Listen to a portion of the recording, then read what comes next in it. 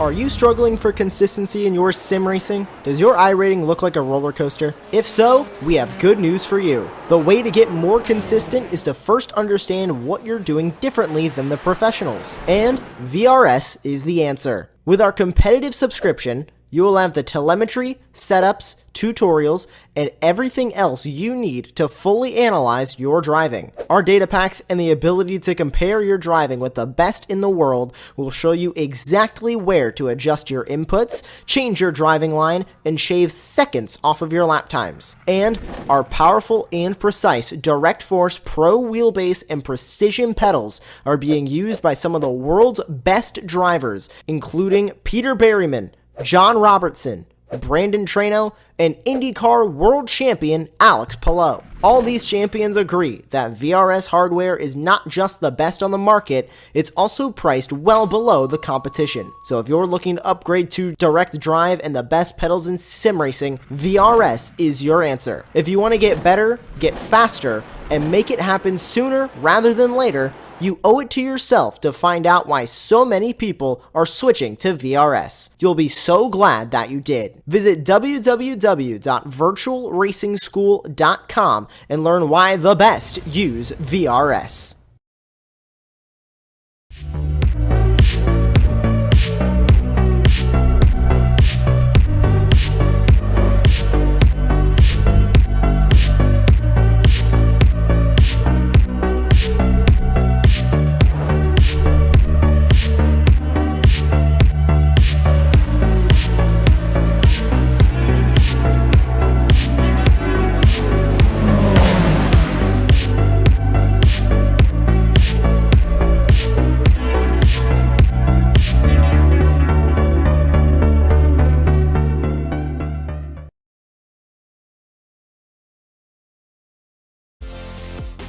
Hello and welcome live on Apex Racing TV for the Championship Motorsports iRacing Team Endurance Series, sponsored by RC Penguin. For week 4 here with a virtual track of Le Mans.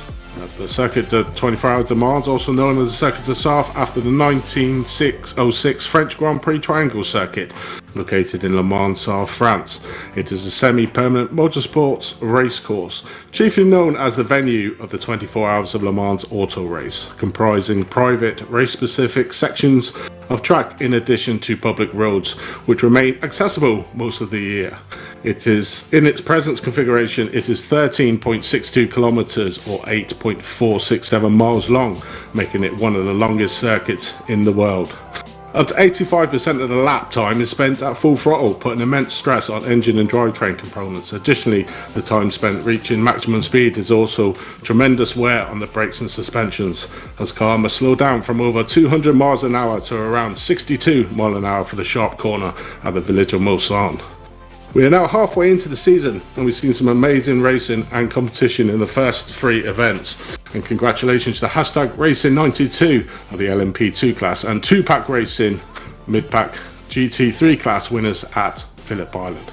I am Andy Thompson. I'm joined in the box with Jack Cunan alongside me and Lewis Arara on production for the first 3 hours of this broadcast, and then we'll be moving over to DJ Clark and David Whitehouse to take over. But welcome, Dave, to this historic track. Should be a fun race. Yeah, thanks very much, Andy. Great to be back at Le Mans once again. It's a great circuit. It's a favourite among all of the drivers, especially when we've got multi-class stuff going on here. We've got LMP2s and GT3s as well, and yeah, it should be a fantastic race. Obviously, we've got 6 hours, so I'm sure these guys have done plenty of races in the special events over the years to get used to this circuit. We've got the P2 class, as I said. We've got the GT3s as well, and the big thing, of course, with the GT3s this week, Andy, is that they've had a major update has come to the GT3s, which means that most guys have got to relearn how they drive these things. Yeah, definitely. Different tyre strategy or different tyre compound to what they used to. So it'll be interesting to see how these GT3 cars react around this track and just have a look at the tyre work going through. Obviously, before could go quite long into the race before changing tyres. So I wonder if that tactic and, you know, the guys not really having much of an opportunity to practice the new setup from the new update. So it's going to be an interesting race, certainly in the GT3 race, as well as the LMP.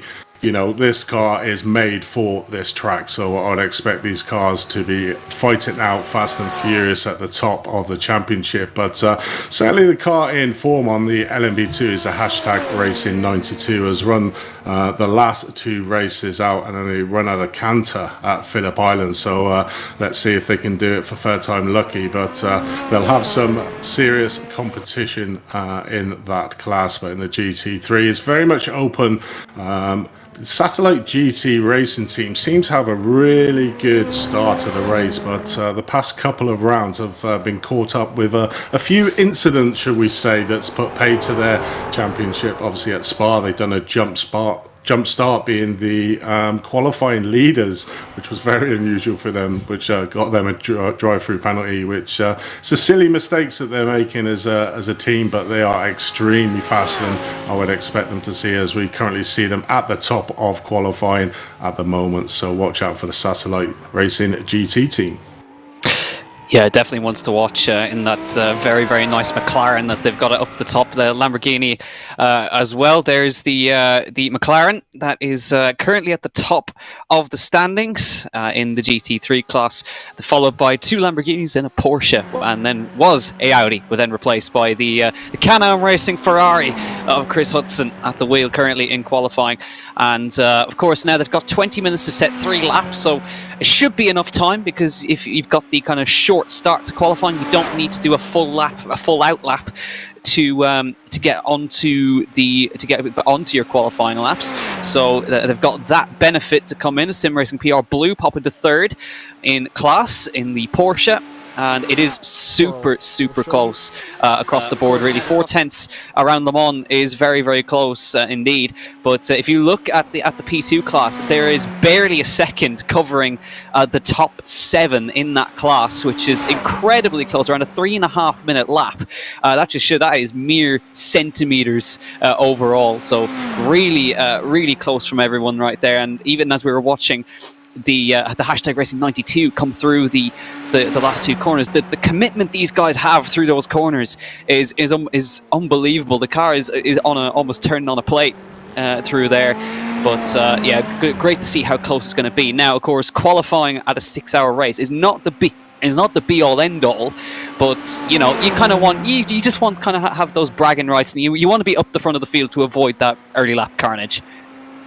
Yeah, you certainly do. I mean, we've seen it in a few of the races, that lap 1 instance. Overall, it's been relatively clean within this series, which is really good to see. But this is obviously double the race that we've done in the last 2 rounds. So the drivers and the fatigue that's going to be going through, it's certainly got to make sure that they're consistent in the first half of the race to open them up for a good opportunity in the second half to get that all-important class wins out here. But an extremely long course, and there's some really tricky corners that can really catch the drivers out, as we're watching here. The VG Racing Esports Academy, one of probably the hot areas of the track. The first slow down sort of chicane off, you come off the infield at the start of the field, at the start of the lap, sorry.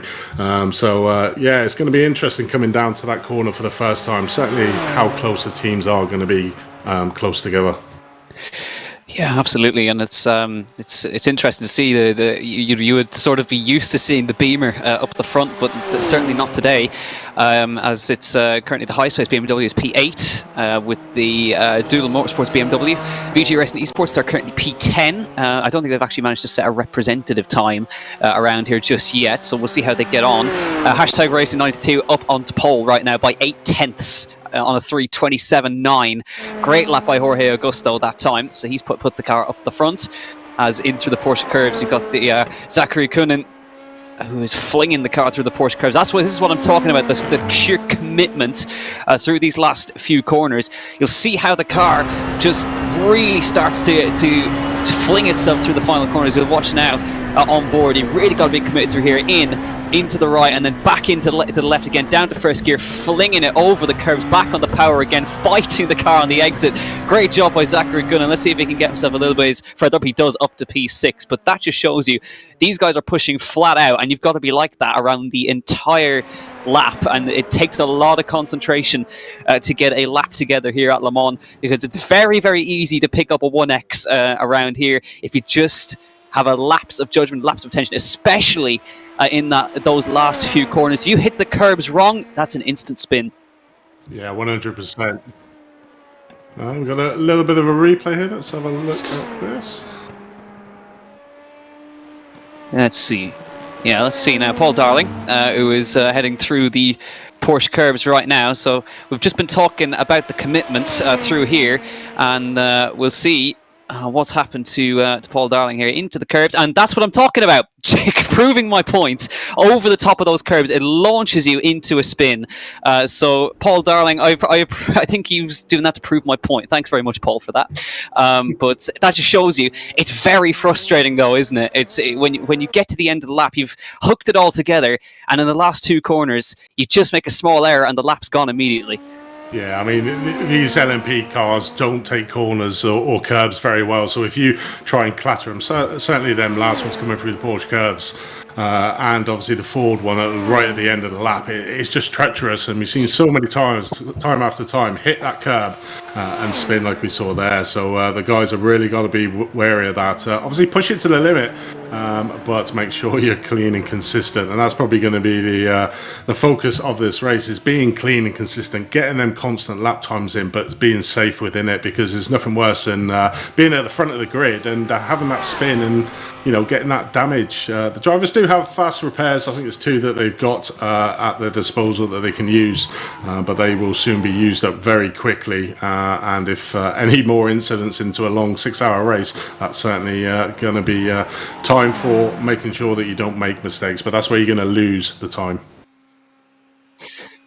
Okay, well, as we see now, drivers are coming into the final part of qualifying. We're going to take a look at the track guide around Le Mans, because, you need to know what is going on here at the Circuit de la Sarthe, as it's also known. As you can see, using public roads down between turn 8 all the way down to turns 15. That's the end of that's the Mulsanne corner, all the way from Arenage.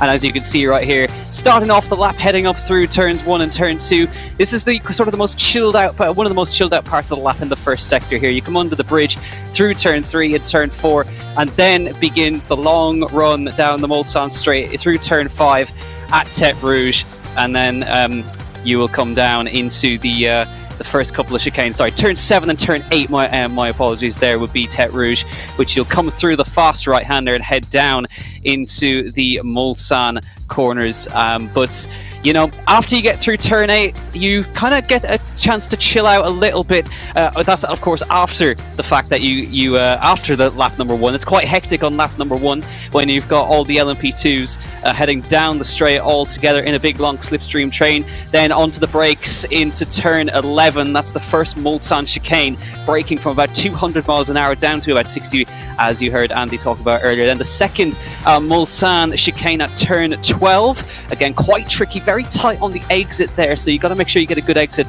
down towards the kink at 13 and down towards the Mulsanne corner. One of the trickiest corners on the track, braking into 14 and hard on the brakes for 15. It's also a blind entry into that corner before you head on the big long run down towards Indianapolis. The kink at 16, quite narrow, this section of the circuit as well. Very, very easy to end up at an accident right here as you head through Indianapolis at turn 18, and then onto the brakes for 19 and down towards, in my opinion, the worst corner on the track, turn 20, Arenage, the slowest corner on the track as well. Horrible if you're driving in an LMP2. You've got no downforce on the car, and the worst place to catch GT3 traffic. But then one of the most famous parts of the circuits into 23, 24, 25 and 26, the Porsche Curves. This is a fabulous section. If you have a car with downforce, you can fling it in and really get a feel for how the car feels on a very nice high downforce set right here. But also not a good place to catch GT3 traffic. Possible between turn 25 and 26 to go around the outside of a GT3, but you've got to be careful on the exit of 27 as well. That curb on the outside, notorious for the spins, launching the cars into the air, and so on. You've got to be careful right there. And then the run down towards the last two corners, the Corvette and Ford chicanes, which are, of course, also one of the slowest sections of the circuit, but also, as we saw, a very crucial and very dangerous part of the circuit for the LMP2s. If you hit the curbs wrong, it'll either launch you in the air, insta-spin you. But 33 corners for the drivers to negotiate. A lot to remember, a lot of detail, a lot of high speed, but all that brings an LMP2 will do all of that in just 3.5 minutes, Andy. I mean, it's amazing. It's such an iconic track, so fast, and certainly these LMPs, obviously by the name, is made for this circuit. So it's going to be some interesting part of the tracks you mentioned there, the Porsche Curves. You know, it's all going to be about where these LMPs catch the GT3 cars, because that will cause them a lot of time lost if they catch them at the wrong place. Absolutely, yeah. It's been I've done plenty of endurance races around Le Mans as well, and it's always been the case. Sort of at the end of the first section of the race, where the LMP2s have got a clean track, and then you start catching up to the GT3s who are still bunched up at the back, and you've got to try and negotiate your way through the traffic. The only saving grace is that this great Le Mans circuit has got the Mulsanne to help you get past those traffic, but especially in sector number 2 and sector number 3, it's very, very easy to catch traffic in the wrong place. So the drivers have got all that to contend with, especially at the end, as I said, of the first sort of stint, where you're, especially if you're an LMP2, where you're catching up to bunched up GT3s, and the GT3s have also got to be watching their mirrors all the time as well, to watch for those LMP2s coming up behind them, and trying to keep themselves in the race, but also making sure that the P2s get through safely. But then again, we have to remember it is the onus of the LMP2 drivers to get through safely, and hopefully the guys will negotiate this way. But thankfully, Le Mans is one of the easier circuits to deal with traffic at. Yeah, luckily, unlike last round at Phillip Island, that was such a small track, very hard to overtake, and certainly the GT3s felt the pain of the LMP2s coming through them on that track. But at least, like you said, they got this track, which is extremely long and wide track at parts for these LMPs to easily pass the GT3s. But finally coming into the last 10 seconds of qualifying, the current leaders on your LMP2s are your hashtag Racing 92. So leaving off where they left off at Phillip Island as pole sitters for the LMP2s. And again, Satellite Racing GT with Alex Gall at the wheel has managed to put that GT3 car on pole position for that class. So hopefully they'll have a good race this time and be up at the front of the field. Absolutely. Well, as we get ready to come in, we'll just say a quick mention to all the sponsors of this series so far. You got Penguin RC Simulation, the title sponsor for this. Many thanks to them. SimRacing247.com, Gridfinder.com, and Complex Simworks. Many thanks to them for their continued support of the series. Well, here it is, the grid for the 6-hour race here at Le Mans. Jorge Augusto on the hashtag Racing number 92 is on pole for LMP2. Juan Valero sits alongside him. Archie Coveney in P3 and Jack Chrissy in P3 and P4. Those are RD Simsport and We2 Fast Racing. Then Pneumatic Motorsports in P5, SimHQ Motorsports Orange in P6, and then Satellite Racing LMP2, followed by the TSC Deconi Racing. Then in Imperial Motorsports and World Community Drivers in P10 in class. Then P11 for Pneumatic Motorsports. Then we've got Tuxedo Racing lining up in P12 in LMP2. Then we've got all the Craft Dinner Racing in P40, number 721. Then you got the 00 Blue Shell Racing LMP2, and then rounding out the P2 field is the GITM Racing Green, number 179. Then pole for the GT3 class, Satellite Racing GT, number 68, lines up on pole, followed by the hashtag Racing, number 45, an all French affair at the front of the GT3. Then Jose Ramirez in the 2Pi Racing team, number 75, he lines up third. Then you've got the Sim Racing PR Blue car at number 24. The Can-Am Racing 38 lines up in P5 in class. Then you've got the TPRT Soteneras number 469 lining up behind them. Then you've got Nuno Vinagre in the SR Technic CMS 222 car. You've got Team Brake Fade in the next position, and the number 40 car. And yeah, looking forward to this. But it's interesting to see the an all-French affair at the top of the standings in GT3 so far. Hashtag Racing and Satellite Racing looking really good there. Yeah, definitely the contenders there that are normally up the front of the field are still the same in this round. The Satellite GT Racing and the the 2-Pack Racing team. So obviously previous GT3 winners at Phillip Island 2-Pack. So riding a high rate quest at the moment. So see if they can take it on here for the 6-hour endurance race here around Le Mans. But the obviously cars just have a little bit of a gap between them, so probably watch the LMP2 cars starting off first, and then we'll hopefully rejoin the GT3 cars for the start of their race. So all important, the start for this race. You've got that, like you said, the Ford Curve, so it's a really slow start to the start of the race, and the front runner can really make a leap for it going into that corner, which slows the rest of the field up, down, further back. So it's going to be interesting to see if the front couple of cars can actually try and get away at the start of the race. Absolutely, yeah. So as you can see, GT3's making a gap to the LMP2s so that they can get themselves a clean start here. So the P2s there in the Porsche Curves, we'll keep an eye on both as much as we possibly can. And of course, it's going to be hectic for these first couple of laps, especially around here with the slipstream, and a new venture, I suppose, for the GT3s. For those of you who have seen that there is an update, start taking notes now to see what these drivers are doing with their strategy for the future. Let's see what happens right there, especially with these new tyres that are available for the GT3s. Let's see how they get on. But now, safety car will peel off to the right hand side in just a moment. So 6 hours of racing up ahead for these drivers in the Champion Motorsports iRacing Team Endurance Series. 6 hours of Le Mans in front of everybody right here. Let's see how they get on as the safety car peels off to the right hand side down pit lane. In just a second, it takes the short shoot route through the last few corners right here, and the control will then be in the hands of the Hashtag Racing number 92 to get us underway. There goes the safety car. So let's see, we're going to get underway at Le Mans in just a few seconds time. The Hashtag Racing number 92 will get on the power in just a second's time, and we are away for this race. And a terrible start from behind there. The Obsidian Racing Future did not get away, and a brilliant getaway for the We2 Fast Racing 69 car, who shoots up to the lead immediately. Jack Chrissy very quick off the blocks right there. Through turn number 1 they go.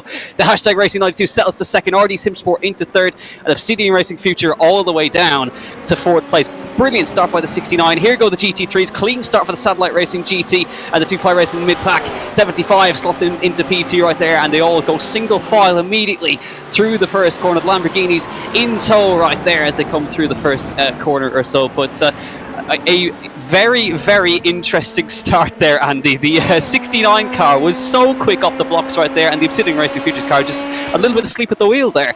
Yeah, it certainly seemed that. I mean, it'd be interesting to see if actually jumped the start at We2 Fast Racing, because it seemed like he caught every other driver out, including the pole sitter, out front, and got an exceptional start at the front, and he just came like a bullet through the pack. Oh, as We2 Racing takes that really wide, managing to stay on, not causing too much damage, but will get a slowdown off there. So unfortunately, puts pay to his good work at the start of the race. Yeah, it's a shame right there as the cold breaks into the first Mulsanne chicane. It's a common thing to happen, but you'll have to wait and see if he did jump the start, because the call did come, the lights did go green, so it was just an amazing start from the 69. He's back underway again, fighting with third place here.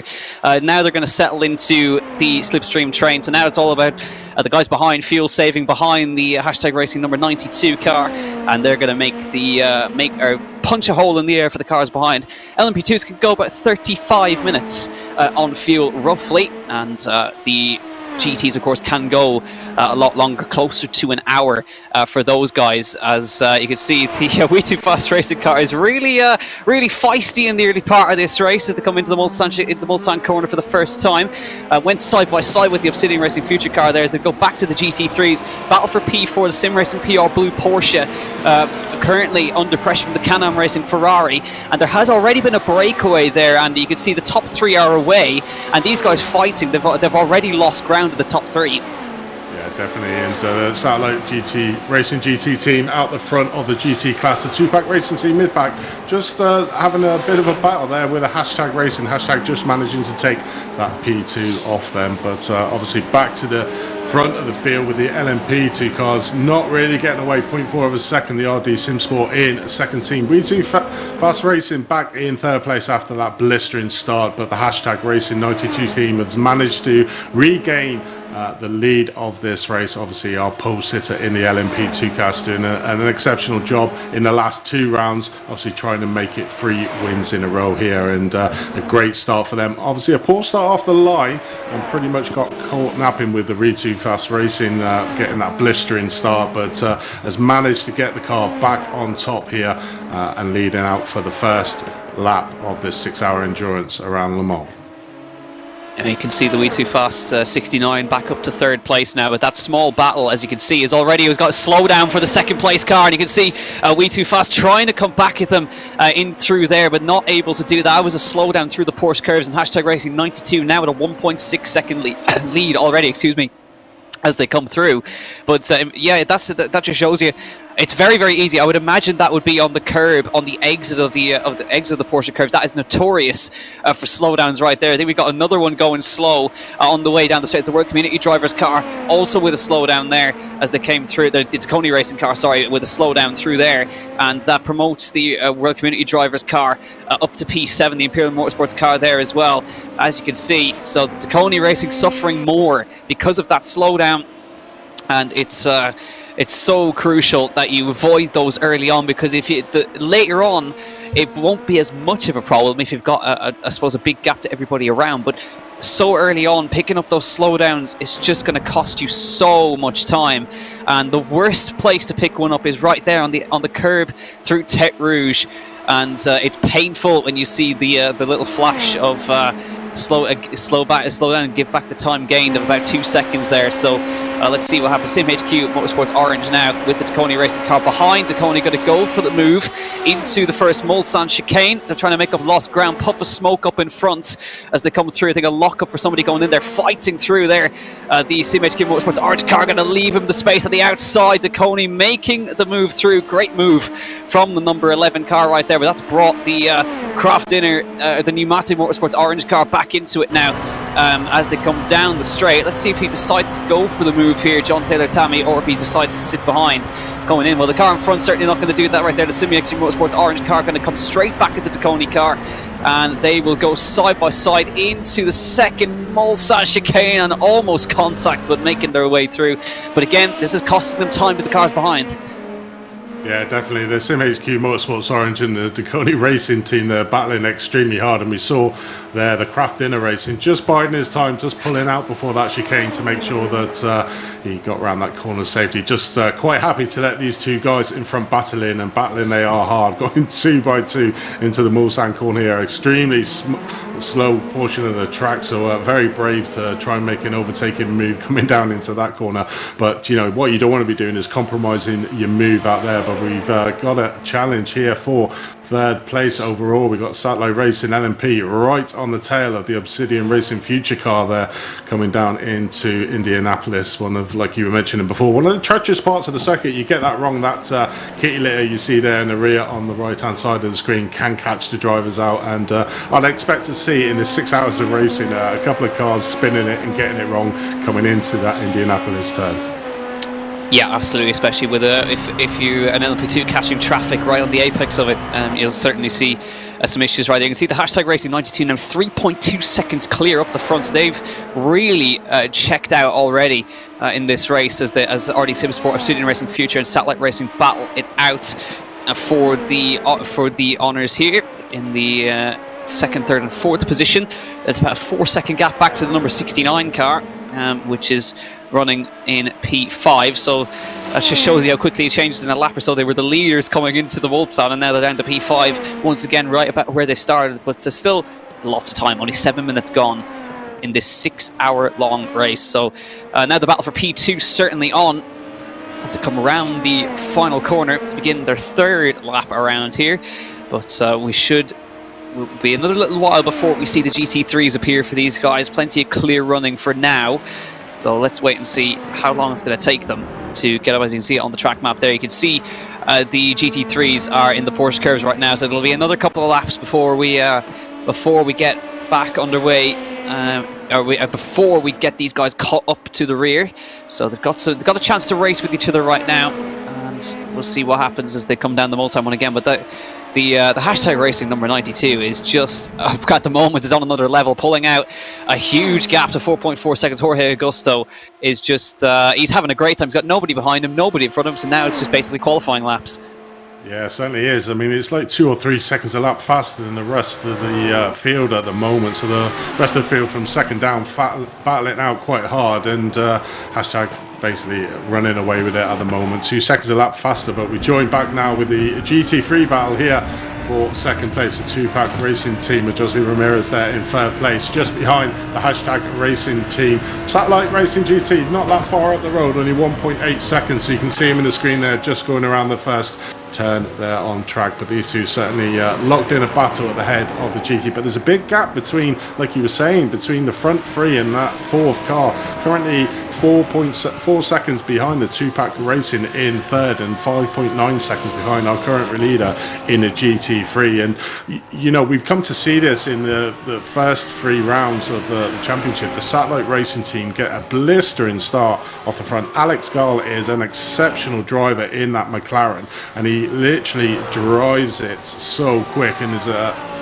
normally a lot quicker than the rest of the field around him, but is prone to maybe the slight odd mistake later on in the race, so we'll keep an eye on that. But currently at the moment is taking that first place, the Satellite Racing GT. But the battle, like we said, is currently over second with hashtag racing, who's currently on board, coming down the Mulsanne straight, coming into the first Mulsanne chicane with a two-pack racing. Just I'm quite surprised he didn't actually gain up a little bit more, because the slipstream should be quite strong in these cars, but obviously it depends on the setups that the drivers have gone for here today.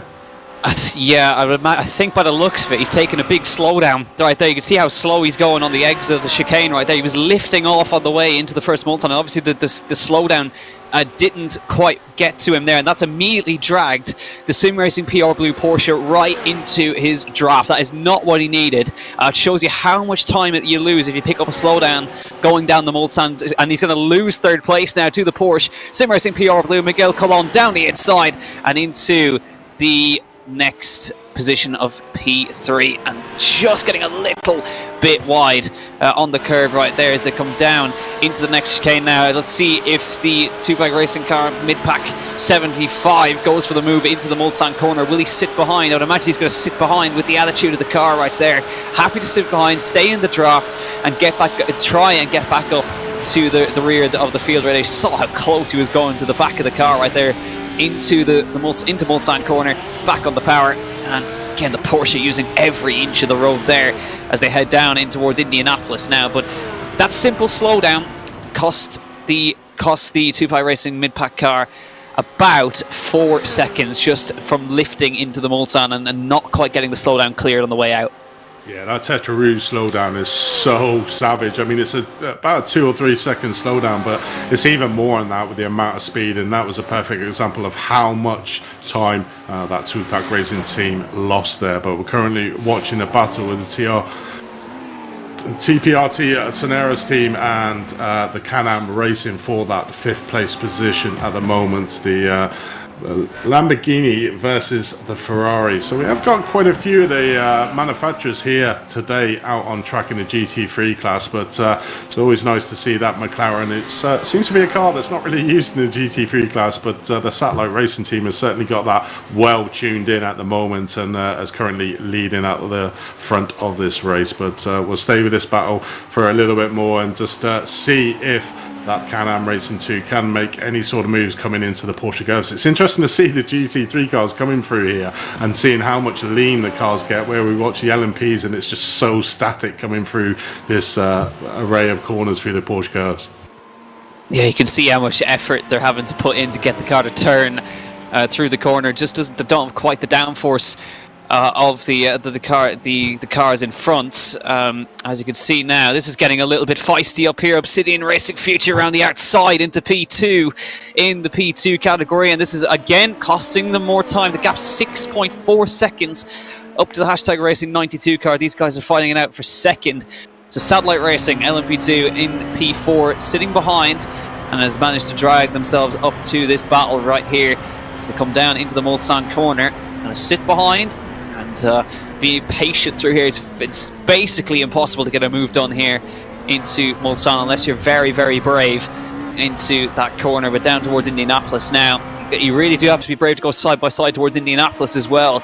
It can get a little bit, it kind of get a little bit scary if you're going side by side through Indianapolis. You can see it's quite narrow around here as well. So let's see, around the outside goes the RD Sim Sport car towards Indianapolis. That is brave if he's going to stick it through, but the Obsidian Racing car backs out, lets him through. And you can see these guys almost working like a tandem pack right now. They're not fighting each other and letting themselves go, so that each of them gets a go with a slipstream. So very much like they're doing the Tour de France right now. Yeah, definitely tagging in each time it's your turn in front now, you have a sort of go. But that was a extremely brave move. If obviously the car behind didn't back out there coming from Indianapolis, as you said, you know, not ideal opportunity place to pass really. It's so easy to get your car offline. Certainly coming around that Indianapolis bend and getting out wide, or even taking it a bit too close, because there's a curb on the inside that will spit the cars out wide and can cause a lot of damage through that set of corners there going in. But certainly going to be interesting later on, certainly when they catch up to these GT3 cars, Jack, and how they're going to approach trying to get past them. But we can see here we're currently on board with James Foster of Team Brake Fade, with a wonderful on-screen with his VR headset and some funky illuminations there going on, trying to probably calm in for James too. But I've never actually used VR, Jack. I don't know if you have, and I just don't think it. I don't know. It probably make me sick, actually, to be fair. Yeah, it does. The first time you try VR, you're very. It's very disorientating when you're driving. But I have tried it, and it's fantastic. It's so much fun using it in sim racing. But I applaud these guys like James Foster and others who do endurance races in VR, because you get unbelievably sweaty in those virtual headsets.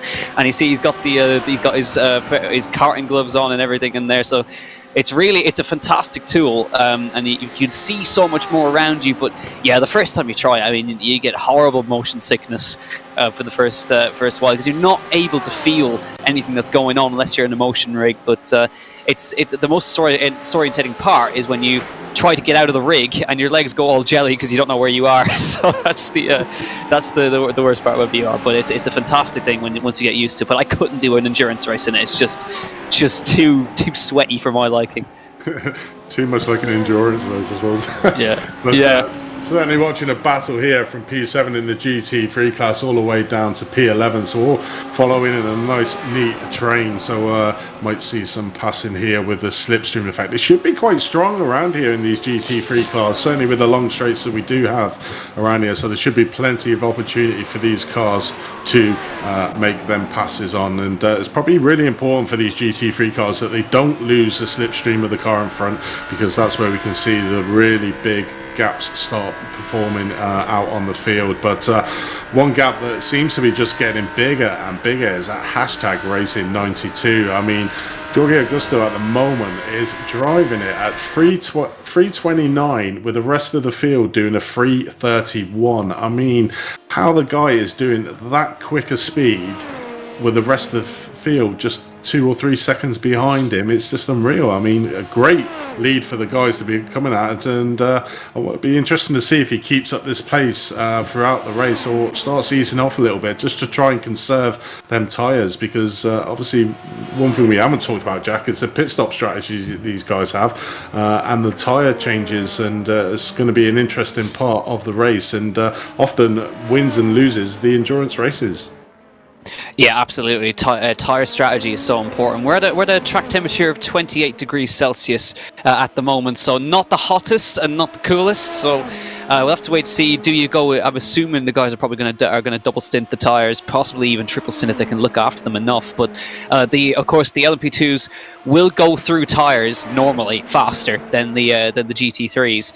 But with the new tire model, we're not sure with the how far the GT3s are going to be able to go on the tires. So we'll wait to see. But doing a tire change can cost you a lot of time. It's an extra couple of seconds in the pit stop, but it could be the difference between this as well. And of course, if you're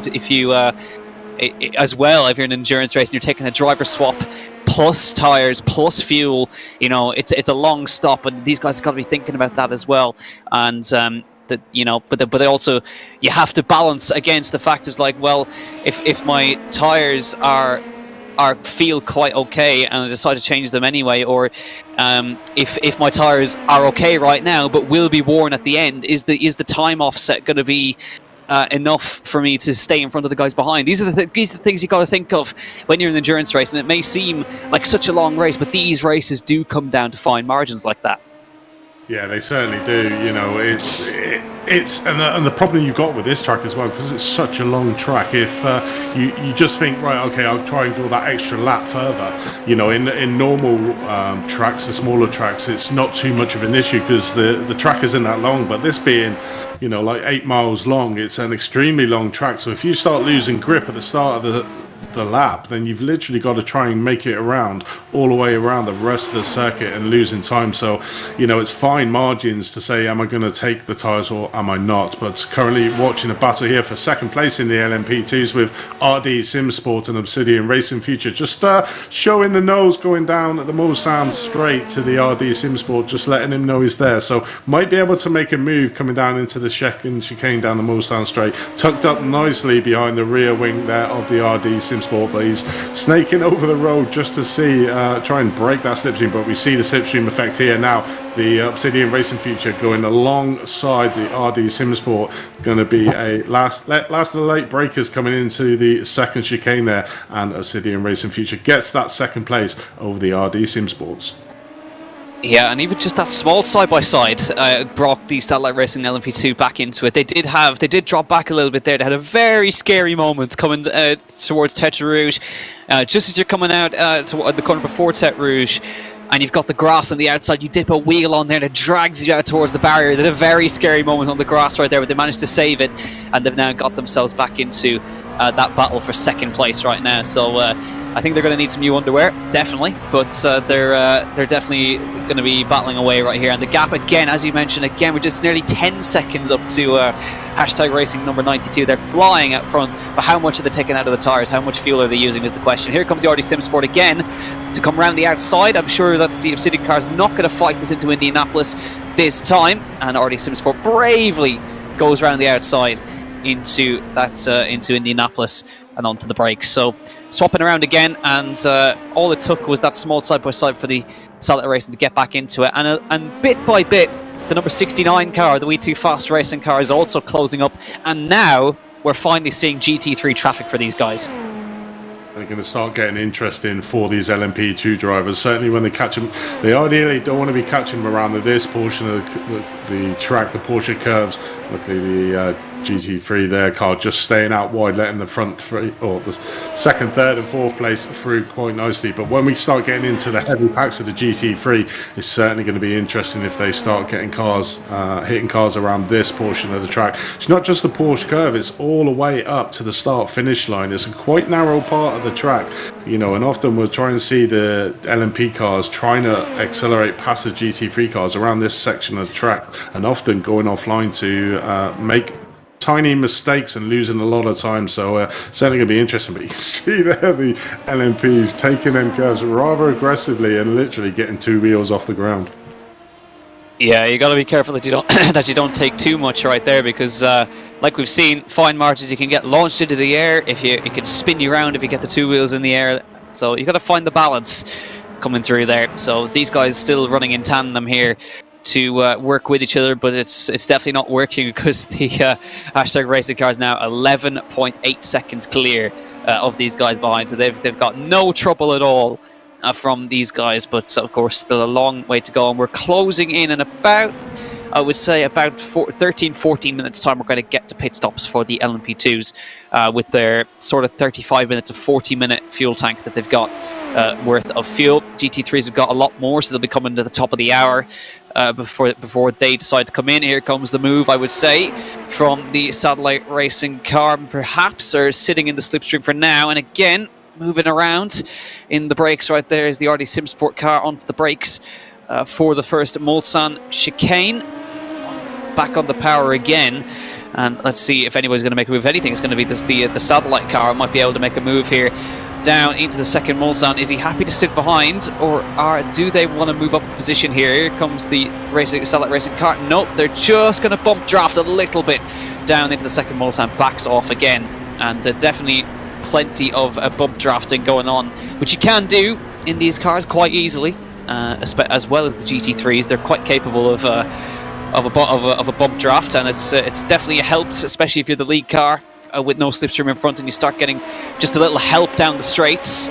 It's definitely nice to have somebody behind you, especially if you trust them enough to give them let them bump you down the straight. You can see how much Paul Darling's backing off into the Mulsanne corner, because you can concertina is up a hell of a lot onto the brakes right there, so just to be safe, backing off on his way into that corner.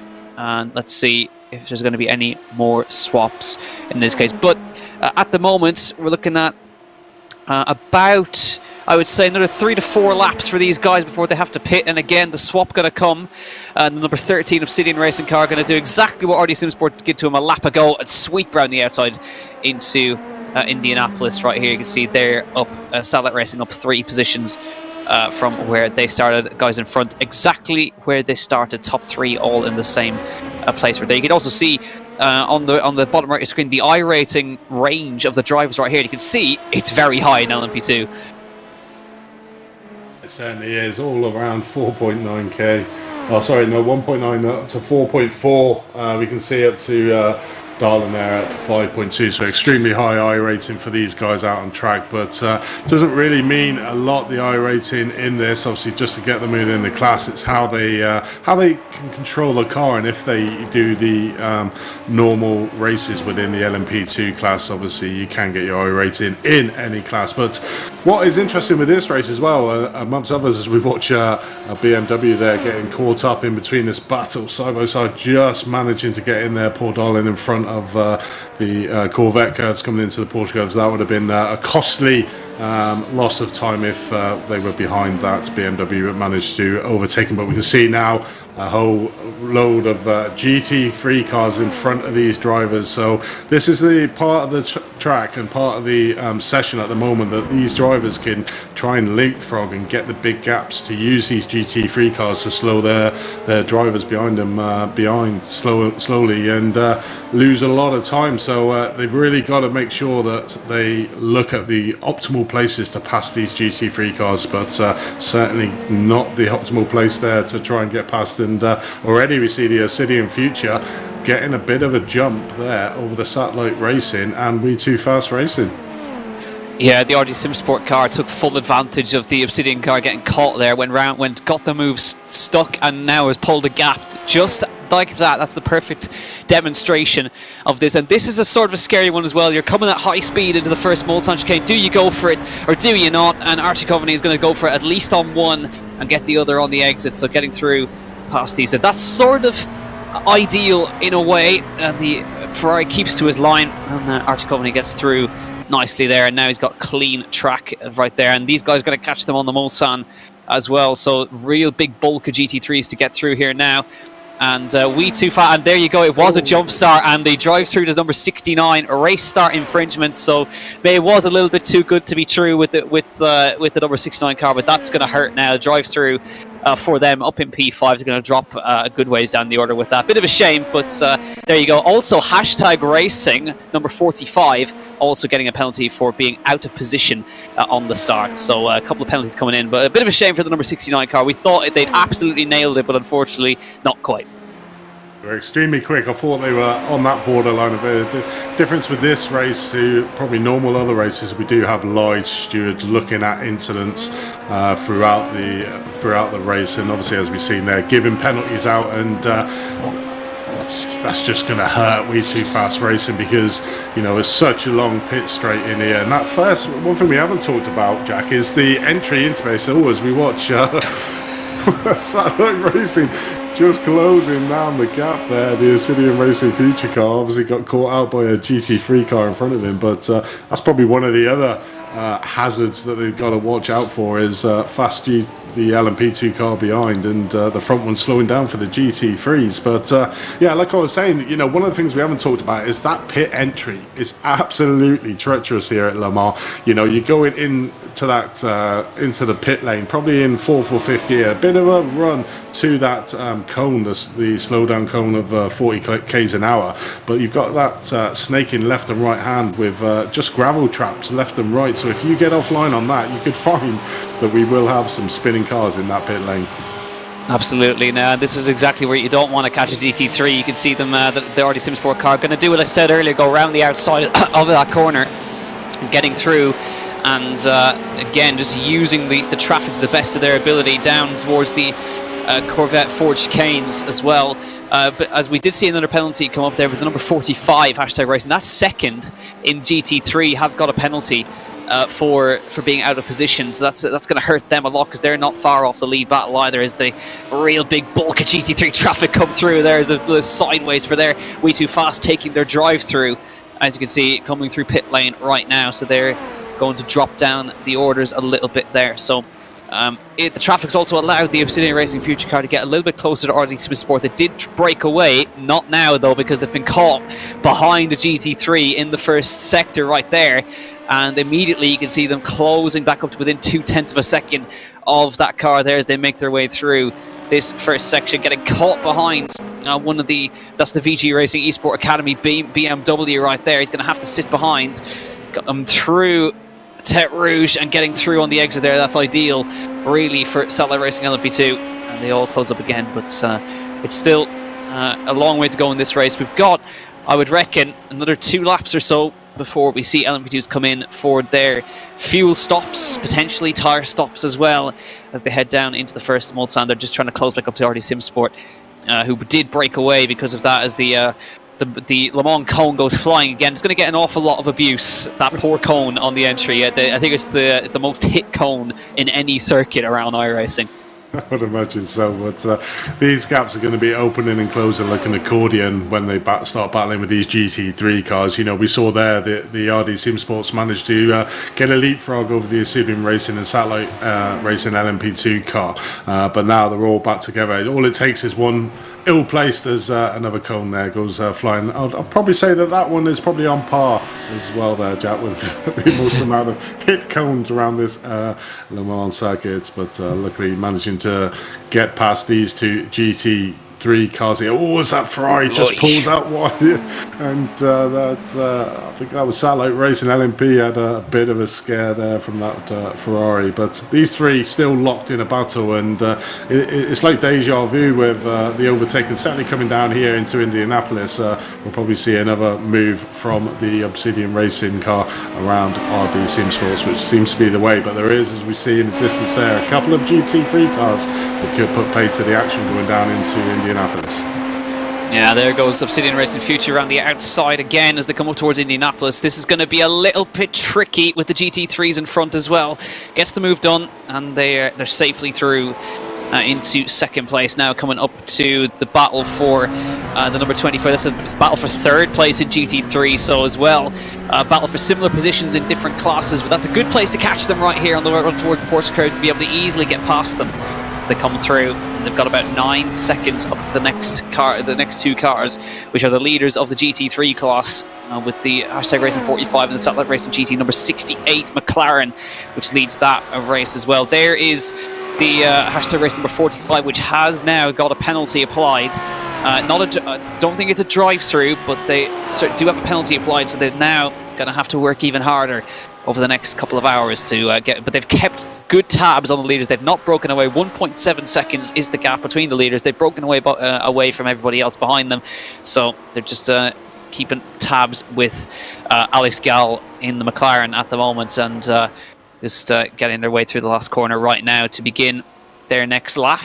And you can see there come the LMP2s in second, third and fourth, so they'll be catching them. I reckon it's going to be actually a perfect catching point for them, and they should be catch them on the Mulsanne or close enough to it right now, as the World Community Drivers number 7 comes into pit lane, and we're now seeing the first scheduled stops for LMP2s. Yeah, definitely is. So it's a lap 10. So around about 10 laps for these LMP2 cars is probably where we're going to see a lot of the pit stop action going on between them. But it's interesting to look down the timing tower. You've got the hashtag Racing 92 at 17 seconds at the moment ahead of the Obsidian Racing Future. So just gaining time hand over fist. So the last lap was only around about a second advantage with the GT3 traffic, but in the GT3 class you got the satellite racing, hashtag racing, and then 12-second gap between sim racing, PR blue. So these two cars, look at the speed these cars, these LMPs just fly past the leader of the GT3s coming down the Mulsanne straight, and exactly like you said, Jack, a perfect place, and the obligatory fire at the back of that McLaren, which is always a sight to behold on that GT3 car. But yeah, so these two in the GT3, Alex Gal and Luis Pinto of hashtag Racing Team, are driving a phenomenal race at the front of the GT3. Like I said, a big gap between themselves and Sim Racing PR Blue, and hashtag Racing 2 at 92 at the moment is just flying. Yeah, they've got a humongous lead right now with coming up to pit stops right now, so they don't have to worry too much. They can sort of ease off a little bit now, look at save fuel, look after tyres if they want to as well, because these guys are fighting amongst themselves and costing each other time, which is exactly what you want. It's the perfect scenario for them at the moment as they come down in towards the Mulsanne corner. The RD Simsport car going to sit behind into that corner, and well, it seems to be at the moment these guys do like to go around the outside of Indianapolis to take positions here, and well, I suppose Paul Darling, the satellite racing LMP2, hasn't actually made a move on these guys at all. He's just been sat there biding his time and getting the slipstream off these guys as they swap round in front. So they'll see now, going to switch to the outside this time. Wanted to go inside that time, move was covered off. As coming to Indianapolis now, going to swap around once again. RD Simsport into second, and will now punch the hole in the air for a lap for the guys behind as they make their way down into Arnage. That's a horrible corner, as I said, for these cars. Very easy to get wrong. It's very deceptive as they come into that one. It's a 90-degree right-hander that they have to contend with, and the downforce just comes off the car, and you've got to really work to get the car to actually do what you want to do. Is an exit out of there is crucial. Good exit out of there is so crucial for your run up towards here, which is the Porsche Curves. And we'll see now if any of these guys decide to dive into pit lane. I wouldn't be surprised to see if they can maybe try an undercut or something with this one, as the hashtag Race 92 is now into pit lane. Big understeer for RD Simsport coming through right there. And it looks like these guys are sure they're going to come into pit lane if the leaders are coming in. Going to match them as they come into pit lane. There's, as you mentioned, Andy, there's horrible pit entry, which they've got to slow down. But interestingly enough, Obsidian, Satellite Racing, going to carry on with this one. And Paul Darling has been, of course, behind these guys, saving fuel. He's got an extra lap in there. Let's see what he can do as a stern warning for the number 16, Sim HQ Motorsports Orange. So not a penalty, but it's just a slap on the wrist. Yeah, definitely. I was going to say that about this satellite racing LMP2 car. I think they were fuel saving behind the Obsidian Racing and RD Simsport, and it seems to have paid off for them at the moment, managing to get that one extra lap over there. But it's really needs to put in a really fast time now, just Paul Darling, if he wants to try to overcut the two other drivers of the Obsidian Racing Future and RD. He seems to have a nice, clear track ahead of him, so has got the best opportunity at the moment to see if he can try and get that move done, but needs to get a fast lap, and the other drivers behind him would have seen that, and they need to make sure that they obviously push on their out lap, but obviously got to be wary of colder tyres, not full at temperature. But currently watching the battle here for 8th place at the moment with James Foster in the team brake fade, just slightly ahead of the Sim Republic car there in 9th place. So lots of little mini battles is going to start forming out on track as the gap starts widen between the classes and interclasses as well. So it's going to be battles throughout the field. But like you said, we're only 36 minutes into a 6-hour race at the moment, so still a very long way to go, and just need to be consistent because anything can happen in these long endurance races, and mostly at the most inopportune times as well. So, you know, although satellite racing are streaking ahead, it just takes one tiny incident to put pay to that, and we've seen it in many endurance races throughout the years. Cars being a lap ahead of the whole field, having a slight incident, and then brings all the pack back together. So yeah, an extremely long way to go. Just getting into the just over the first half an hour done of this race. Yeah, absolutely. So we've got another about 20 minutes before we see the GT3s come in. There is, I believe, just behind that's the hashtag Racing 92, the net race leader at the moment, now getting caught right behind the P3 and P4 in GT3. Now getting past safely. And there is Paul Darling, who leads Archie Coveney and Obsidian Racing Future, still absolutely together as they come into the for the second Mulsanne chicane. So they've come out of pit lane with that clear advantage. World Community drivers have got themselves up to P5 after the pit stops. Imperial Motorsports as well, getting a good jump up to P6 after the pit stops, maybe taking an earlier one and getting the undercut on the guys in front. There's Leif Peterson, P6 in the Imperial Motorsports Shake car, and yeah, nice job by the 214 machine to get up to where they are right now. You've got the Pneumatic Motorsports Blue behind them as well, but they've made good tracks and up to P6 right now, with a bit of a gap to get up to the cars in front. But nonetheless, they've got some clean air to work with to see how they get on right there. We've got I think the World Community drivers' car is just a few seconds up the road from them, and they've got to watch their mirrors for the Pneumatic Motorsports Blue. See Michael Parker on at the wheel of that as Paul Darling is in from that extra lap. So let's see how that pays off for him in the long run. He's not going to obviously jump the hashtag Racing 92, but we're watching the gap for the RD SimSport and Obsidian Racing Future car. That's the guys he was absolutely glued to, and Jorge Augusto should have this gap very easily in the hashtag 92 car. He's been absolutely flying, but in a mega stint in that one, has opened up a nearly 20-second lead for this one. So let's have a look at a replay coming up right now, and we'll see what has occurred in just a second. Doesn't matter anyway, but the Satellite Racing 92 still in pit lane. Jorge Augusto going to jump in front, back up to the lead. Here we go.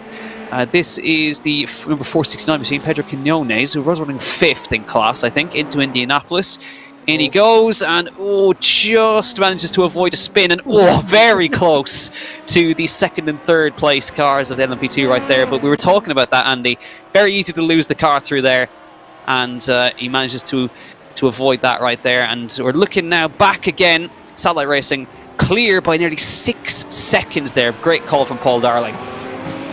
I mean, a great tactical there, pit stop gain there. I mean, if we look at his pit stop, was a 33.5, he was stationary. RD SimSport was 33.8, so relatively quite close. But then Obsidian Racing Future there, 31.95, so 2 seconds slower, 2 seconds quicker in the pit stops, or slower, how it depends how you look at it, than the other two drivers, but didn't really make that on track. So what happened there is the outlap from the RD SimSport and Obsidian Racing Future got caught up with a lot of GT3 cars, and what that has given Paul Darling, we saw, had a relatively clear track, gave him the emphasis to do it. He did a 334.48 in that last one, and it was a 428 for both Archie Coveney and Joanne Vangro of the Obsidian Racing Future drivers. So getting caught up heavily there in traffic, and that's one of the pitfalls of being in that super fast LMP2 car.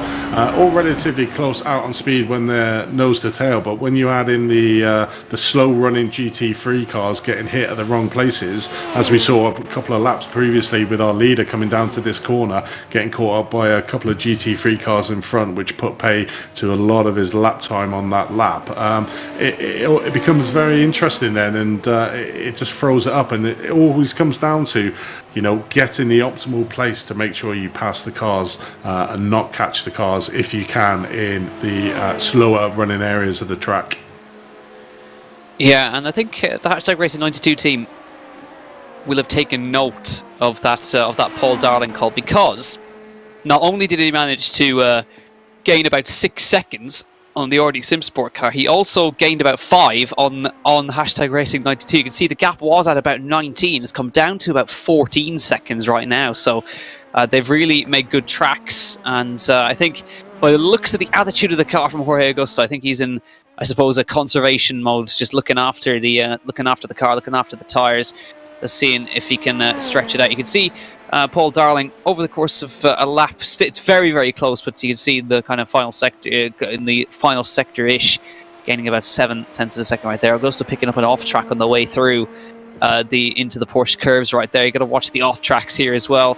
It's very easy to pick up too many, especially on this curb on the exit of the Porsche Curves. It'll just come up in a second right now. Coming through the left-hander, and this big curb on the exit right there, very easily to run it too wide and end up with a 1x through there. But still a 16-second advantage for the Hashtag Racing number 92 car, and they don't need to really worry about anybody behind. You can even see, even through those last corners, comparing the attitude of the car in qualifying to now, he's really looking after the car right now. He's sliding through there in qualifying, very, very smooth and very, very content at the moment to sit where he is, and he doesn't have to deal with any GT3 traffic at the moment. As we look back to what is going on in the GT3 class right now, you've got the Team Brake Fade car with the James Foster at the wheel currently, who are now fighting for position through the Porsche Curves. They come, and they're going to be looking to gain a position here on the Porsche in front, which I believe they're fighting for 7th and 8th, I think, as it comes through. And there it is, 8th and 9th. And James Foster right now in full concentration mode with the VR headset on, and those obviously this gloves as well. Obviously, gloves do help a lot with endurance racing. I use them myself, but you'd be surprised at for holding onto a wheel for so long. You know, it's very easy to pick up blisters and stuff. So, you know, it may look to an outsider like a bit like slight overkill, but I can tell you from experience, they're actually very useful to look after your hands. Yeah, they certainly are. Save you, like you say, many blisters going into certainly the long stints when you're doing 2 or 3 stints that some of these drivers may end up doing. So around about 3 hours at the wheel, you know, you're obviously super concentrating on making sure you hit all your apex, trying to maximize your speed, and not really thinking about your hands. So by the end of the stint, if you haven't been wearing gloves, you probably find you've got quite a few blisters on there that you didn't realize you had while you were in the throes of concentration. Certainly when you're in a hot battle like James Foster is at the moment on the Team Brake Fade. But I do like his funky lights in there. Maybe that's a little bit soothing. I wonder if he's got a bit of a whale music playing in the background to calm down that little bit more around this race. But be interesting to find out. Yeah, it's always nice to have Zen lighting to keep yourself calm. I mean, you got as well. You could, if you really want to simulate the night stints, just turn off all your lights in your room, and you can get yourself really immersed. You can see the V2 fast racing car just getting caught between the battle for third right here. This between the Sim Racing PR Blue Porsche and the 2-Pi Racing Team Mid-Pack 75 Lamborghini, which is these guys are, as you can see, quite a ways off first and second at the moment. They're nearly well over 10 seconds behind the guys in front. And so they've got some work to do there, but they're in their own battle, looking after. And there's another cone I forgot about, the Mulsanne corner. I think we're having a competition to see which is the most hit cone in that one. Mulsanne corner cone has seen some has seen a lot of stuff. That's the one that tends to get stuck to the front of the car, actually, because it's at such a slow speed. Sometimes you end up with a cone on the front of the car. I'm surprised we haven't seen that yet. We probably will see that at some point, that the cone gets stuck in the front of the car, and it's actually quite distracting when it does happen, with the cone in the front of the car. So we'll wait and see if that happens. But we're getting close now to Gt3 Pit Stops in probably about 10 minutes time. We should see the first GT3s as the Pneumatic Motorsports Purple gets Arnage a bit wrong and just understeers off there. The problem with Arnage as well is it's the slow corner, but there's also, you've got to use all the curb on the outside, and the problem there is that there's a tyre barrier that just sticks out on the exit, and it's very easy to just sort of just clip it, and especially if you're in an LMP2, if you get any sort of damage on the front end, aero damage around Le Mans, it's gonna cost you about 5 to 10 k's in a straight line. It's horrendous when you can't even see the damage, and it's costing you about 5 kilometers in the straight. Yeah, definitely. I mean, these cars are so frail. You know, any slight excessive wind on it will probably cause a dent on these cars. They're so fragile, and certainly if they get into start hitting other cars, and just even if it's slight door banging like we normally see in the GT3 class, if they do it in this car, it could cause a lot of damage on these cars. And like you say, any aero damage on these cars is going to really impact their top end speed, and certainly around a speed like we're saying, about 83% of the track you're on full throttle. You know, it really hurts your lap time and your aero package. And going into corners, certainly coming around this section of the cars, around the Porsche Curves, coming on that exit, as we saw earlier, the massive understeer you get coming out of this corner we're seeing out on track can throw you out. And then obviously, like you were saying, that's where you can get all the 1Xs, and they soon add up, and can obviously cause a penalty if you get too many of them. So the drivers just need to be aware, keeping it nice and clean. And you know, that's probably another one of the big differences between a normal race and an endurance, is trying to keep your concentration going for the amount of time that you're in the car, whether it's 2 or 3 stints that you're doing. Is one momentary loss of concentration around here has a devastating effect on your whole race.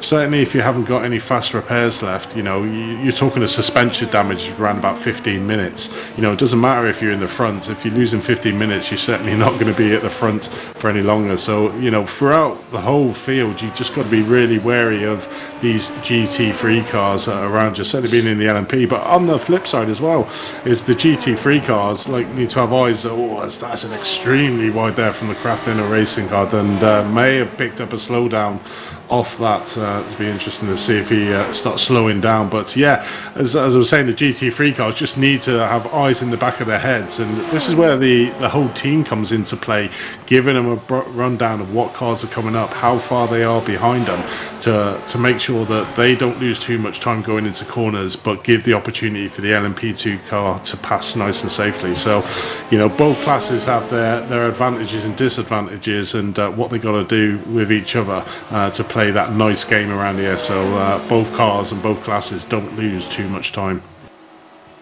Yeah, that's, as you mentioned, the element of team is very important in endurance racing, but perhaps not to an extent here, because it's a 6-hour race. But when you're talking races that are in the 10 to 12 to 24-hour long races, keeping your driver awake is a big point. There is obviously keeping their attention and keeping keeping them awake, especially in the late night stints, when you start to get to kind of 1 a.m., 2 a.m., 3 a.m. That's when real sort of tiredness kicks in, and you've got to try and keep your driver entertained for the whole thing. And that's when I'm sure anyone who's done endurance racing will know that the most interesting conversations happen at about 2 to 3 a.m.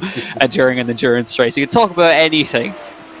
Just to keep your driver concentrated and awake, or you know, keeping their focus as much as they can. But again, when you're that far into an endurance race, there's sort of a moment where everybody is in the same situation. And these sort of early hours, everyone's still a bit tense, angsty. No one is really sure of how everyone drives. If you're talking the kind of official split events.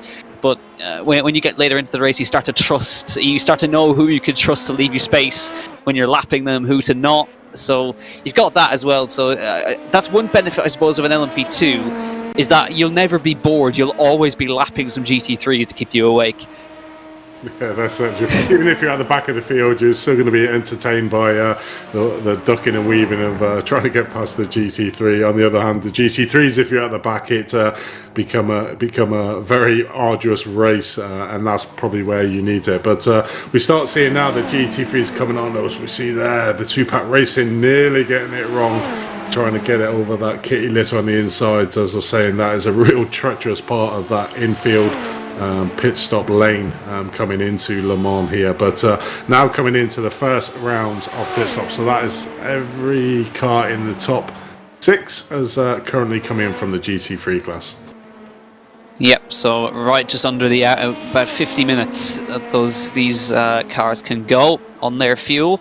And I'm wondering, has anybody managed to save fuel? I don't think so. I think everyone's going to be in at the same time in GT3. It's just who's going to get out of the pit lane first is the question. As we see the Imperial, the pneumatic Motorsports blue car go for the move and getting through into 6th place in class right there. Looks like every GT3 has come in on this lap and on the pit exit now. Satellite Racing GT still hanging on to the lead with Hashtag Racing in 2nd. I think it's going to pretty much remain the same across the board for the GT3s at the moment. So that is their pit stops done, but it looks at how quick the pit stop were. Nobody taking tyres as far as I can see right there. Very quick stops across the board for them. So let's see if they're able to manage those tyres. I suppose with the long straights, there's not as much demand on the tyres as there would be at other circuits. Of course, you do have the Porsche Curves, but you know, you've got long straights to sort of cool the tyres down a little bit.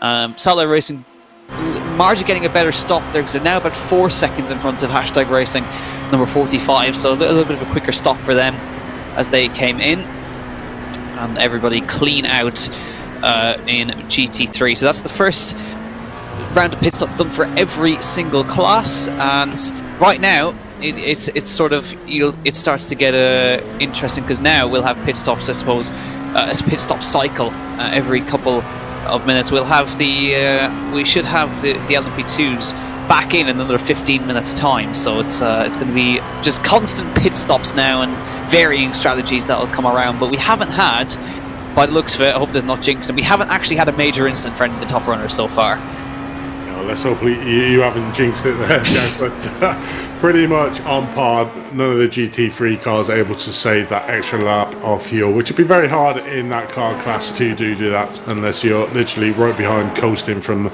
the word go in that GT3. So every single GT3 car coming in on the previous lap. So yeah, we should see that pretty much on. So 13 laps looks to be the magic number for them GT3 class. But look at that. Yeah, that was something I thought was going to happen. That was a Ferrari that got hit by an LMP2 as it tries to lap, and that's not really a place that you try to overtake a GT3. An innocent Ferrari, unfortunately, sent off at the Porsche Curves by one of the LMP2s trying to go up the inside. The Ferrari might have just got scared off the road a little bit right there, but it's very tricky to go for a lunge on the exit of the Porsche Curves right there to get past the GT3. But just the Ferrari, unfortunately, coming off the worst for that.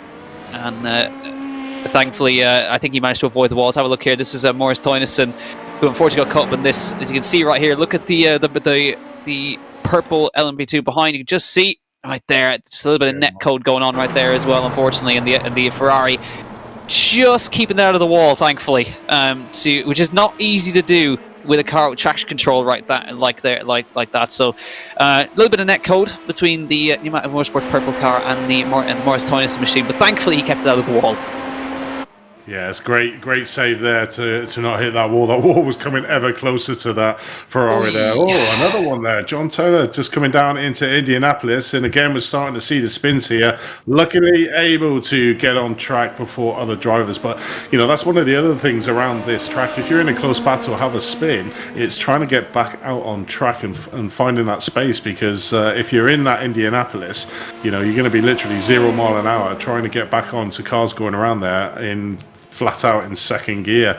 So it's one of the other considerations. When you do have a spin, you lose a lot more time than just the spin alone on track. But rejoining here with Pneumatic Motorsport Purple, Robert Tarbox in 11th place. Having a bit of a battle with the SimHQ Motorsports Orange team in front. And it's only races is just up, so another replay here. Let's have a look at this one. This is P2, I think, and oh yeah, we've all done that scary moment right there as you come into up towards Tete Rouge. It's very easy to just clattering the curb, and as soon as you dip a wheel onto the grass, it drags you out towards the barrier. But thankfully, he was Archie Coveney very well aware to just lift off the throttle there and get back on the track. But if you get that slightly wrong, that's going to end up in the barriers. I think that was RD Simsport car was in P3. I think they've survived. Thankfully, we've seen 2 cars do that so far, and they've managed to survive it. But it's so easy to happen right there, and that also happens with lapses of concentration. You sort of forget that there is grass on the outside there. You dip a wheel onto it, it drags you out towards the Armco barrier, and luckily enough, managing to survive for this time by as we look at the Craft Dinner Racing 721 battling for position with the Blue Shell Racing LMP2 car, which is just up in front of them right now. Let's see if Dave Hassar can get a move on here, get his way past the 00 machine. He's got actually a car that's lapping them in between, or they're lapping a car at the moment that they've got to try and get through past. The 00 is the car that they're fighting for position with, but unfortunately they do have another LMP2 sort of plugging the gap in between, so he's not quite able to do anything about it at the moment. We're looking back from the Blue Shell Racing LMP2 Wayne Hutchison machine, 00, looking back at the number 61 and battling for position with the number 721 Craft Dinner Racing, which is just behind that car right there. But nice to see the guys further down also battling it out for position here as we reach the top of the end of the first hour of racing, and we'll be seeing LMP2s back into pit lane quite shortly, where they're going to about close to half an hour to 35 minutes on their stops, about 10 laps that they manage, so another 2-3 laps before they go there. This is the Tuxedo Racing number 61 that is also actually battling for position right here, that they've slotted in between GT3 Morris Toynison, who was sent off into the barrier about a lap ago. He's going to survive this one, hopefully, as he comes into the braking zone, and they make their way through with the 721. Not so lucky. He's going to have to sit behind through the chicane. The Tuxedo Racing car back on the power. Very easy to lose the rear on the way out of that corner there, but battling for position now. Get clear of the traffic, and they're all going to bunch up again and battle for position. Hashtag Racing 92, gap out to 18.4 seconds, but still, it's good to see that the car in second place is sort of keeping tabs with them a little bit, as the Pneumatic Motorsports blue car catching up to the Imperial Motorsports car. These guys have been battling for a little while now, and let's see if they can do that. They've got about 4 seconds up to the P5 car, which is the World Community Drivers number 7.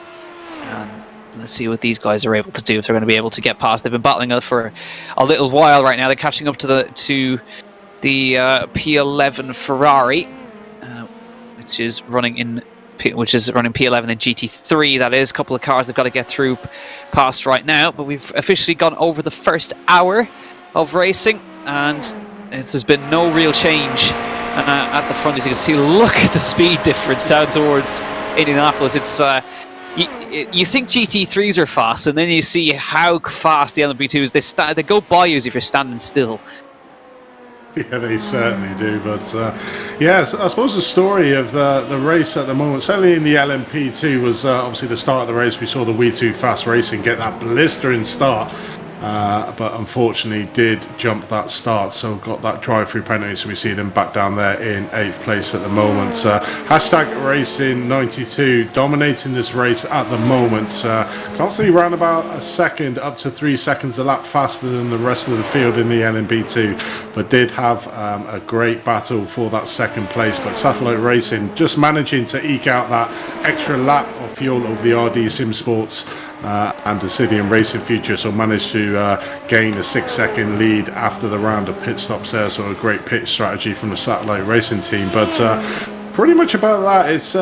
It's just been the little battles we've been going on in the LMP2, so a great battle on there. So they're probably the main points that have happened in the LMP2 race. GT3 race been relatively quiet. The front two, the Satellite Racing GT team and the Hashtag Racing team, managing to sort of match each other on pace overall. Hashtag just 3.3 seconds, losing around about, I think it was about 4 seconds in the pit round that's just happened recently between the two, but is managing to claw back that time now, only 3.1, but a big lead over the third place, the Tupac Racing team there in third place on 17 seconds. So as we look at another replay here. Ooh.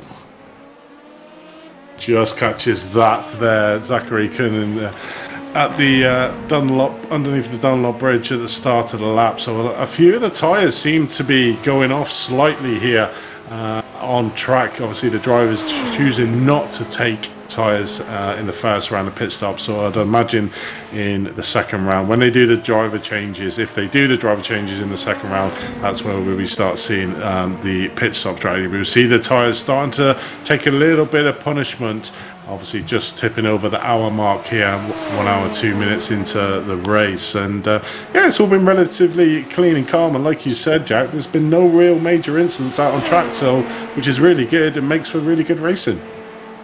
Yeah, it's been a brilliant racing overall, actually, I have to say, from everybody so far. Yeah, as you said right there, yeah, the tyres starting to sort of feel it a little bit more now in the LMP2s. This is where you sort of start to think about messing with your traction control settings, which you can do if you've got enough buttons on your wheel. You can mess with the traction control. You can mess with even with the throttle shape if you want to do that as well, to sort of avoid the aggressive throttle application. That if you are so inclined. We go back to the battle for P5. This is the VG Racing Esports Academy car, which has actually made some good tracks here. Rasmus Christensen going to go for the move on the Can-Am Racing Ferrari. Going to the inside of Indianapolis. This is actually very hard to go up the inside of Indianapolis right here. Let's see if the Ferrari's going to back out. He breaks early. Rasmus Christensen in the VG Racing Esports BMW does get through up to 5th place. So great job from him to get them up there now. And the Can-Am Racing car, which was secure in P5 for a good while, the BMW really starting to come alive right now, very comfortable at the moment. And you've got the battle behind. That's the some LMP2s about to come through right there as they make their way around. Number 25, that's the RD Sim Sport car, which is third, and which is still running right there. So they're making their way through. So yeah, very good job from Rasmus Christensen and the BMW to get the BMW. It's the only BMW in the top 10, which is quite rare. So you've got a host of Lamborghinis. Lamborghini, the dominant manufacturer here at the moment, but BMW certainly going well in this sort of first when we're starting to settle into the second stint. Rasmus Christensen looking very comfortable in the BMW. You can see Wayne Hutchison at the moment in P13 Blue Shell Racing LMP2. Which is running quite well. 00 machine. It's got the very nice Mario blue shell on the rear shark fin, and well, let's see if he's got a blue shell button. I wonder if it could make it entertaining if we could have a blue shell in iRacing or an equivalent. I wonder if the stewards could make that happen or something. It'll certainly be interesting to find out on that one. But no, some extremely close racing out on track at the moment as we're watching Wayne Hutchison in a Blue Shell Racing LMP2 car, currently in 13th position, pretty much out on his own at the moment. Got the car behind him about 21 seconds. GITM Racing green car behind him as oh no, I tell a lie, he's right there. I missed him off the timing. How did I do that? Yeah, I don't know. I also missed him too, so fair is fair. But the number 61 Tuxedo Racing car in its tuxedo colours, the black and white, which is running quite nicely, nice and close to the Blue Shell Racing car. We should be seeing LMP2s in at the end of the next lap or so at the front as we go back to the RD Sim Sport car, number 25, the Sweden Racing Future car, still with him. at the moment. They have not. They've not been able to get rid of each other since the pit stops, or even since the early part of this race, and they're just running together at the moment. They've got about 8 seconds up to P2, and that just shows you how powerful the overcut was for Paul Darling, the Satellite Racing LMP2 car, gaining about 8 seconds on these guys over the course of the lap as they came into the pit lane. But we should see them either come in at the end of this lap or definitely the end of next lap. They're getting close to the end of their fuel tanks now, the LMP2s. So going to be interesting to see whether either of these guys decide to go for an overcut or an undercut.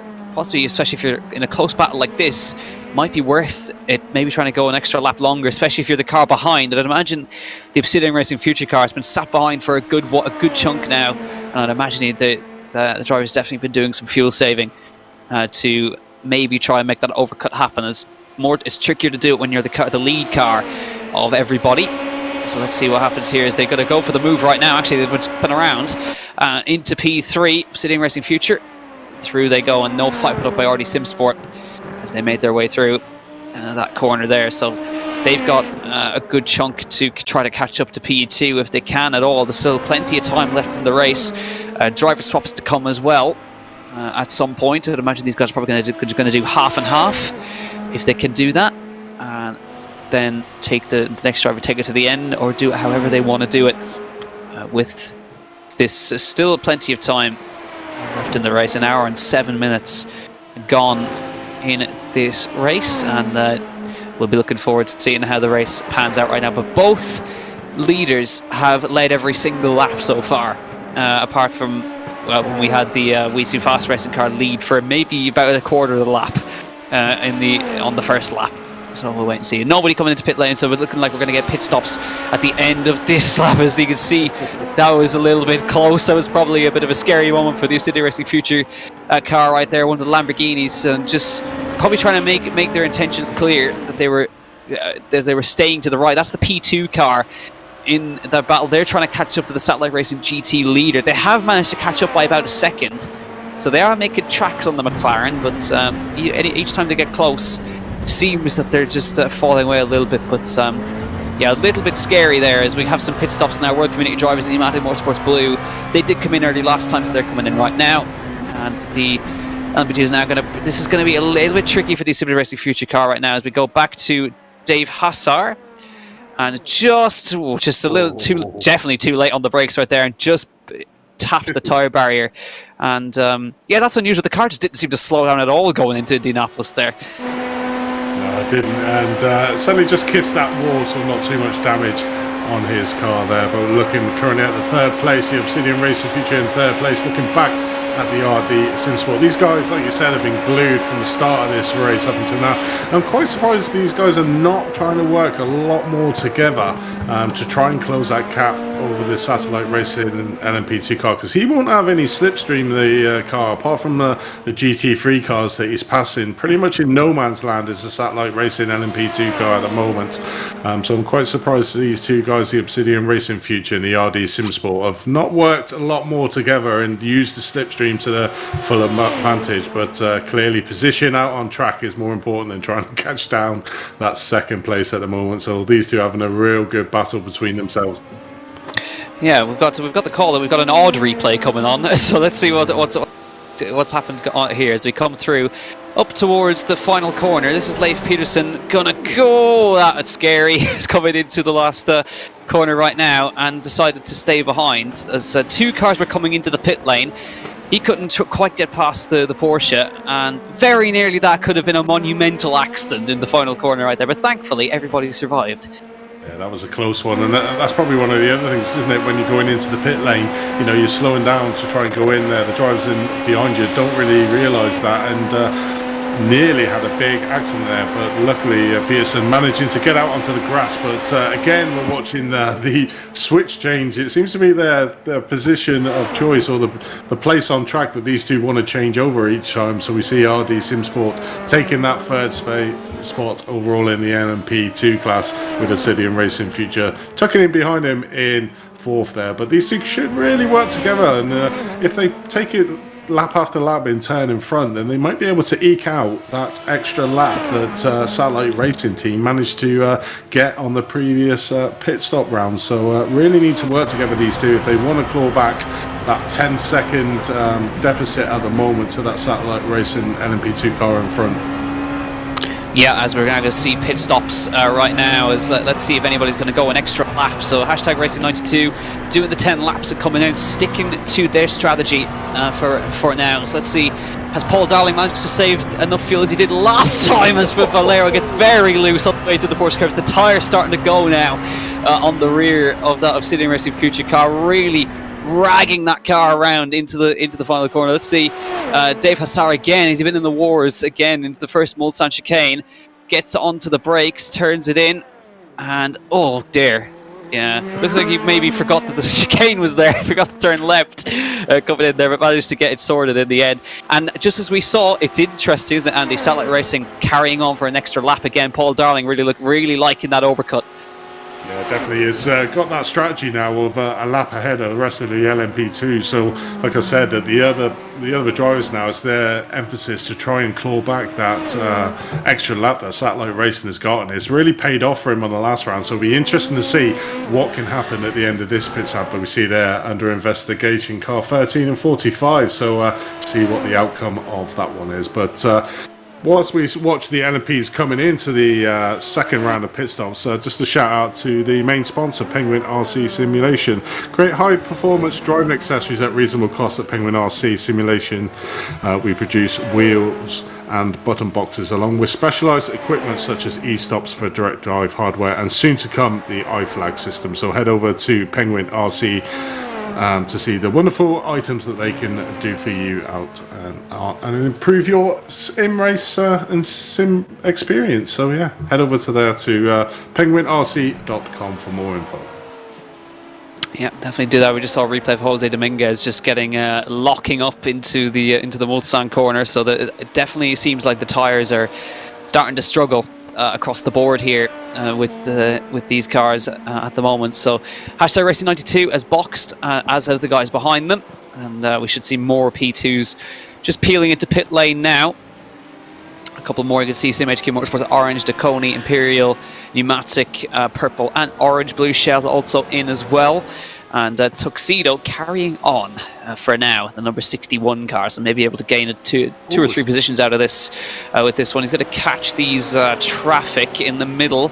This is a tricky enough place to catch traffic. He's going to be patient here, Douglas Hinsey, and he sits behind the BMW to just allow the cars to get away. You can see it's quite tricky for the GT3s actually, because they have a similar sort of slow apex speed as the LMP2, so it's very I've had it before where you're passing a GT3 and you turn into the corner, and then the GT3 gives you a little love tap from behind because it's actually quicker through the middle of the corner than you. So there is some issues with that as well. But just looking right there, I just saw something there. I don't know if we caught that or not, but there was definitely tire tracks going into the gravel trap at Tete Rouge there. Someone's gone off at high speed there, but I think they might have survived to live another day, but possibly that's probably not the first time we're going to see that. But it's nonetheless these two together, Imperial Motorsports Shake and Deconi, fighting it out right now. And I'm interested to see now. I'm sure that Paul Darling's going to bring that Satellite Racing LMP2 car in this lap. And I'm interested to see how much time he's going to gain on hashtag Racing92, because as he said, a lap advantage on fuel is quite large around Le Mans. Certainly is, and it's whether he's got that free air again like he did in the last time. Seems to be, as we see, it's apt time in there from our broadcasters to get him coming into the pit. So it'll be interesting to see where hashtag are. They're currently just gone through the second Mulsanne corner, so coming down into the tight right-hander of the Mulsanne corner. So still a bit of way to go, but obviously these cars are stationary for around about 33 seconds, so it's going to be interesting to see how close, and if Satellite Racing have closed that gap at the front of the field. So only time will tell, as they say. Absolutely, yeah. You see the We Too Fast racing car just behind the Pneumatic Motorsports blue car. I think they've actually made a driver swap as well in the number 69. Let's see, Dave Hassar again what's happened to Dave as he came through the last corner right here, just going to just over rotate on the way through, and not a spin though. Managed to save it and get back going again. Thankfully, there was nobody else around right there, but he's having a bad time of it, Dave. Sorry, the tires are probably not great at the moment. So hashtag racing back into the lead. Solid Racing back out in P2. So they're definitely secure in that second at the moment, and interested to see now how much they've gained, if they've gained anything at all with that extra lap of fuel they've got in the tank. See Michael Parker catching up to the WCD car, which is really struggling at the moment. He saw there's plenty of lockups and everything from that car as they battle it out for position now in the Pneumatic Motorsports blue car versus the World Community Drivers car. You can see Michael Parker's just got a lot more speed in the car at the moment, just fighting the car on the way through the corner right there as we go back to Robert Tarbox and the purple Motorsports machine, just avoiding the tyre barrier there through Arnage. It's a tyre barrier I was on about earlier, very, very tricky to avoid, but just not able to get the car stopped. Fresh, of course, freshly laden with fuel, and very tricky to get the car stopped into that corner versus the others right there. As the Pneumatic Motorsports purple car, another lockup for the WCD car at the moment, really struggling with the brakes and tyre wear and overheating those tyres as well. So it looks like it's going to be a matter of time before the Pneumatic Motorsports blue car gets past here. But it's, at the moment, Dominguez is not liking this car at the moment. He's had a lot of lockups on through the corners and is struggling to keep this car going at the moment. So let's see what happens in due course. But the Pneumatic Motorsports blue car definitely making great tracks on them. And you can see into the first multi chicane, just again too late on the brakes. And I think these guys are forgetting they've just got a full tank of fuel in, so not able to get the car stopped. Yeah, definitely. It's and obviously the braking markers need to be adjusted for that, for the full set fuel. Plus, obviously the part worn tyres that they've now got going into the third, after the second round of pit stops, so the third stint with not changing the tyres yet. So these tyres certainly are going to be screaming by the end of this stint. Obviously, half an hour for these LMP2 cars to come in. So around about 10 laps. So that'd be around about nearly 30 laps on a set of tyres, so that's a long way to go in these LMP2 cars. But obviously one of the other awards that this championship does give is a hard charger award. So this is obviously for cars that make the most amount of positions in both the LMP2 and the GT3 class, and this is kindly donated by Complex Simworks, and they get to receive $20 off any order, and plus their choice of Stream Deck, Icon Pack, and free shipping. So it's all to play for, not just the championship from there. And obviously in Phillip Island, it was a GITM racing team in the LMP2 class, as well as the Pneumatic Motorsport Orange, who were the hard chargers in there. And in the GT3 class, it was Sim Racing PR Blue. So I think at the moment, the VG Racing Esports Academy, I think they were up 11 places. Yes, they are, from where they started. That was a bit tasty there.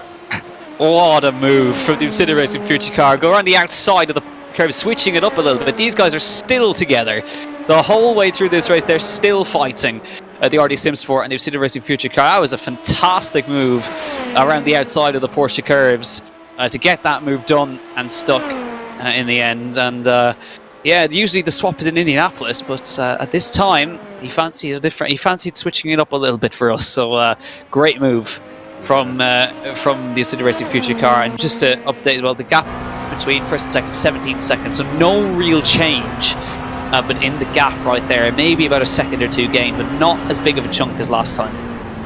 No, definitely not. And it's a fine margin between being a great move and an absolute terrible move. It was absolutely close. We talked about it before, that the Porsche Curves really tricky pace to overtake. So the Obsidian Racing free driver there taking his life in his own hands, trying to pass Archie Covey of the RD Sim Sports there. Managed to make the move done, and obviously turns out to be a great move, but could have easily gone the other way. Certainly with the tyres, with the current way they are, you're seeing the cars slide a lot more out on track than they did at the start of the race. So these tyres are really getting past their sell-by date, and it's going to be a lot more tricky now for the drivers, and we'll expect to see a lot of swerving coming into corners, coming out of corners now, where they're trying to put down the power on these worn tyres. So it's going to be an interesting interesting third stint here for these LMP drivers, and we might see a few more incidents occurring because of it.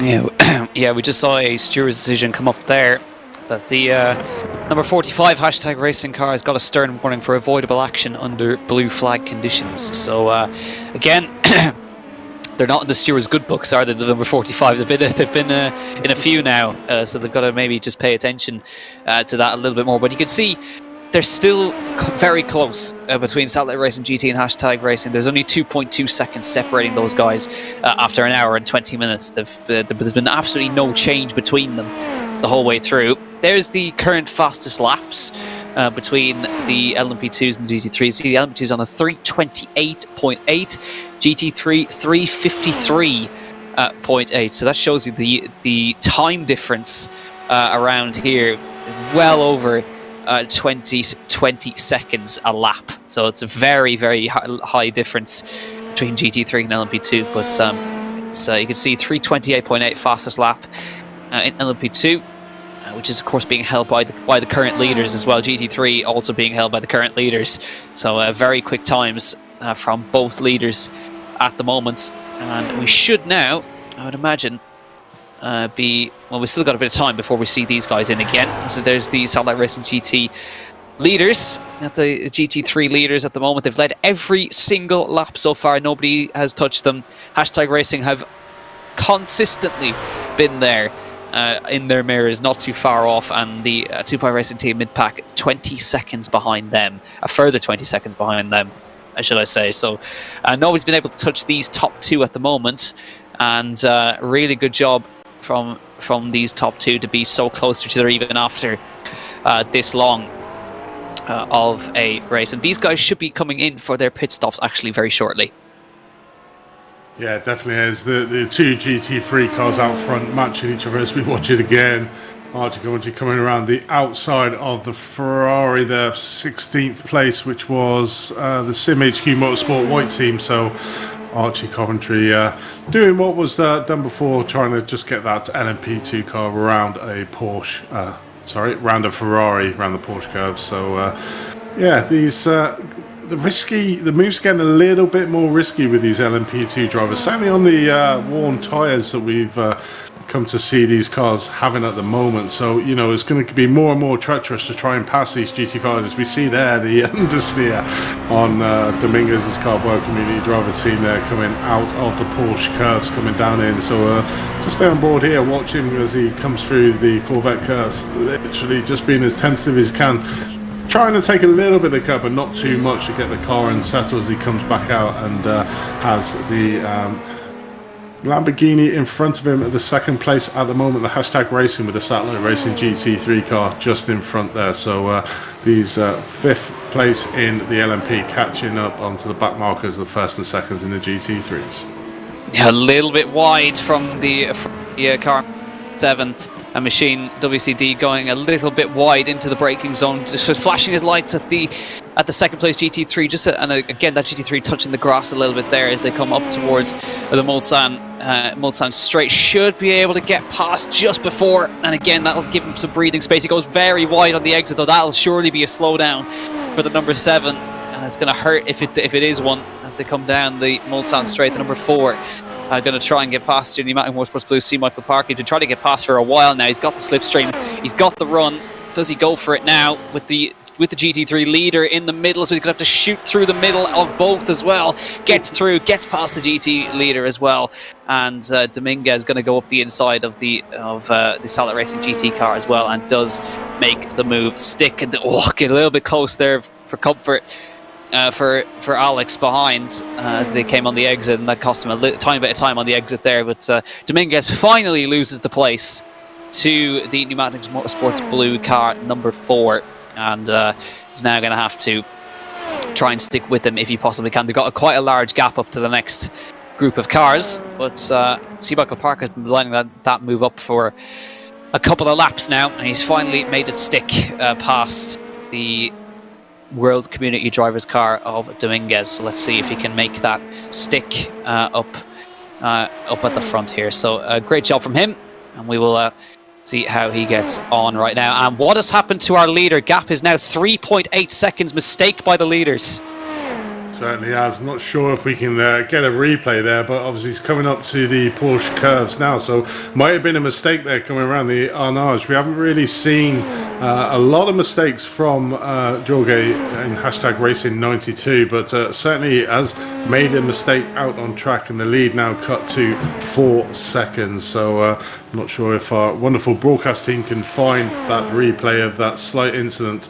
Probably down towards Arnage seems to be the obvious place, or even into Indianapolis, but we'll bring you it if we can find it. But now obviously caught behind the BMW there, coming out, just getting even worse. Oh, it's horrible. Oh. And again, that's cost him even more time, 2.7 seconds now. Back to Satellite Racing. That's how quickly it can change at the front here. He's lost almost 14 seconds on one single lap for Jorge Augusto, and that'll hurt even more because we know Satellite also have a full lap advantage on fuel. So Paul Darling all of a sudden finds himself in the battle for the lead. Let's see if he can get past the GT3. Not quite before this next corner. He's going to look to the inside, get through, and that'll of course cost him a couple of tenths as well. But again, he's now firmly in the hunt. 3.5 seconds, the gap up to the front now. Let's see if he's able to get close, but that is not where Jorge Augusto needed. I think you're right, Andy. I would imagine it was Indianapolis, somewhere close by there, Indianapolis Arnage area, where the problems were for the hashtag Racing 92. But that's certainly brought Satellite Racing back into this. Let's see if we can see what happened. Here we go. Just coming up towards the Mulsanne corner now, and we'll see. It could have been just an overextension into the braking zone. I would imagine.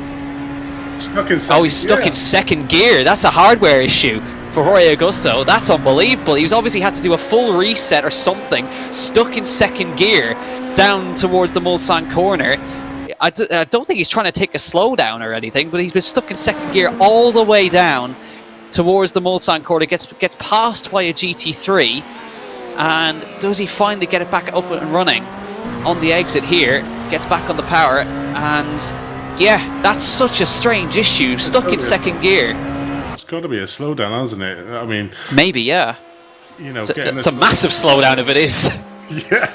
Yeah, extremely. But that is the thing. So that might have been, it could possibly have been that first chicane of the Mulsanne, because you wouldn't have gone that far down with the slowdown from the Tetra Rouge. So it must have been a slowdown from the first chicane, really, and obviously had to serve it. I mean, that's the only explanation I can have. I mean, the hardware failure, yeah, that could be another option, but to be able to quickly get that sorted as quick as he did and then accelerate away, but that was where all his 14 seconds. What that has now done is put a lot more pressure on Jorge. He's not really had any pressure throughout this race at all. Oh no. Doesn't look. That's very strange. He's trying to take it there. He's slowed down to third gear, right there. But well, that's incredibly weird. What's just happened there? That's unusual. The only thing I can maybe think of is that he accidentally engaged his pit limiter and couldn't disengage it. That's the only other thing that I can think of, that he'd be stuck at that speed down the straight. But maybe so. It's just he obviously got a cut track and couldn't get rid of the slowdown. So he had to slow down to pit lane speed. That's the strangest one I've seen, because the cut track wasn't overly bad. It was a slight overextension, but it wasn't. I don't think it warranted that much of a slowdown down the Mulsanne. Very, very, very, very unusual issue for the hashtag Racing number 92. That's cost them a humongous amount of time. As you can see, as the making a move here. This is the Sim HQ Motorsports Orange, just getting past the second place GT3, which is also hashtag Racing. So both of them having their own issues right here. This is Brian Blanchett, who is coming through the Porsche Curves in the Lamborghini. Oh, that's not what you want to see, and that is so painful, because there is absolutely nothing he could do about that. The traction control would have engaged halfway through, and you can't slow down with the ABS, and that is a painful way to go into the barriers, and that's going to be a lengthy repair job on that.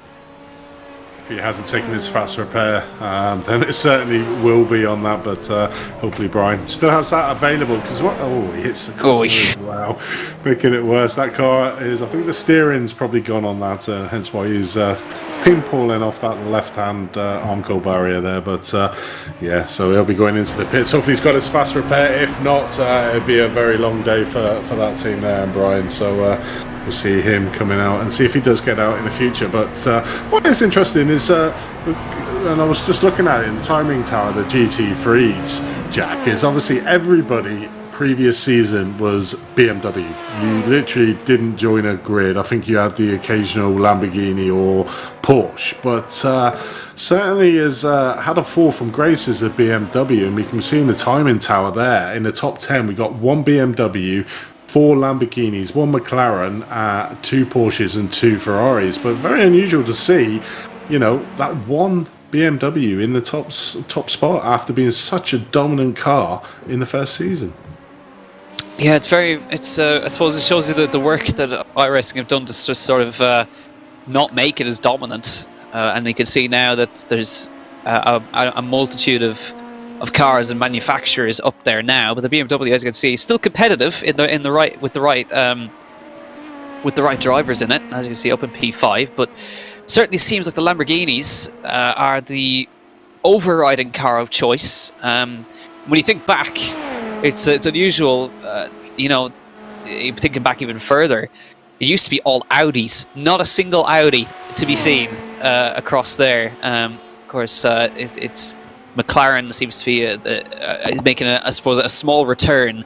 We do have an Audi on the grid, but I think there's only one of them on the grid today, which is very unusual. We used to have so many Audis either a couple of seasons ago, but it's amazing to see how things change across seasons as well. We've also got you've got new cars coming in the future as well.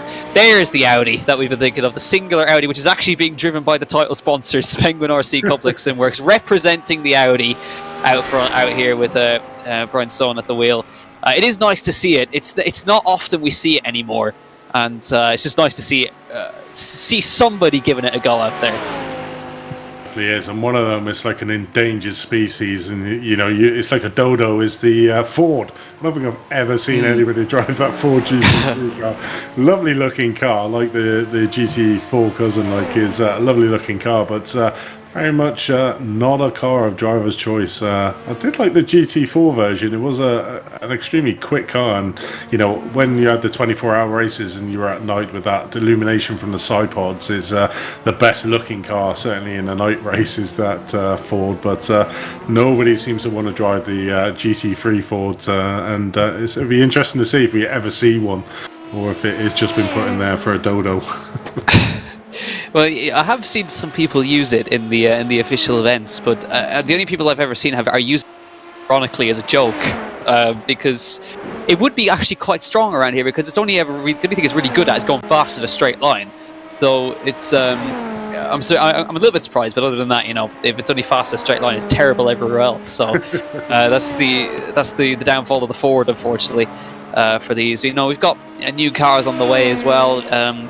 I think Corvette or Chevrolet are making a Corvette GT3, so that should probably be appearing at some point. We've got a new GT4 on the way, the Aston Martin GT4, which is on the way as well. So there's going to be probably some changes across the board with GT3 cars as well. I think we've got a new Ford. I think the Ford Mustang GT3 is coming at some point as well. So there's going to be chopping and changing. So it would be nice to see another manufacturer, Chevrolet, and get an actual good Ford up there on the board at some point in the future. But it's looking good for GT3 racing at the moment. They've got so many manufacturers coming in. You got Chevrolet coming back and Ford coming back. It'd be nice to see them. But with one pit stop, it's put the Audi into the top 10, so I'm happy. There you go. You got your Audi, so we pretty much got a McLaren, Lamborghini, a Porsche, a BMW, Ferrari, and an Audi in the top 10. So a good showing from all the manufacturers there, but certainly the car out in the lead at the moment is that McLaren, being driven excellently by Alex Gall.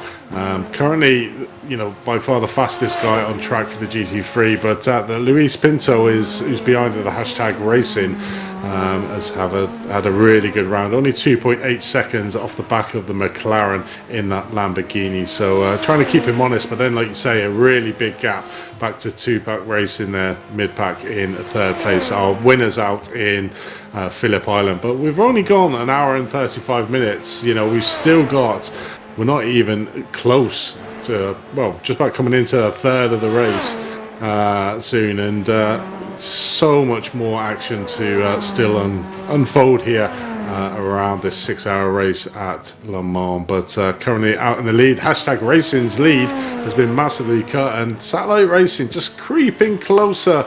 About 3 seconds is the gap at the moment over the lead. The leaders did enjoy an 18-second gap, but a little bit an unusual, debatable why were you stuck in second gear discussion happened just shortly before, that lost him 14 seconds on one lap alone. So putting himself under a little bit of pressure now, seeing that Satellite Racing LMP2 car is closing up behind, but seems to be back on it now is Augusto there in hashtag racing 92.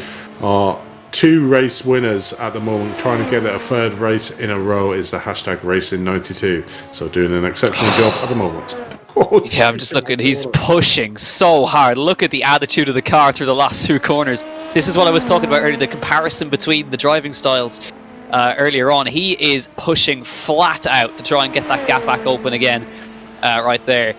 Satellite Racing got caught behind GT3 in the Porsche Curves, so that you can see gap's gone back up to 4.7, but Jorge is giving it everything now. He wants to get that gap as high as he can before he comes into pit lane once again. They should be coming in about 2 laps time. We should be seeing GT3s in at some point shortly, that we'll be seeing them in the next couple of minutes or so, and say in the next 15 minutes or so. There is Paul Darling. You can see he lost about a second to the hashtag racing car in the final sector, getting caught behind GT3 traffic. But I think they'll still be reasonably happy. They've got a lap in hand of an overcut that they can use to their advantage if they so wish, or if they want to just maybe maintain where they are, come in on the same lap as hashtag and take slightly less fuel. You can see there's the various laps that you can have. You can see Paul Darling a lap later than everybody, than most, and 2 laps later than some.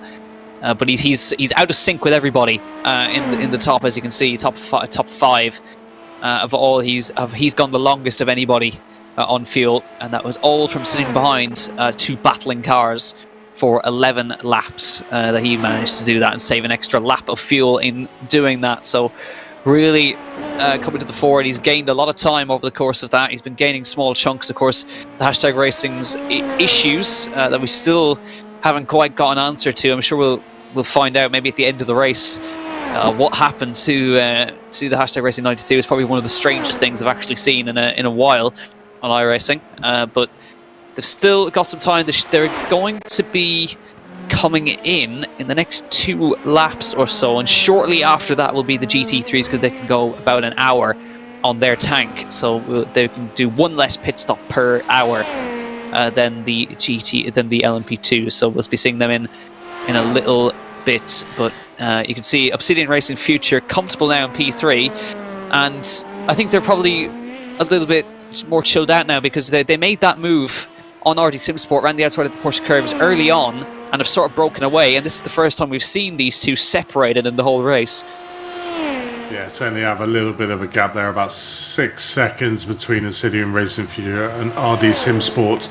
Obviously probably due to a lot of GT3 car action, because I don't know if you can throw up the map there, Lewis or Mike, so you can sort of see now the cars literally spread out of the whole track. So there's a little bit of a respite, I think, there coming down into Moson, coming down there. But apart from that, it's literally GT3 cars scattered throughout the field. So these LMP2 cars will feel like it's just a big endless stream of GT3s. But just a quick, obviously, shout out to Dave Anderson, who's currently driving in the Lone Star Endurance 1 car, currently down there in around about, I think it's about 13th place at the moment, who's the organizer for this series. So doing an exceptional job. In 12th place at the moment is Dave Anderson, driving in the Lone Star Endurance 1 team. So big thank you for Dave for organising this series, which has been a complete success in my eyes. You know, had some excellent racing,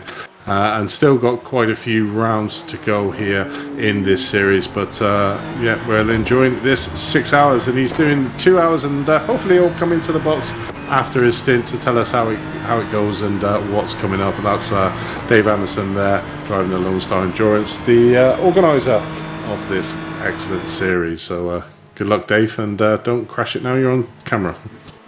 If he's got the stream open, then hopefully it doesn't distract him, because he's on his way down to Indianapolis now. So let's see this. Don't get distracted, Dave, as he goes through. Don't bid it. Don't bid it. I think he's going to negotiate it safely as he goes through. Yeah, nice and tidy from Dave Anderson there. No pressure at all as he came through. But yeah, we've of course we've been in here for almost 2 hours now. We've only got an hour left, Andy, and I'm kind of sad about that. But we were going to have, of course, Dave Whitehouse and DJ Clark taking over from us in about an hour's time. So stick around and give those guys the support as they head through to finish the final half of this race, final few hours of the race. As we head up towards lap 29, we should be seeing end of next lap LMP2s in. For their stops. There is Hashtag Racing number 45 Lamborghini, which has been in P2 since the start, hasn't moved. Luis Felipe Pinto has been piloting that Lamborghini very, very well, keeping tabs on the leader of the Satellite Racing GT number 68 McLaren. They've been pretty much together for the hour and 42 minutes that we've been driving for, and they should be in for pit stops in about 2 laps, I think, roughly, that they should be in for there when they can go about. We saw them go about 50 to 51 minutes on their stops before, so there might be another 2-3 laps for them. It depends on how much, if they've been saving fuel or not. But nobody's been able to touch Alex Gall, who's been driving that McLaren sublimely well. Have a look at a replay now. Nuno Vinagre, who's gone completely straight on at the second Mulsanne chicane, and carries on, but that'll be a nasty slowdown. But I think that was maybe a lapse in concentration right there, because it doesn't look like he actually hit the brake at all and realised after, oh no, the corner's here, I better brake.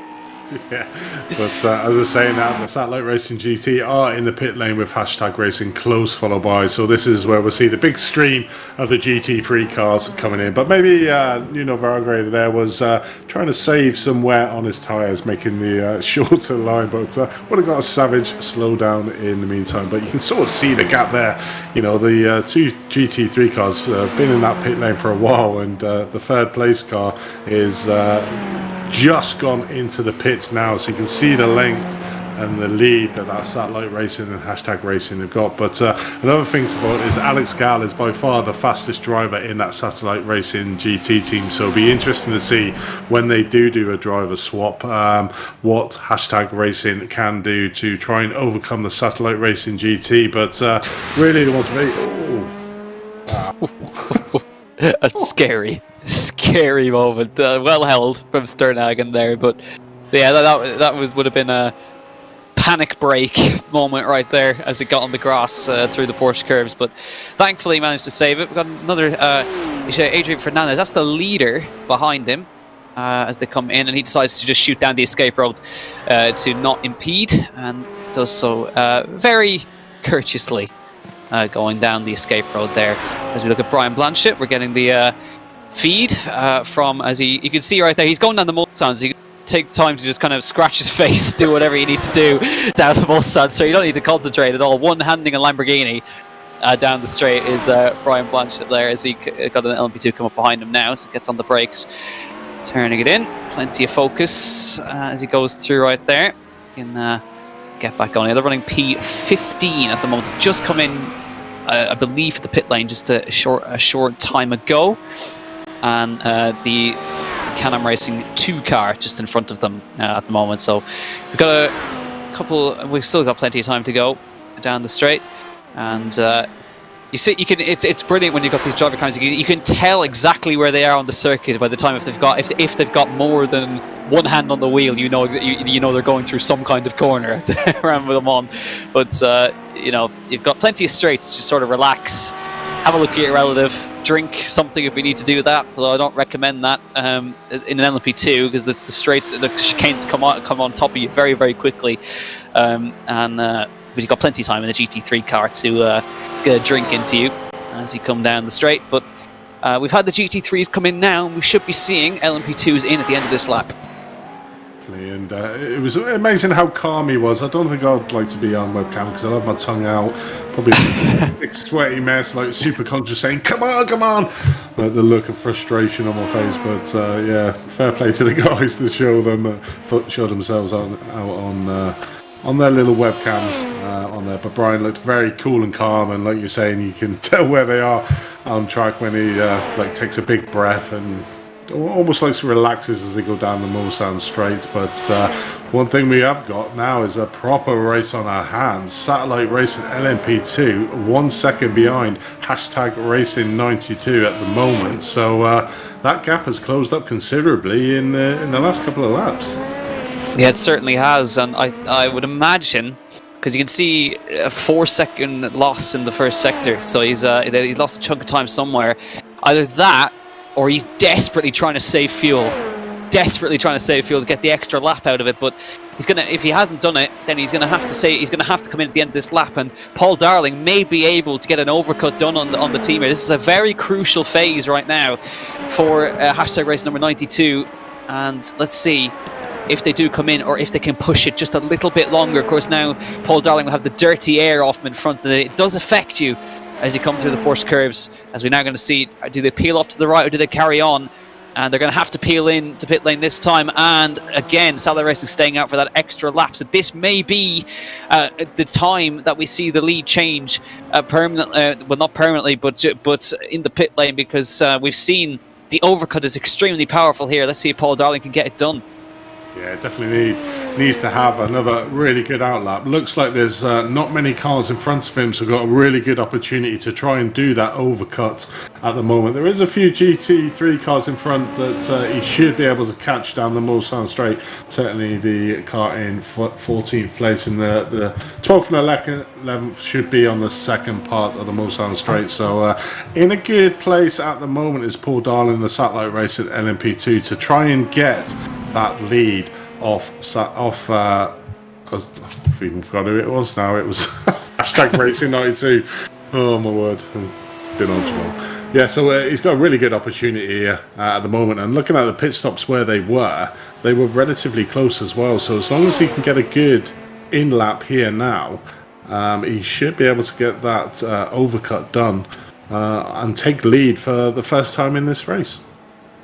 Yes, he's caught the traffic there in a good spot, just on the entry into the Mulsanne. So looks like he's got some more traffic that he might just catch in out of the Mulsanne corner on the run down to Indianapolis, but it shouldn't impede him too much. He's got plenty of clean track to deal with or to use. And this one is Obsidian Racing are now about to come in and come out of pit lane. So we've basically got every LMP2 in except for Paul Darling in the Satellite Racing LMP2 machine. Just looking there, Jack, at the pit stops. Obsidian Racing Future looks like they haven't taken tyres again. #Racing were in the pit stops for 55 seconds. As just quickly look at this replay. Is it around the Porsche Curves again? Yes. Another one having a little spin. Exactly the same crash. Exactly the same crash. Oh, the Lamborghini's doing it for themselves, as they say. But no, so an interesting tactic there from Obsidian Racing Future to not take tyres, whereas #Racing now have taken that tyres. So should make easy work of Obsidian Future, but it's going to be interesting. Yeah, and I've just looked here that # have also swapped driver in that pit stop as well. We've got a new driver. We've got Rui Queiroz has hopped into that car. So if Satellite keep Paul Darling in the car, then they should be, they'll be in the lead for certain. We'll have to wait and see whether they decide to swap or not, because these guys have been in the car for nearly 2 hours now. So you're getting into tiredness setting in right now. But new driver in at the hashtag Racing 92. I also think that we've had a change in another car as well. Well, we'll wait and see as they come around again whether they've changed or not. But I think it certainly has been a few driver changes on there. I think Paul Walter now in RD SimSports has changed over 55 seconds there, so looks like Obsidian Future is the only one who hasn't, and we'll be seeing Satellite Racing. I mean, looking at it tactically, you probably want to follow exactly what hashtag Racing 92 are doing, certainly changing the tyres, because if you don't change the tyres, yeah, okay, you gain that 20 seconds, but over that 10 laps, it takes extremely long. That was close. Ooh, if you don't follow it, yeah, you'll come out with a decent, healthy advantage, but that could be really quickly eroded with obviously hashtag Racing 92 on brand new fresh tyres, and we saw the speed that these guys have around this track. Around about averaging about 2 seconds, and if you compare that, around Indianapolis, some extremely warm tyres there going on through Indianapolis. But yeah, it's going to be an interesting one what Satellite Racing do at this. In fact, they have changed drivers. David Williams has jumped in the car, so they are absolutely copying hashtag Racing 92's pit stop strategy here. So they are changing drivers and they will be changing tyres. So it's certainly going to be interesting to see where they come out in respect to the hashtag Racing. But you can see the effect, I suppose, of the tyres. Obsidian Future did get out in front, but now they've lost that position to the hashtag 92. So, although they didn't take the tyres, it's certainly not paying off for them. Yeah, this definitely could be close. You see the cars up on the jacks right now, the Satellite Racing car. So let's see how close this is between Rui Queiroz and David Williams. So here comes the hashtag Racing 92 car through the lash chicane. He'll have the momentum. Down into the straight on pit exit now. Satellite Racing, out they come. This is going to be close as they come up towards turn 1. I think Satellite might just get this. They have. So they've come out in front. Satellite Racing have managed to take the lead. It's close. It is close again, but the overcut and the extra lap has worked to their advantage. Now they've got track position on top of the extra lap of fuel that they have in the car, and that is exactly what you want to see. But Rui Queiroz as well has now got the tyres up to temperature, and he'll have the draft on the Mulsanne, but officially a change, and Satellite Racing have really made that work. Yeah, definitely a great pit strategy again from Satellite Racing with that overcut. One less lap on the tyres, 1 lap more on the fuel, and has really made it pay for the team today. That first stint just set them up really well for the future stints that they've now got, and they've really made it pay for their advantage, as we can see here now. The hashtag Racing 92 car closing up really quick, coming down the Mulsanne straight. Will he make a move? I think he'll run out of room. Nope, just backing off here, going into the first chicane here in the Mulsanne straight. So maybe make a move coming down into the second chicane there of the Mulsanne, but not the best of exits from Rui. Just losing a little bit of time, but that slipstream will pull him right onto the back of the Satellite Racing LMP2 car. Bear in mind that Satellite Racing 2 driven by a new driver, so not only is a new driver getting in the car, his tyres will be cold and he's got a full lap of fuel, so just needs to do what he can to try and hold off Rui on this lap to give him that banker lap and have them tyres warmed up to be able to defend the position strongly. But real terrible exit there, and hashtag right now onto the back of the Satellite Racing team. Don't think he's going to make that move here down into the Mulsanne corner, but I could be wrong as he's closing up extremely well. Is he looking on the outside? No, backs out. GT3's in the way for the cars in front, so he backed off on the way in, but now this is really a chance for hashtag to actually save fuel and make up that extra lap of fuel behind the Satellite Racing LMP2 car. So let's see if they do that. They have a chance to do it if they want to. David Williams now having to settle right into a wheel-to-wheel battle, as well as Rui Queiroz, so they've been battling all the way through. And let's see if this will carry on, if they're going to start swapping around. But we finally have some proper battling on track, and hashtag went from almost a 20-second lead to now losing the lead by a small margin. Let's see what they can do with this.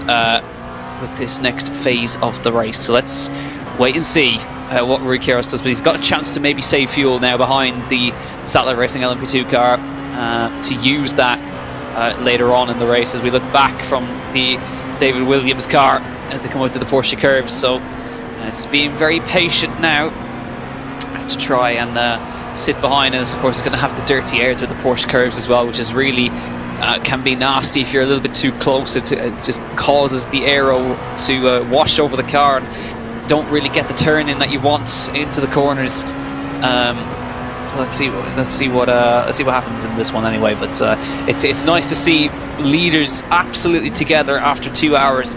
I think in the early phase of this race, we thought the race was done and dusted, but no, with 2 hours, a third of the way in, and all of a sudden the battle's on. Yeah, it certainly is. I mean, like you said, hashtag racing were like 2 seconds or 3 seconds a lap faster than the rest of the field in the first hour of this race, and literally it said pulled out a 20-second gap over the field, and it was just growing. And then for a really strange cause, we see Rui getting a little bit of tank slapper there coming out onto the Dunlop Bridge. But it's so interesting, you know, these endurance racing, just how quickly you can lose any type of lead that you have, even with a small incident. It was very strange incident, and we still don't know what actually happened and why he was stuck in second gear for so long. But what it has done now is give us a really good battle at the front of this race. Satellite Racing just done a sublime race so far, kept the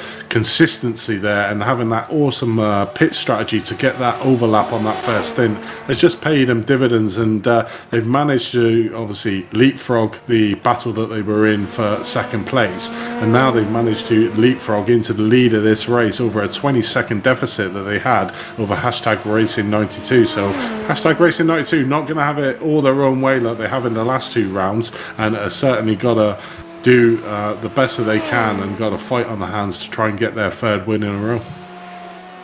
Yeah, absolutely. But makes it certainly entertaining for everyone at home to see how the battle and the strategies, how's that going to work out in the end. Rui Queiroz, of course, as I keep saying, has a slipstream, has an opportunity to save an extra lap of fuel behind. That's exactly what Satellite Racing LMP2 team managed to do on the first stint, sitting behind and just keeping it interesting. But I think as well, it's becoming you have to, of course, be a little bit more careful how you save fuel in the LMP2s, because I think with the new update, you can't just dump the clutch anymore and save the fuel that way. Of course, it's got to be pure lift and coast now. Used to be able to just put the clutch down, the revs would go down to idle, and you'd be able to save a load.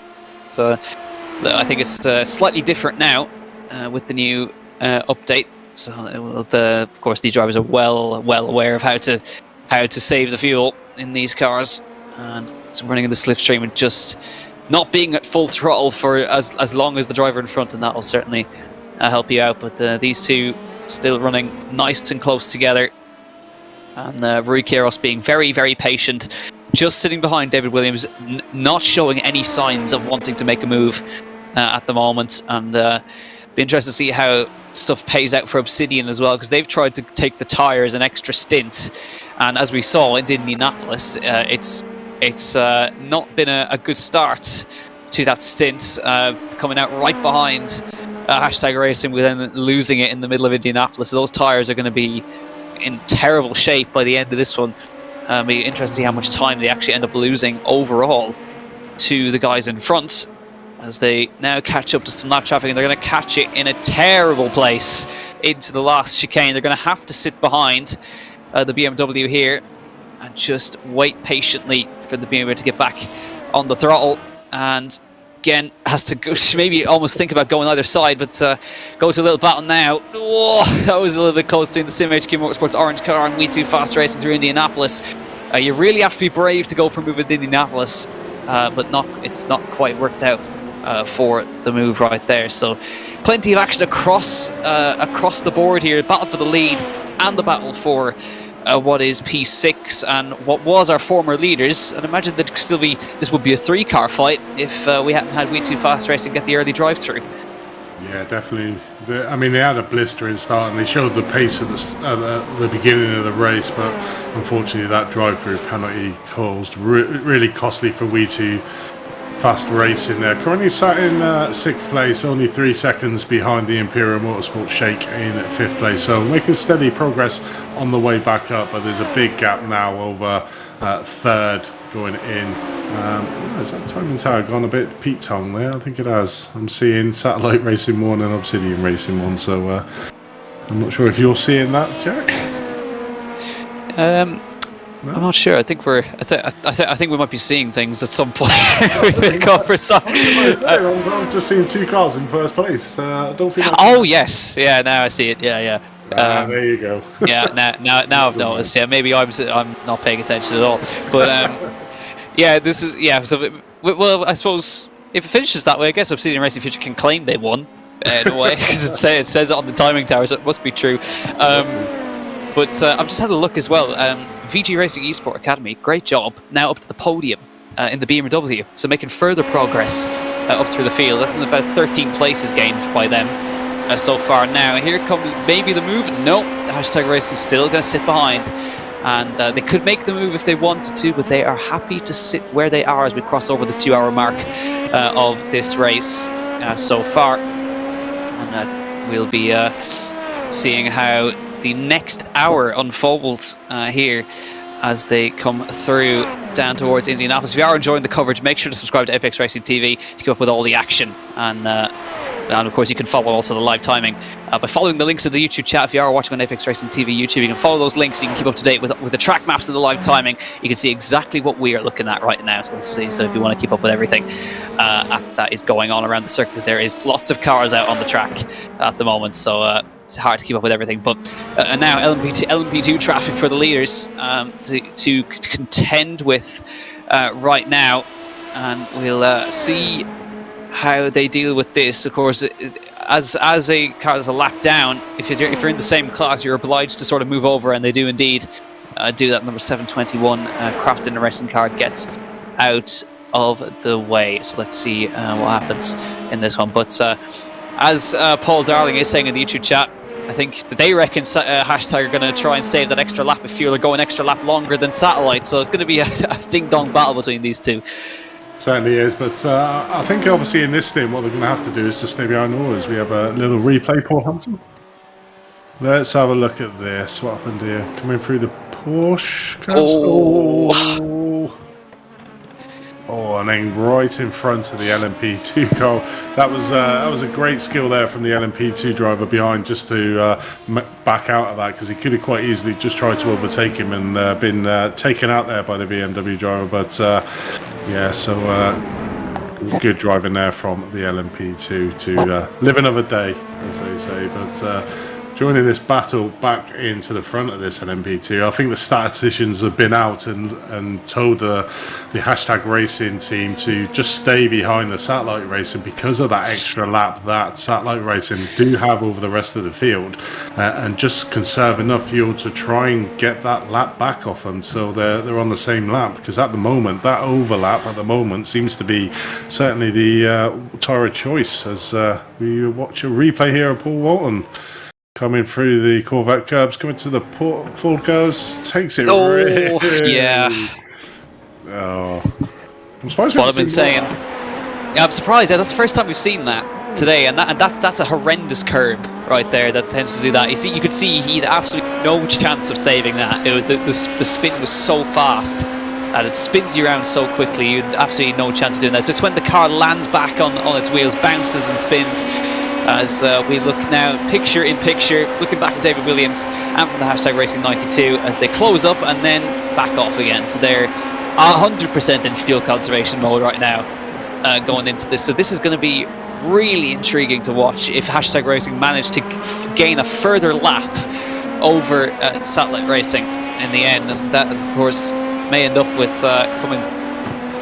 Satellite Racing behind it. They get a chance to save an extra lap of fuel. It'll come back and forth across the entire race. So loads of time left in the race as well for them. But it'll be interesting to see in the pit stops whether they decide to go for the overcut. But they've seen firsthand how powerful it is So it'd be a no-brainer for them to try and do it as well. But it's amazing that these guys, David Williams and Rui Queiroz, had no time to settle into the race. They were immediately side by side, and Rui Queiroz is already, within the first 50 minutes of a stint, has already got to think about fuel saving to the next stint. It is. Team, welcome into your spot. You've got a fuel save for the next stint. As just constantly showing his nose slightly there to Dave in front in the satellite racing is the Rui. Just, is he going to make a move? Oh no, I think it was that Ferrari that actually stopped him making a move there coming into Arnage, but lost a little bit of ground with that aggressive nature he was showing. I'm not sure what he was hoping to achieve there really, but has now got to get right onto the back of the satellite racing team in front of him. But if he wants to save that fuel, it's probably advisable not to do them sort of moves, I would say. Yeah, I think he half considered a move down the inside there, but it didn't quite work. See, David Williams going to get caught here. Now, thankfully, downforce going to save him around the outside. And the hashtag racing car flying around and scares the Lamborghini off the road behind with that move. Because, of course, when you're battling for the lead, you have to be aggressive. He had to make that move, or else he would have lost a big chunk there. Or losing the draft is what he doesn't want to be doing. So now catching back up through that final sector, back in the draft he goes again, and they begin their next lap around Le Mans. So let's see how they manage to get on here. It's nice to see these guys battling it out across the board, a little bit deep from Queiroz that time, down into the first chicane. Manages to sort it out though, and they are now going to be beginning. They're on their 35th lap around here, completed their 35th lap around here, so they've still got a ways to go until they have to make a fuel stop. But it'll be interesting to see how the strategy will play out between these two now.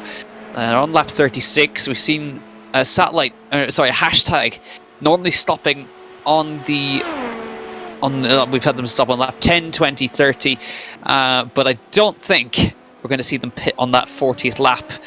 We know Satellite can go to lap 41 on their fuel, but I can't imagine hashtag will take that early one, because the undercut haven't seen it work too well, honestly. No, it's going to be all about if hashtag Racing 92 can save that fuel to pit at the same stop as Satellite Racing. Obviously, Satellite Racing carrying that one lap of extra fuel on board, and probably took some saving there. I mean, he had 2-car slipstream on that first stint to be able to do that savings, but at the moment, Ruiz is driving a little bit erratic, considering, if he is trying to save that fuel, obviously showing his nose to Dave on occasions, and losing a little bit of time coming out of corners. He just needs to be smooth coming in, and just literally where he is on track now is just literally stay behind him and try and coast going around a lot of the corners, and that's the way he's going to be able to get that lap back. But I think on the current showing, I'd say it's quite hard for that hashtag 92 to save that fuel. But another replay here. We2 Fast Racing. Yeah, this is the battle behind, just about managed to save it, and thankfully the VG Esports Academy car didn't get caught up in that. That was very, very close, well held by there, and there has been a swap, hashtag back to the lead, so they've decided that he's had enough and he's gone to the this time. So I wonder, did David just let him through in there, just maybe force him to go by, and then then let's have a look and see, did David back off, or was it a simple move for Rui Queiroz? He intended to go for it, but David certainly just let him have it there. But now Satellite has a chance to save some fuel, so maybe Rui's happy now to punch a hole in the air and carry on right now. But interesting call right there, I would say. I think he was obviously fed up of sitting behind, and he wants a bit of clean track, but it also gives David now a chance to sit in the slipstream and save a bit of fuel if he needs to.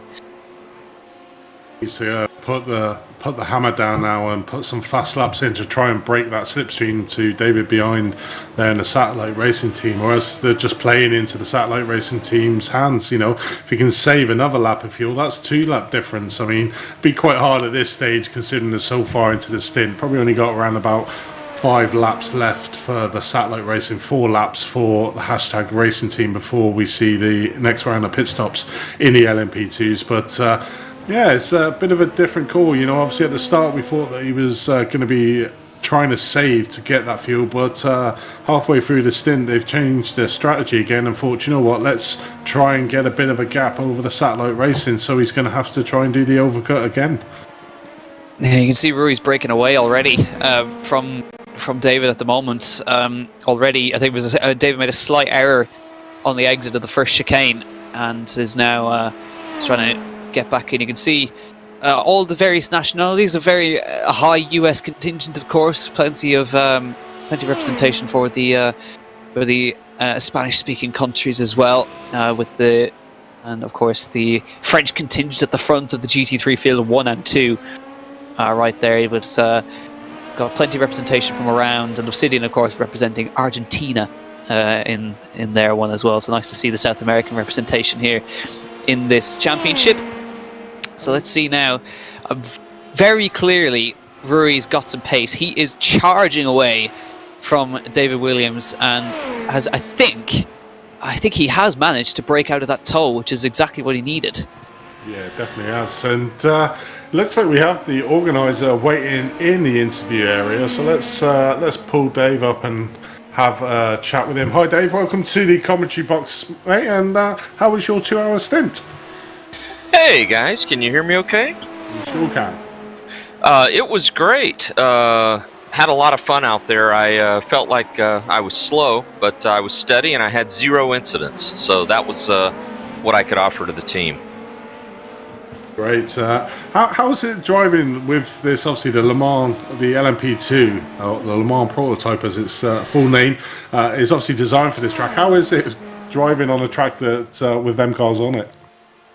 Yeah, well, you know, it's a lot better today than it was at Phillip Island last week. I can say that, or last race, I can say that much, because this track you feel like is just built for these cars to be together. Yeah, it certainly is. I mean, this is some really great racing. I don't know if you've caught up on what's been happening whilst you've been out of the cars, but certainly in the LMP2 class, certainly heating up at the front at the moment. Hashtag had a 20-second gap, but Satellite Racing, who obviously, I believe are last year's champions, have managed to claw back that gap, and there's a real big battle going on between them two. What's your thoughts on them two cars? That's fantastic. You know, I really like seeing how the hashtag guys have really kind of brought the competition, you know, to the satellite team. Last year, and we had, I think, all 4 races. We did 4 races last year, if I'm not mistaken. And I believe the satellite LMP2, Paul Darling and David Williams won all 4 of them. So this year, they've certainly, these hashtag guys, if I'm not mistaken, they could be going for 3 in a row here. Yeah, it certainly is, but they're certainly not having it all their own way here today, and that Satellite Racing team really putting a lot of pressure on the cars. But looking in the GT3 class, again, Satellite Racing GT are currently leading out that with, again, hashtag racing. So certainly those two's having battles in both the LMPs and GT3s, but that McLaren seems to be a really fast car with the hands of Alex Gall. Yeah, it sure does. Alex has had the pace for sure at every race, and I think that team has unfortunately not been able to just put it all together. You know, if at Spa, I think they got set back a couple of times to some penalties. You know, maybe being a little overambitious, and Phillip Island they had some trouble as well. But if they can kind of just manage their race a little bit better, they're going to be really hard to beat with Alex and team behind the wheel there. Yeah, definitely. I mean, obviously you're the owner, creator, proprietor of this wonderful series that we've been watching here on Apex Racing TV. Why don't you tell us a little bit more about how it got concepted, where do you see it going in the future, and how it's been going for you? Yeah, so thank you for that. So this series is really kind of our flagship endurance series at CMS. We really use this series actually as a marketing tool to just kind of with our brand and some of our sponsors, and to use it as a bit of a recruitment, of getting new people interested in Champion Motorsports. So really, kind of use it for that purpose. It started last year. We kind of came up with the idea to have this, kind of this flagship series. It runs, very specific. It runs from January until April, just yearly right now. We'd love to maybe see it run, biannual, kind of twice a year. But as much as it takes to put it on, it runs kind of just from that January to April timeframe, and really kind of kicks off the big endurance racing season for us in a great way. Yeah, definitely. I mean, it's great. I mean, we look at it. The longest race that you do, I think, is 6 hours. I think Daytona was 6 as well, if I'm not mistaken. Have you got any aspirations to make it longer, like a 12 hours, or even try and do the dreaded 24?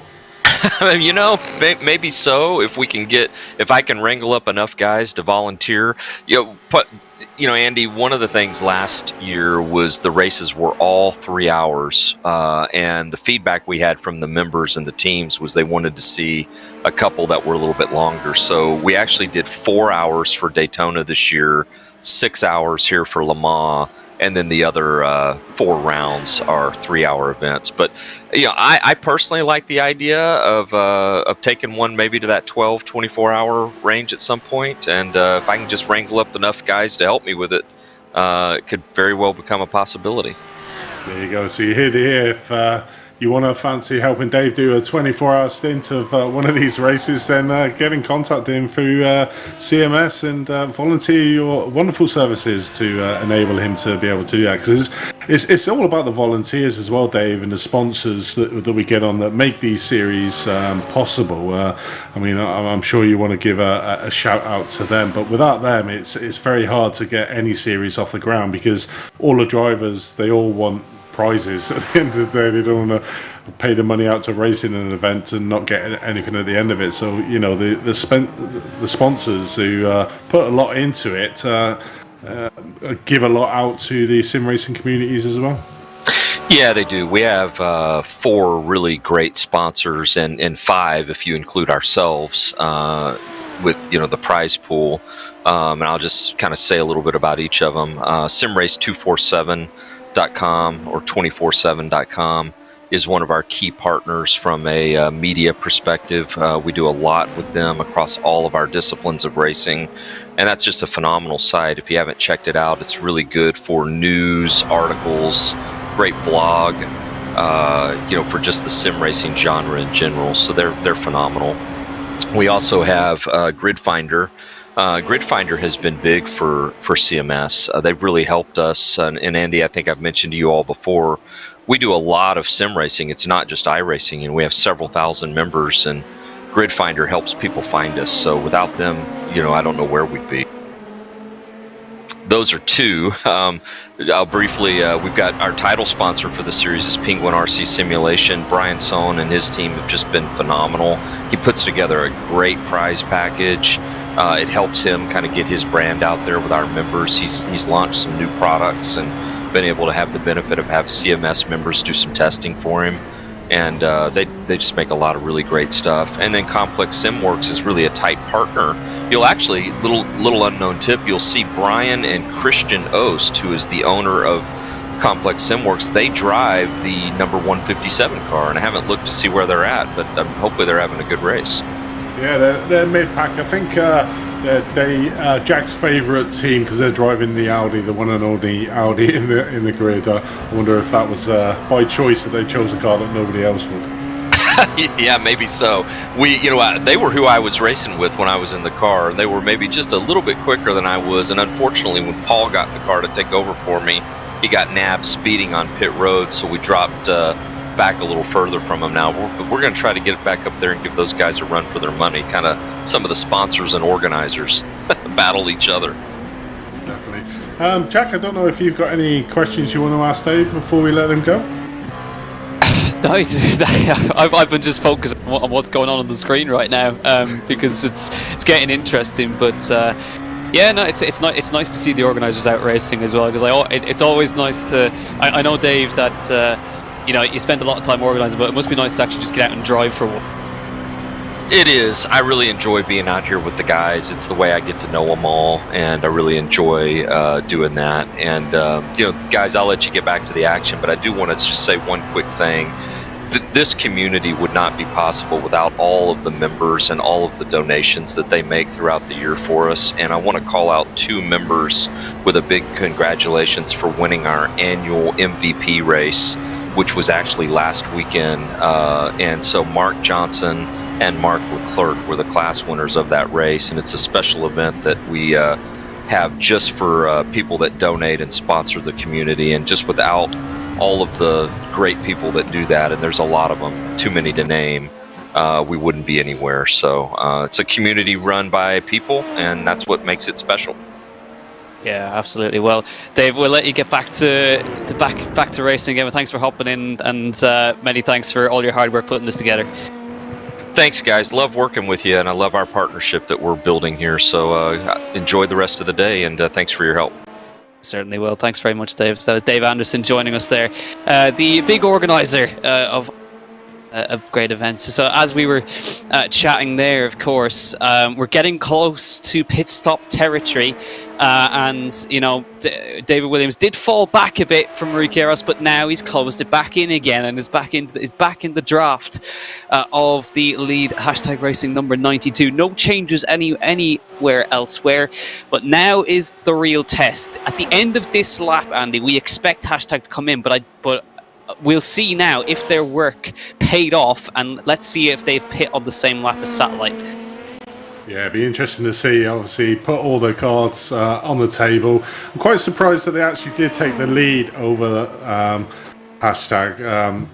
Took the lead over Satellite Racing. Didn't just sit behind and try and make sure that they could get that overfuel, but really deciding to get out in front. And it's going to be interesting to see the tactics now, as you see the Porsche there getting in between the cars, slowing up the Satellite Racing slightly, but in the grand scheme of things won't mean too much, because obviously it can be all or nothing.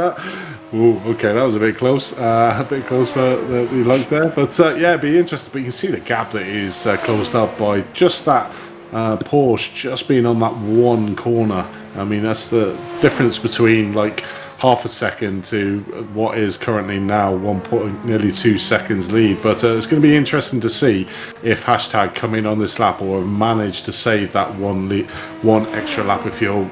Personally, I don't think they have, so it's going to be interesting to find out. Yeah, it depends how aggressive how aggressively Keros was saving that fuel in the early phase when he did come out behind Satellite. So let's wait and see. They're going to get caught behind some traffic on the way through Indianapolis now. I think got one of the BMWs just in their way now, so Satellite may be able to just close up a tiny bit here. There they are. You can see still stuck behind one of the GT3s. It's the third place VG Racing Esports Academy car. That's about to get lapped by them. And let's see. So we're coming up to the pit stop marker for the LMP2s now. And we will see if this work that Ricciaros has done has paid off, or whether it's business as usual. But they have managed to get back track position after losing it in the pit stop. But we know that the overcut should give Satellite that small advantage and should give them track position after it. But let's see what happens here. Do hashtag peel in? I expect them not to, but let's see if they've done enough here coming through towards the pit stop phase right now, and they have not done enough. There you go. In they go, and Satellite will take the lead once again. That's very surprising. Yeah, it is, and maybe that. I mean, it was only half the stint that they were behind the Satellite Racing, so I would have thought it had been a strong of a challenge to do it. As you see, your cone has made its appearance here on. It's disappeared now, but it's in HQ Motorsport. Orange was carrying that cone of shame, as we're going to call it, around the track here. But yeah, it's going to be interesting. It's going to be interesting now. Obviously, hashtag deciding not to save the fuel to do, but Satellite now have got it all to do. They've got to have that fast lap in lap to try and leapfrog hashtag racing again. So it's a battle of the pit stops at the moment between them two. Yeah, absolutely. We have one of the satellite drivers is in the YouTube chat at the moment, Paul Darling, of course, and they're also surprised that hashtag came in. They were convinced that that hashtag had saved enough fuel, but obviously not. And maybe they were quite marginal the whole way through. But you'd have to imagine if they just sat behind for the whole stint, that they might have just had enough there. But we just did see as well that there is a stop and go penalty for the number 25 RD Sim Sport car. We just had to come in and serve that now. So they were running P4, and they're now having to serve a penalty, which is normally a 25-second stop and go, for stop and hold for 25 seconds, and then come back out again. You cannot make any changes to the car when you do that as well. So let's see what happens now. David Williams, Satellite should be very happy right now that hashtag have had to come in and take that fuel, and they've now got an overcut advantage. As long as they have a clean in lap here, they should have enough in hand to keep their position. So you can see the difference where hashtag is. Hashtag just on the Mulsanne now, just about to head up towards the first chicane, and of course David Williams now at the end of into the Mulsanne corner. So very, very nice stuff from them, and we will see now what happens with Satellite. And I think they should, judging off before, they should have about a second or two advantage on the pit exit. But of course, we saw how quickly hashtag was able to close up to the back of them coming out of pit lane, using the momentum that they had, because of course you don't have the momentum heading into turn 1, and that affects your momentum through 2 and 3. So it should be quite close, but it should be David Williams to hold on to the lead for Satellite.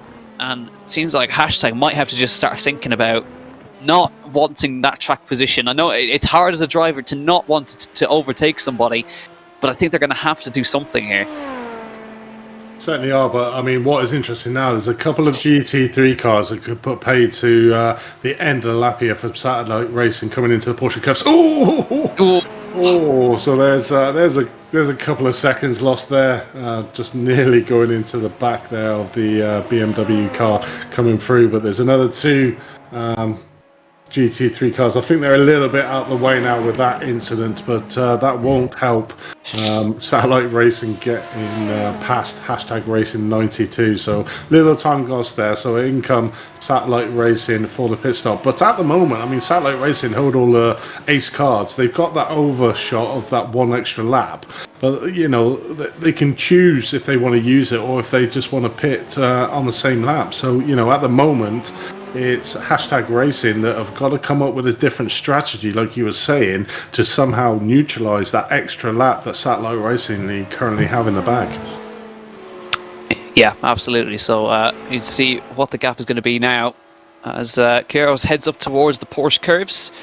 Satellite Racing now stopped in the pit box, so we'll see how tight this is going to be. The overcut should definitely work for Satellite here as they head through Porsche Curves, and let's see. They should have hashtag Race 92 should have the draft of Satellite, and I think they're going to have to use it on this stint to their advantage as much as they possibly can. Up towards the last corner now comes the number 92, and we should see on the top left Satellite heading towards the pit exit in just a few seconds. Still stopped in the box here, and they're going to come out now. It's actually going to be a tighter affair than I thought as they come towards the corner. I think it's actually going to be an undercut that's going to work for hashtag this time around the first corner. That is unusual. Hashtag have suddenly flipped it and made an undercut work. Yeah, I think it was down to that incident with GT3, that GT3 car that literally took all his speed out of that Porsche Curves. And if you look at the gap on stream, that was easily accounted for that loss of speed going through the Porsche Curves. So, unfortunately, that is the way that the beast, as they call it, with GT3s are out on track. You've literally got to try and time your overtakes to a perfection, and sometimes it doesn't pay off. But you know, Satellite Racing do still have that one lap advantage over hashtag Racing 92.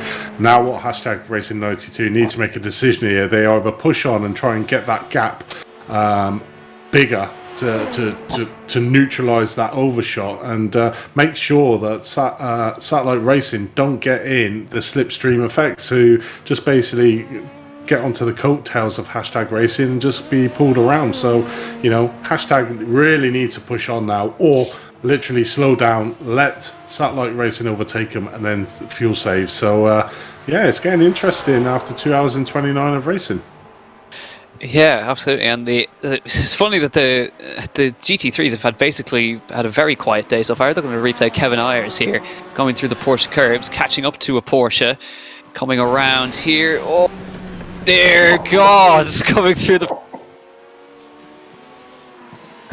there. Wow. That's scary. I don't know how they didn't make contact. That's impressive driving from the two of them. Fair play. It was how he managed to keep it, you know, because as soon as them LMP cars go onto the grass, it's like an ice skating rink, isn't it? You know, you're in the lap of the gods, and luckily he used one of his 9 lives up there. That's for sure. Yeah, I think that was really great awareness from the Porsche right there, to know that the LMP2 was all of a sudden on the grass, trying desperately not to hit him. So great driving from the GT3 there. We're looking here at the second place hashtag. You know, it's a mirrored situation in GT3 and LMP2. The top 2 cars are hashtag and satellite in both, but you can see the gap sort of opened up between first and second, between satellite and hashtag in GT3. That is, so that gap's opened up, and these guys have been in the same position. These guys have made great progress. VG Racing Esports Rasmus Christensen has made fantastic progress. Look where he is, up 13 places, Rasmus Christensen, in that BMW. And considering everybody else has not gained more than 3 places, that's a really impressive drive from the BMW. And 3 different manufacturers in that top 3 now. McLaren in P1, Lamborghini in P2, and BMW running in third. But that's a mega job from Rasmus Christensen, because 13 places around Le Mans is not easy done when you've got guys that are very evenly matched on pace, and the Beamer obviously not the strongest car out there as well. Really impressive. Yeah, it certainly is, and it makes it all more impressive when you look down the field from the movers and shakers. Nobody's really made massive. I mean, you've got the Wild Juice Racecraft up 8 places, but pretty much the average over the field is 2 or 3 places up or down from where they started in the quali. So that just gives a flavour of how well that VG Racing Esports Academy have done today to manage to get up 13 places. So really on the charts, and Rasmus has driven the car exceptionally well to gain that 13 places out on track. So yeah, really good for them. But looking down, I mean, the big losers, Can-Am Racing 2 in the GT3 car number 37, down 8 places from where they started. And probably the biggest loser in the LMP2 is only 4 places, and that's World Community Drivers, who are currently just gone into the pits, who are down 4 places. So the field relatively staying stable throughout this whole entire race. So it's going to be interesting what the last 4 hours, 3.5 hours have got to come into play.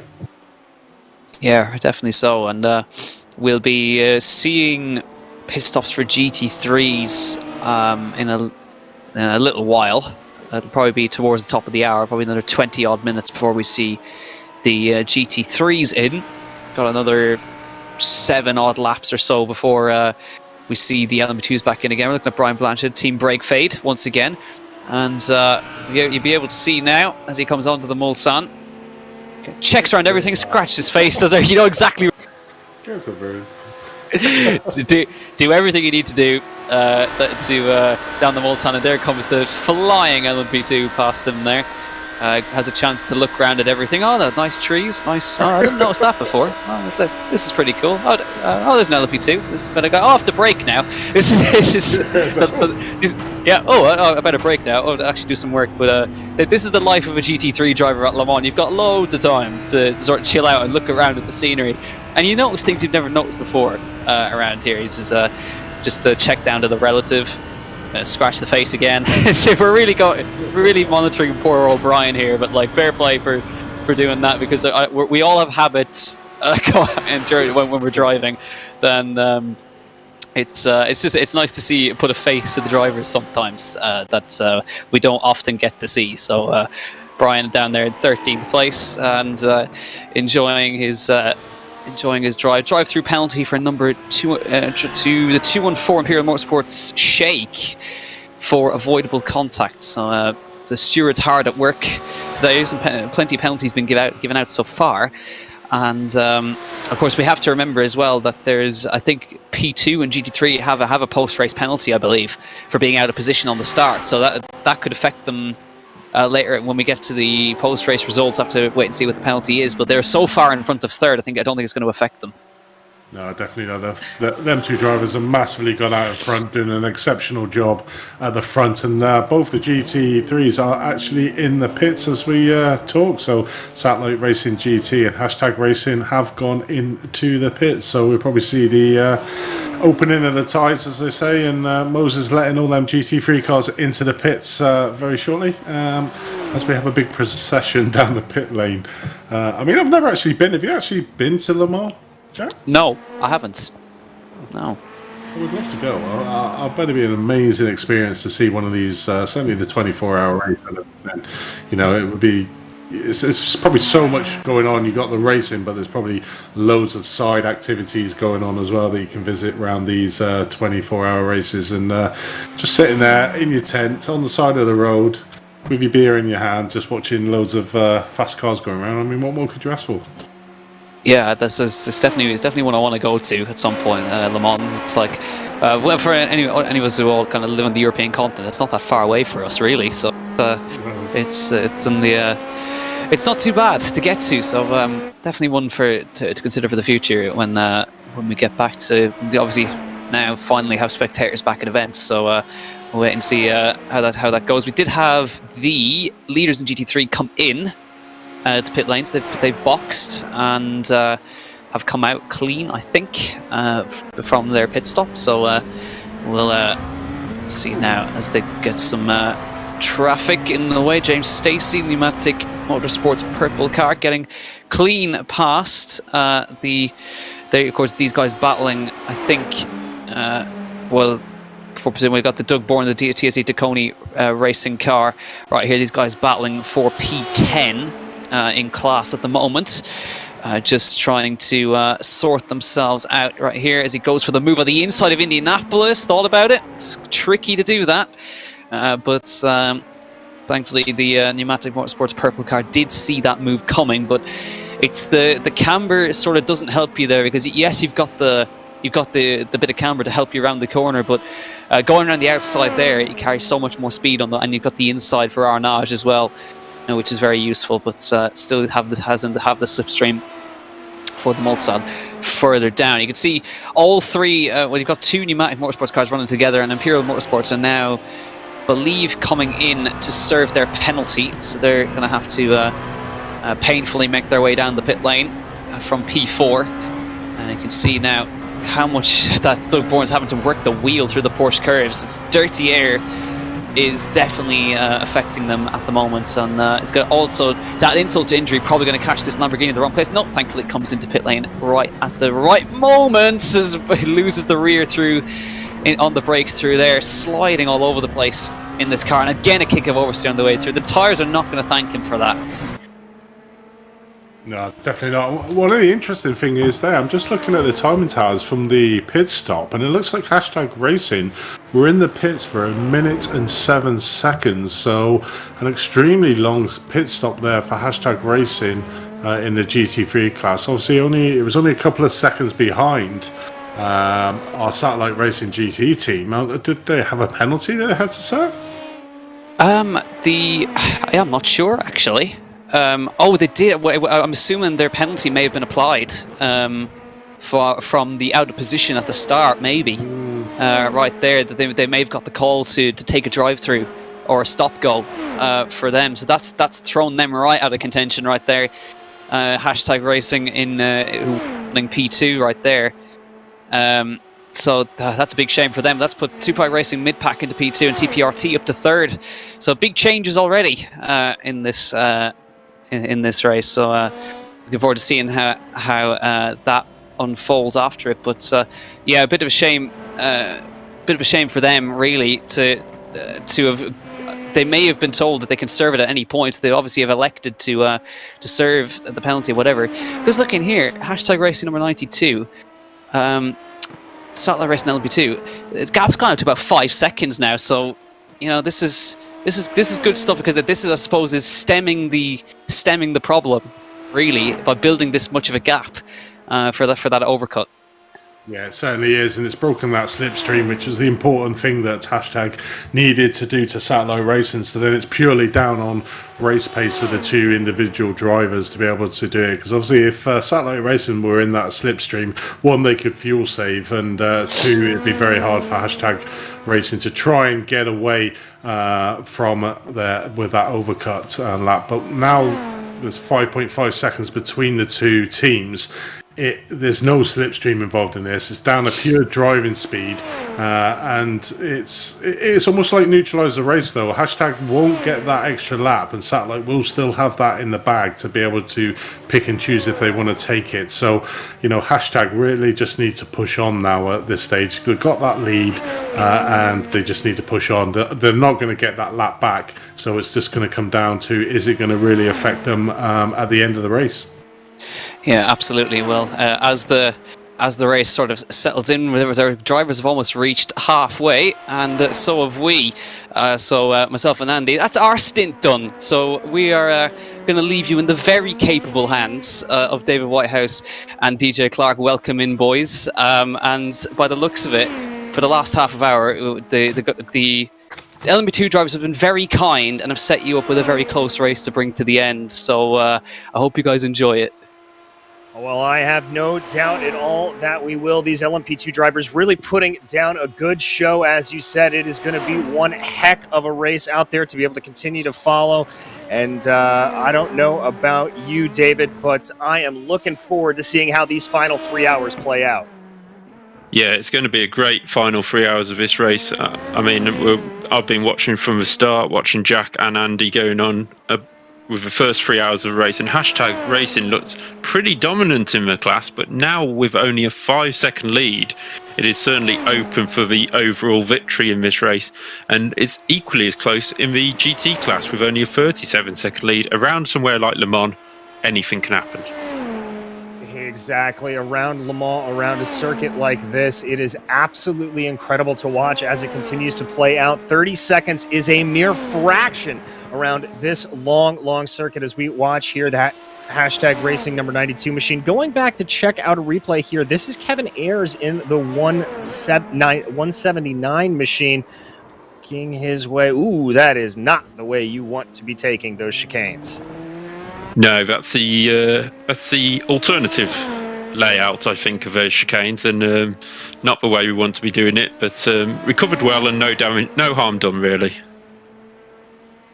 Yeah, able to recover, able to get back on and get that going. So he will be pretty happy to be able to recover like that. We watch the satellite racing LMP2 machine right now as he works his way around.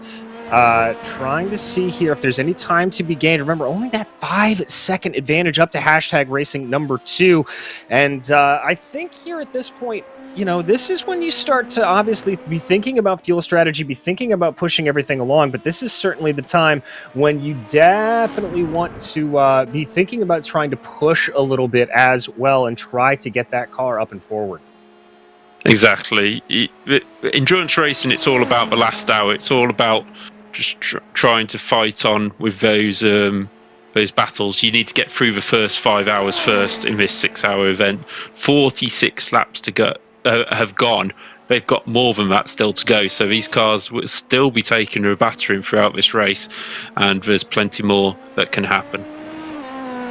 Indeed there is, and we are excited to see what is going to happen with those drivers as they continue to work their way around. Check out. Oh, big incident here, and this involves the second place Gt3 machine. Oh, big punt into the back there. That was, I believe, Eva Costa in the 45 machine. Yeah, just got caught out by the braking there, it looked like, and a huge spin, a lot of damage to that front end of the Lamborghini. I think he's actually got pretty much away with it in some kind of respects, but he didn't collect anybody else, and the LMP in front, probably seeing that in his mirrors, made himself think a little bit too hard into that chicane. Yeah, indeed, a little bit of damage there in that hashtag racing number 45. You can see it to the front end of that machine, but still has that roughly 1 minute 21 second gap back to Frederick Sorensen in the VG Racing Esports Academy car. And considering the pit stops have already fired off, I wouldn't be surprised, though, if we see him coming down pit lane. So there he goes. Going to let the crews have a little bit of time on the virtual thing, the virtual mallets, rather, on the front of that car. Hashtag racing number 92 continuing to lead this race. Rui Queiroz putting down that very good pace and keeping Satellite Racing LMP2 behind them.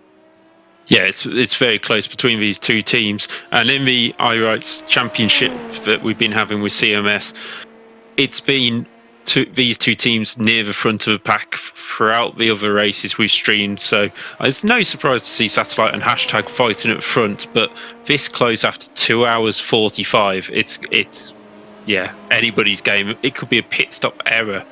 Just literally putting a little bit too much fuel in could make all the difference at the moment. So it'll be interesting to see how the strategy plays out in the last hour, because teams will have been saving that little bit of fuel just to keep it going and make that last stop that little bit shorter. One driver here who's going to be trying to save a little bit of fuel. This is Leif Peterson of the Imperial Motorsports Shake 214 machine. Now, Leif did have a penalty earlier that he had to serve, and he is now out right behind, closing in on Pneumatic Motorsports Orange. That is a battle for position out on track as they attempt. Ooh, that's going to be a little bit hairy there for Leif. Barely able to get the car wound up into that first chicane. Very, very good stuff there as he works his way around. Yeah, very close to wiping out the Ferrari in front, but they've both made their way around and no harm done to either car. But it's a traffic that can kill you around Le Mans, and in any kind of endurance race, really. If you catch them here on these straights, it can be very easy to get past, but it just depends whether you have that patience to wait in a position like that where you've caught them in the middle of a chicane, and a little misjudgment and your race could be right near the back of the grid, even if you're at the front right now. Yeah, and he is going to have to try to keep pushing here the best that he can, because it doesn't look like that Pneumatic Motorsports Orange machine is going to be going away quite easily, working their way out of the second chicane down into the Mulsanne hairpin. Very close behind is that number 30, keeping things a little bit lively there for Leif as they now work their way out of that Mulsanne hairpin, passing, looks like the Penguin RC Complex Simworks Audi as they go. Little bit of a gap starting to develop, but this is a good chance, I think, here for Pneumatic Motorsports Orange, as you were talking about, to think a little bit more big brain, to think a little bit in terms of overall strategy and be plotting out that full-on race distance, be able to save a little bit of fuel here maybe in the draft. Yeah, exactly. It's 2 hours 47 gone. We got over 3 hours to go. 3 hours 13, 3 hours 12 to go. But if you pass him now, all you're going to do is start using up fuel. Whereas if you sit behind, you can just keep that little bit, maybe save a lap of fuel, which doesn't sound a lot to many people, but round Le Mans, it is a huge amount. And we really need to be looking at that long-term strategy if you want a good result in the end. Passing him, if he's holding you up by a huge amount, then obviously get past and pull away. But yeah, a lot of drivers on iRacing are used to these little sprint races and 20 minutes here and there, things like that, where you don't have these thoughts. But as a team, you have to think about them in these longer 6-hour endurances. Really and truly do. You've got to be thinking long term, as we've got that beautiful side by side there. Leif Peterson trying to pull away in the 214. John Taylor Tammy behind him in the 30, trying to gain back in, and that gap expanding now a little bit. Peterson's been able to pull out roughly about a second, and that's about where we're going to start to see that draft come into play. It's around that 1 second mark that it will really start to do so. Tammy here's going to definitely try to close in as much as possible and try to keep him behind, but the pace we've seen from Peterson, not looking like that's going to be possible. Remember, that Imperial Motorsports Shake machine out of position courtesy of the penalty. Yeah, just looking at the timing screen, it's just said that Jose Correa, who was sitting fifth in class in GT's 20th overall has crashed, it says. So I'm not sure whether we might have a view of that, or whether he's just gone wide somewhere and it's picked it up as an accident. But he is currently still running fifth in class because of the gaps between the cars. Yeah, so there's plenty of time there. He will have to see as we'll have to play that out to see exactly what went on for him. Jumping back here as we continue on with Leif Peterson. This is one of our closest battles out on track as it stands.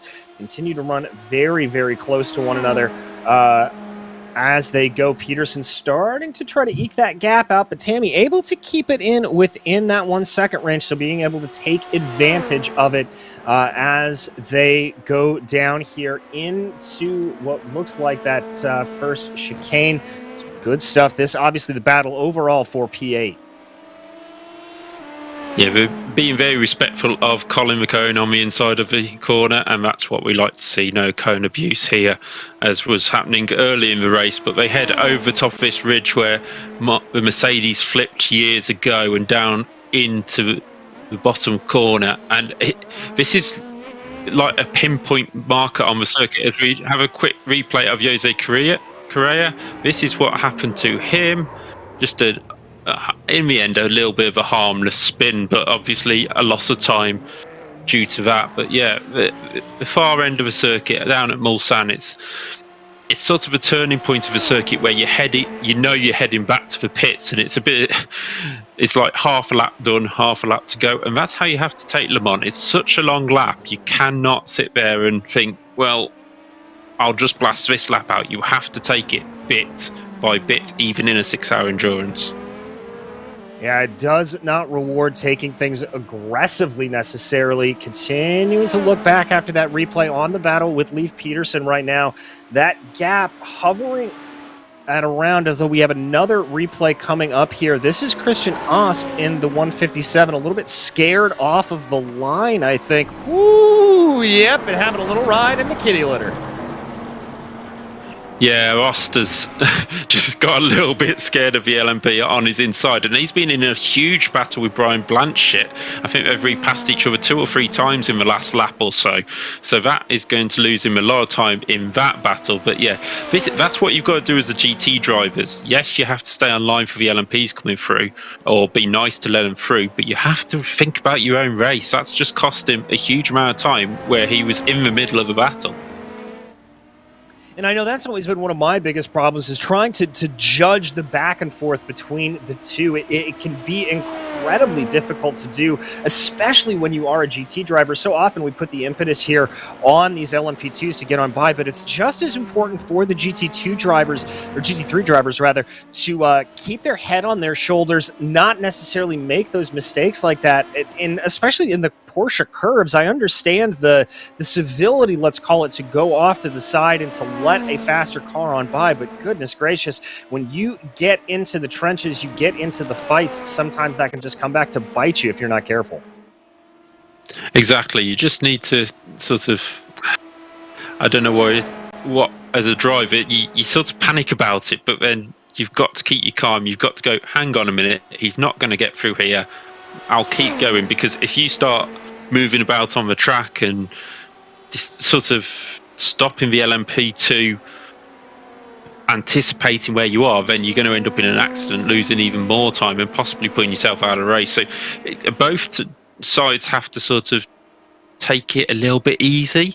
I know you're going to be attacking at the time, might be in a battle like Leif Peterson is now, but just it's easier to lose that 1 second behind the car than to end up in an accident.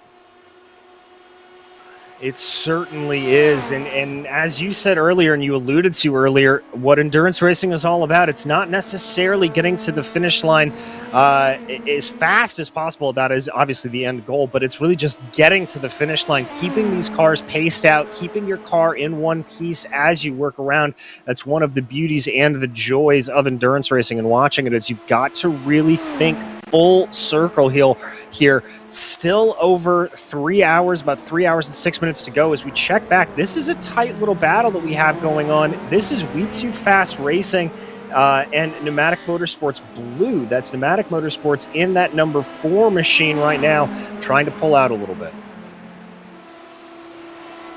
Yeah, the pulling out is something that they really want to try and ease that gap up, especially for like a pit stop. If these drivers are looking for an overcut or an undercut during the pit stops, the LMP2s, as we've seen throughout this race, half an hour or so is a good stint length where the GTs will go pretty much to the hour or so. So it's always a crucial little bit. So this battle is about a second apart.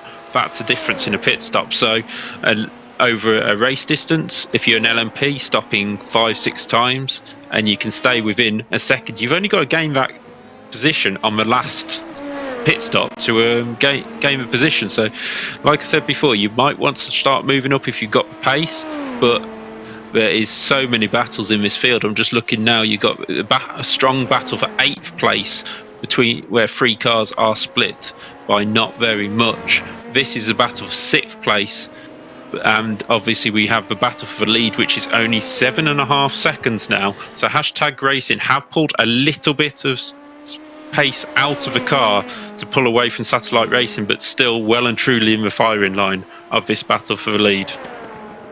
Indeed they are. We continue to watch here, though, this battle for 6th place. Pneumatic Motorsports Blue holding off We2 Fast Racing. Jumping back, this is John Taylor Tammy, that other battle that you were alluding to.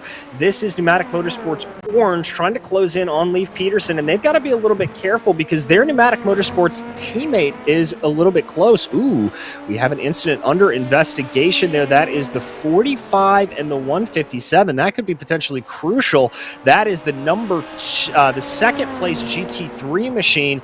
That is the Hashtag Racing Lamborghini. I'll have to double check on the numbering there for the 157 exactly, but that could have massive implications for the course of this race. That's Christian Austin, the Penguin RC Complex Simworks GT3. So a little bit of scrapping there, and that could be a problem for the 45.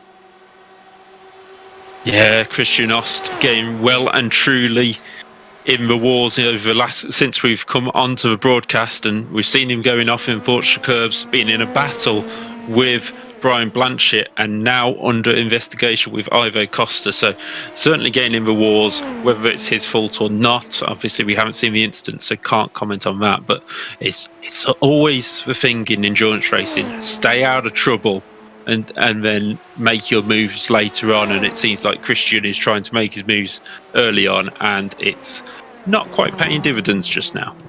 Ooh, big lockup there for John Taylor Tammy as he works his way through the second chicane here on the Mulsanne straight. That's going to cost him some definite time back to Leif Peterson. Remember, trying to close in that gap as much as possible. It looks like he's already lost about a second courtesy of that lockup. The gap now holding at about 2 seconds overall. I can also report that Obsidian Racing Future, the number 13 machine, is in pit lane right now.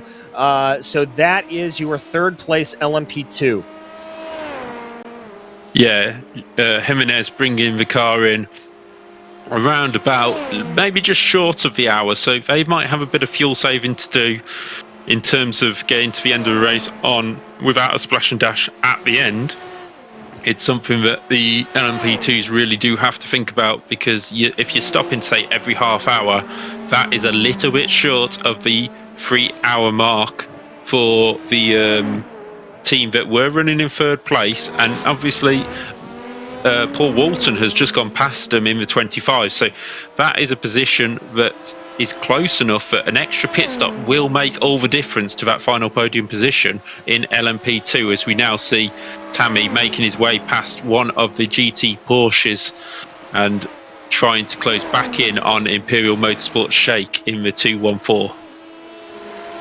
All right, we've got a little bit of a replay here. This is Tommy Lee Kogan in the 721. Ooh, that is a trip you do not want to be making. This is the Kraft Dinner Racing machine, currently back in 13th place. And as a result of that, they're only about 2 seconds up the road from Kevin Ayers and the GITM Racing Green machine. So there could be a little bit of a battle starting to develop there for that position. Paul Walton here, though, the car that just came into third place as a result of that pit stop for Jimenez. So Walton and the RD Sim Sports machine, the number 25, able to work his way forward. We're getting a lot of pit stops starting to fire off here for the LMP2s. I see Jason Lundy and the Pneumatic Motorsports Blue Machine. Remember, they were in a little bit of a battle with We2 Fast Racing. So they are down pit lane, and this is where that fuel strategy that you talked about, David, that seeing just how much you can sort of sip on the fuel is going to come in. Oh, this is Kevin. Big slow up coming down into the chicane, it sounds like. Let's watch this. Oh, just too deep into the second part of the Ford chicanes. Yeah, so easy to do. You carry the momentum through Porsche Curves into the Ford chicane, get the first one right, but just go too deep on the second one, which is the tighter of the two, and that is the one that just ruins your run out up the main straight as we have Hashtag Racing into the pits. So the leader is in and Satellite Racing goes through into the lead.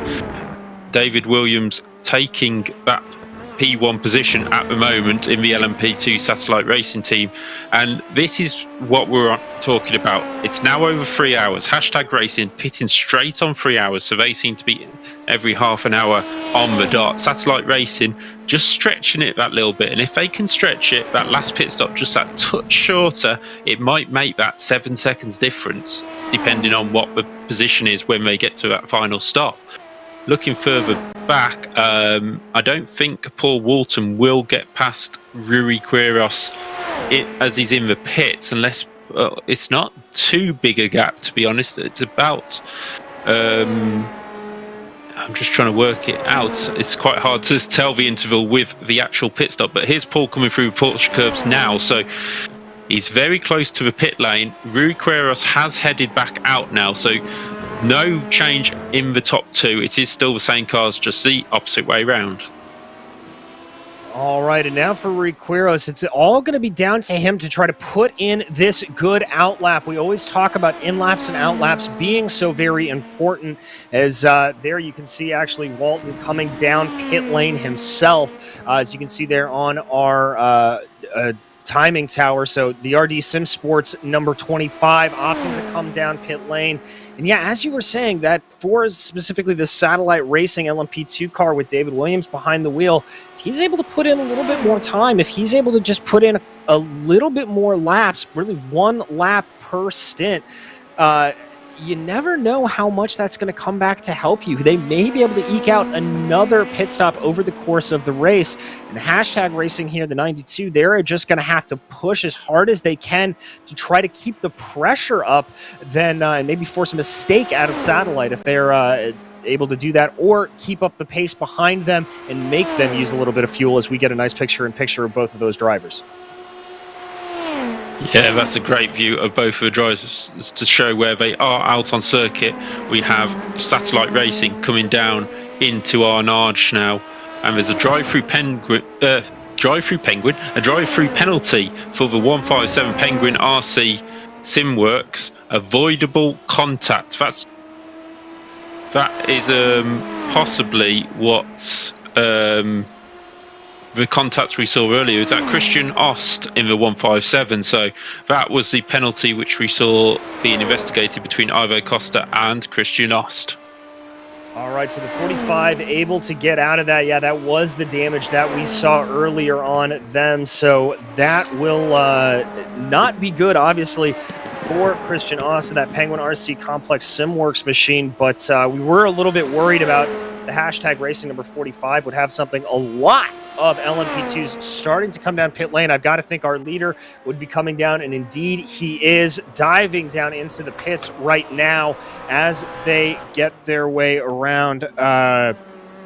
There is the 92, Rui Quiros, as he comes just out of Mulsanne, and he will know from his teammates, from the rest of the crew around him, that this will be time to pit in. This will be that moment. Yeah, we're just seeing some of the pit stop times actually on the left-hand side on the timing tower, and you can see Hashtag lost 2 seconds to Osbodon Racing Future. So that is just the whole pit stop time, so from the start of the pit lane to the exit. And as you can see, Imperial Motorsports Shake 9 seconds longer. They had a very long pit stop, but this will all depend whether they're taking tyres as well. A lot of teams will double stint the tyres in some of the cars, and that will obviously change the length of a pit stop, because a fueling stop will be a lot quicker, as Yuri Kurios uses all of the track coming into the Ford chicane. There's David Williams still in the pit, so it's been a great outlap for Hashtag Racing, and they're going to extend this lead out. Satellite Racing now leaving their pit box, and I think that gap's going to be well over 7 seconds by the time they stretch it all out. I think you're right, as their Hashtag Racing coming out right now through the chicanes of Dunlop, or of Michelin rather, and it looks like the gap is going to be down a little bit according to my chart. Okay. At about Yeah. 5.8 seconds, so they were able to gain a little bit of time there. Yeah, but that shows you how much I know. Hashtag Racing were pushing on that outlap, but obviously the in-lap of Satellite Racing must have been a very good start. Going to the it's also a very tight pit lane. It's really tough to get those guys that pit lane exactly right. So Hashtag have took it a little bit easier, and Satellite pushed on through the Ford chicane in the pit lane. Then you can make that very much a second, maybe even 2 seconds difference if you get that bang on. Well, and so tricky to get it bang on. As you said, it's a very, very narrow pit lane, a very tricky entrance to it, and it is so slow. I believe about 37 miles per hour, around 50 or 60 kilometers per hour. Incredibly slow to get these cars woed down, especially when you're used to the high speeds around the Mulsanne Straight. Now we jump over here to the Sim Racing PR Blue Machine. Edison Rojas Hernandez currently behind the wheel of that number 24. This is the final podium spot here in the GT3 class, and they've got themselves a little bit of a gap behind them, most certainly the VG Racing Esports Academy car, holding off about 42 seconds to them, but only about 11 seconds up the road to Ivo Costa in that Hashtag Racing number 45. Yeah, the gap isn't too much, about 11 seconds for Ivo Costa to hold off Hernandez, and that is not very much at all around this circuit. Will we see? I mean, it's another 1 minute 46 to Alex Gall, who's in the McLaren, out in front, which we haven't seen much of just yet. But that McLaren going really well yet again in the hands of Satellite Racing GT. The Satellite Racing GT guys seem to have that McLaren nicely set up for whatever circuit it is. A hugely quick crew on board it, and while it's not the favourite of people picking it in the GTE class, it certainly does go like a rocket in the hands of Alex Gall. Yeah, most certainly does, and I've got to think here that from what I know about driving McLaren, it does take, as you said, those deft hands to really be able to get it right. That car notorious for off-throttle oversteer, and especially coming up through some of the faster corners on this track where he is coming up through the opening curves right now. It's got to be incredibly tricky to try to just feather that throttle out and keep that rear end planted. It is not an easy machine to control. No, not easy at all. The Lamborghini being the favourite of Season 1, shall we say, on iRacing in 2022. And as you can see at the left-hand side of the screen, we have, I think it's 5 Lamborghinis in the top 10. So that shows you how popular that is. 1 McLaren, 2 Porsches, a Ferrari and a BMW. So it's well sort of worked out as we look on the left-hand side of the screen at Christopher Hill for We2 Fast Racing going past. I'm just trying to work out who he's going past there. Is that Jason Lundy he's just gone past, maybe, down the Mulsanne Straight? Yes, yeah, it's Jason Lundy. So that is a change for 5th position overall in the LMP2 class. And that was that battle that we were keeping our eyes on before that. Remember, we sort of had the pair of battles between Leif Peterson and the Imperial Motorsports Shake car and Pneumatic Motorsports Orange machine. Well, now we're able to focus on that Pneumatic teammate, Pneumatic Motorsports Blue, with Jason Lundy, who has just been passed here, as you said, losing out on that 5th place position. And now it comes back again to just being able to try to hold up behind here, specifically in the draft down the long Mulsanne straight. Got to try to hold it, and then the sort of back straight here on the run down into Indianapolis and Arnage. Good slipstream there for Jason Lundy as he just kind of tucks his way in behind Christopher Hill, making sure that he doesn't lose too much time, making sure that he is now going to be in a position to save a little bit of that fuel, to be able to sip on it and just tuck up behind the draft and not have to go full throttle the entire lap. Yeah, absolutely great views here, front and rear of the cars. But remember, these guys are teammates. The 3 cars are in a row in 5th, 6th and 7th. So could be on similar strategies, could have a similar kind of race. So it will all be down to the drivers, and they won't want to hold each other up. So if Lundy suddenly becomes the quicker driver, I'm sure we'll see Pneumatic Motorsports Blue jump out of the way of Orange. So, jump out of the way of Orange to move forward, but no changes like that at this moment in time. Christopher Hill in the 5th place car, just trying to move nicely forward. Just trying to work out, Christopher Hill in the 69. That is, where is the 69 on our timing tower? There he is, I think, directly ahead there. That is strange. Is there a timing tower? I think that's not. That might not be quite on the timing tower, but on our live timing, we do have Christopher Hill in 5th place in the 69, and Jason Lundy just close behind in 6th place in the 4 car, which we are on board with at this time. So that is just one battle that is very, very close. But you can see Christopher Hill already trying to stretch that lead while we are heading onto the Mulsanne straight. Trying to stretch that lead a little bit, and that lead looking like it is starting to expand. It's about up to about 1.2 seconds, and that's a little bit courtesy of getting by Cottle there in that slower GT3 Porsche. So they will be happy to be able to get themselves on by and not really have to deal with that all that much. That will be a huge relief for them. Yeah, there you see Christopher Hill got that timing tower fixed there for us. Christopher Hill just continuing to kind of power along here. He's been able to grow that gap to 1.6 seconds, and that's exactly what you need. Get that gap up to beyond that 1 second mark.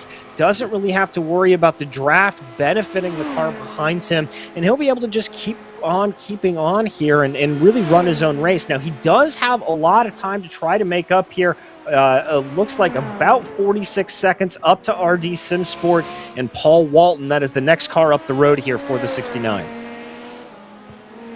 Yeah, the car we're looking at, the number 69, 3:29.6 is its quickest lap in the race, whereas 3:30.0 for Paul Walton's car in front. So there's not a huge amount between them in terms of the quickest outright lap time, and currently setting lap times about a tenth apart, really. So this gap isn't going to come rocketing down, but it is catchable in the remaining 2 hours and 48 minutes. Yes, it certainly is. So not out of the question that he's going to be able to do that. And as we've said before, pit stops can kind of come into play here. You never exactly know how this is all going to shake out. I can tell you, however, just to give you a quick update on your leaders, that gap has expanded back out a little bit. Hashtag Racing 92 and Satellite Racing LMP2, the gap at about 8 seconds right now. So that has died down a little bit. And this little mini battle that we're watching with Too Fast Racing and Pneumatic Motorsports Blue, one of the tighter battles out on track as they run. Yeah, certainly a close battle here. You can see the fastest laps for everybody in the timing tower. A 3:52.5 is the quickest in the GT class, whereas the LMP2 is obviously a lot quicker, looking at a 3:28. So that shows you about a quick maths, about a 24-second difference in speed around what is quite a long circuit. So some people might expect it to be a little bit bigger than that, to be honest, with the speed of these LMP2 cars going past the GT cars. As we can see, a hold up for Christopher Hill here in the exit of the chicane. Will he get a run on this LMP2 straight out of the box? Just working out which LMP2 that is in front. It's hard to tell from the rear, but one goes past the GT car, and here is Christopher Hill, gets past the BMW and up towards the Dunlop chicane for the first time. I believe that car that he's coming up behind right now is Kevin Ayers in the GITM Racing Green, number 179. As he is back in 13th place, he will be a lap down already. Now, blue flags in this series, they are informative. They are not necessarily declarative that you have to get out of the way there for him. So the Too Fast Racing, number 69, still is going to have a little bit of work to do to try to be able to get up and on by if they want to make this work. Going back to check out a replay here, this is Douglas Ritter back in the 61. Looks like he's going to have a fun little trip through the chicanes. That's a very interesting way to do it. I'm not so much See sure how he rejoins. I'm not so much sure if they missed the braking zone or if just ignored it is the right way to put it. But one way or the other, that's not how you do that. Oh, and we're getting word that it may have been a hardware failure. That would be a disaster for Douglas Ritter. You're sitting there in a position where you're trying to do an endurance race, and just like in normal racing, you get the mechanical failures. In esports, you also get that issue with your wheels or with your computer, and it looks like the same again. But he is back going again and running in 14th place overall. Indeed, and that's one of the things that often doesn't get really brought up a lot, is that hardware failure aspect of sim racing. And while you're right, we don't have mechanical failures here in the sim. We don't have gearbox failures or random engine failures or anything like that. But when you talk about sim racing, the sometimes hardware issues, the gremlins on your actual kit that you have at home, your sim rig, those really are the best analogy that we have to real world technical gremlins in the car. And so while you never like to see it, it does present a relatively good one-to-one there between the two. Yeah, exactly. And it's something that you don't often get in real world racing. You don't often get your wheel just stop working because you've got the mechanical parts between it. Whereas here you do not have that. You just have the sensors and plug in and play as such. So yeah, you get issues with both sides of things, as we see the Triple R Racing GT car of Leonard Burke here in 11th place to 71, as we have a pit stop in the GT class also for Brian Blanchett, who was 10th in class at the moment, but this battle is raging on. The 24 just trying to make his way through. He is in 3rd place. It's Hernandez trying to catch up with Ivo Costa. And he's got about 11 seconds to be able to catch back up to Ivo, and so trying to see if he can pull that gap back down in a little bit more. And I've got to say, he's been able to gain the last couple of laps, has Hernandez. He's been able to pull that gap down a little bit, and so good running there for him. And I think that's probably part of the reason why you saw Hernandez really trying to get a move on to get by that 11th place machine, that 11th place number 71 Ferrari, 10th place 71 Ferrari, is he knows that he's starting to catch. He knows that he's starting to pull him in a little bit more, and so he does not want to be held up whatsoever. No, exactly. Especially when you're catching another GT car to lap, it's so difficult to know whether you won't have that added advantage of an LMP2 car when he catches a GT car and you can just sort of breeze on past at a certain point. You do have to work it out and make your way through. And the Triple R Racing Leonard Burke car did make it nice and easy. Here's Robert Cottle for Wild Juice Racecraft, the number 2 car, coming across the line for his next lap. But it's certainly something for GT cars just have to think about that a little bit more, because you don't have that added 28 seconds advantage on a lap to be able to lap a car of your kind. As we can see, a very German-themed number 2 car here with a nice card on the side of the car as well. Yeah, indeed, there. Nice little 2 of spades to go along with that, and obviously the Wild Deuce racecraft machine there. It kind of makes sense that they would want to have it, although you can see that the front end of that Porsche certainly has seen better days. That splitter a little bit crumpled up, and you're right, that is the 2 of clubs, not the 2 of spades. It's been a long time since I've played poker, so you'll have to forgive me.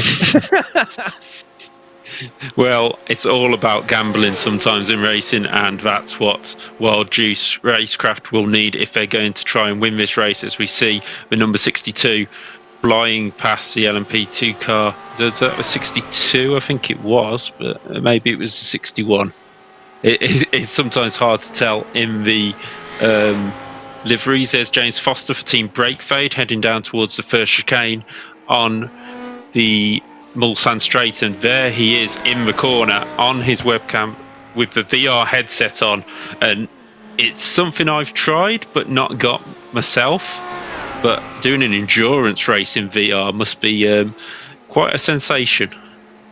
I can only imagine. I am a flathead as well. I am a monitor user, and one of the biggest things that doesn't necessarily get talked about all that much in that VR setting is really the heat that is generated from the VR headset. It can really and truly get hot underneath there, and so running in an endurance race, it has got to be a little bit difficult there to deal with some of that heat. I've heard some horror stories from drivers talking about sweat building up underneath there and all of that kind of thing. So not exactly the way that you would like it to go necessarily, but for Foster, clearly likes it. Does give you a better sense of immersion into the simulator, and it also can really improve your driving as you're able to look around the corner a little bit more, sight your braking zone as you would in real life. Yeah, you have the advantages of other cars being alongside you and things like that, but yeah, it's something I would probably get distracted and start looking around and then completely miss the corner because I haven't looked back in time. So, but that's myself who gets very easily distracted. We have just seen that on the timing screen that Jason Lundy went off track and is back on. He was running 6th in class, trying to close that gap down to Christopher Hill. So I expect that's just a short runoff excursion through some tarmac, but Jason Lundy, here we are starting the lap again, so I'm presuming that was near the end of the lap.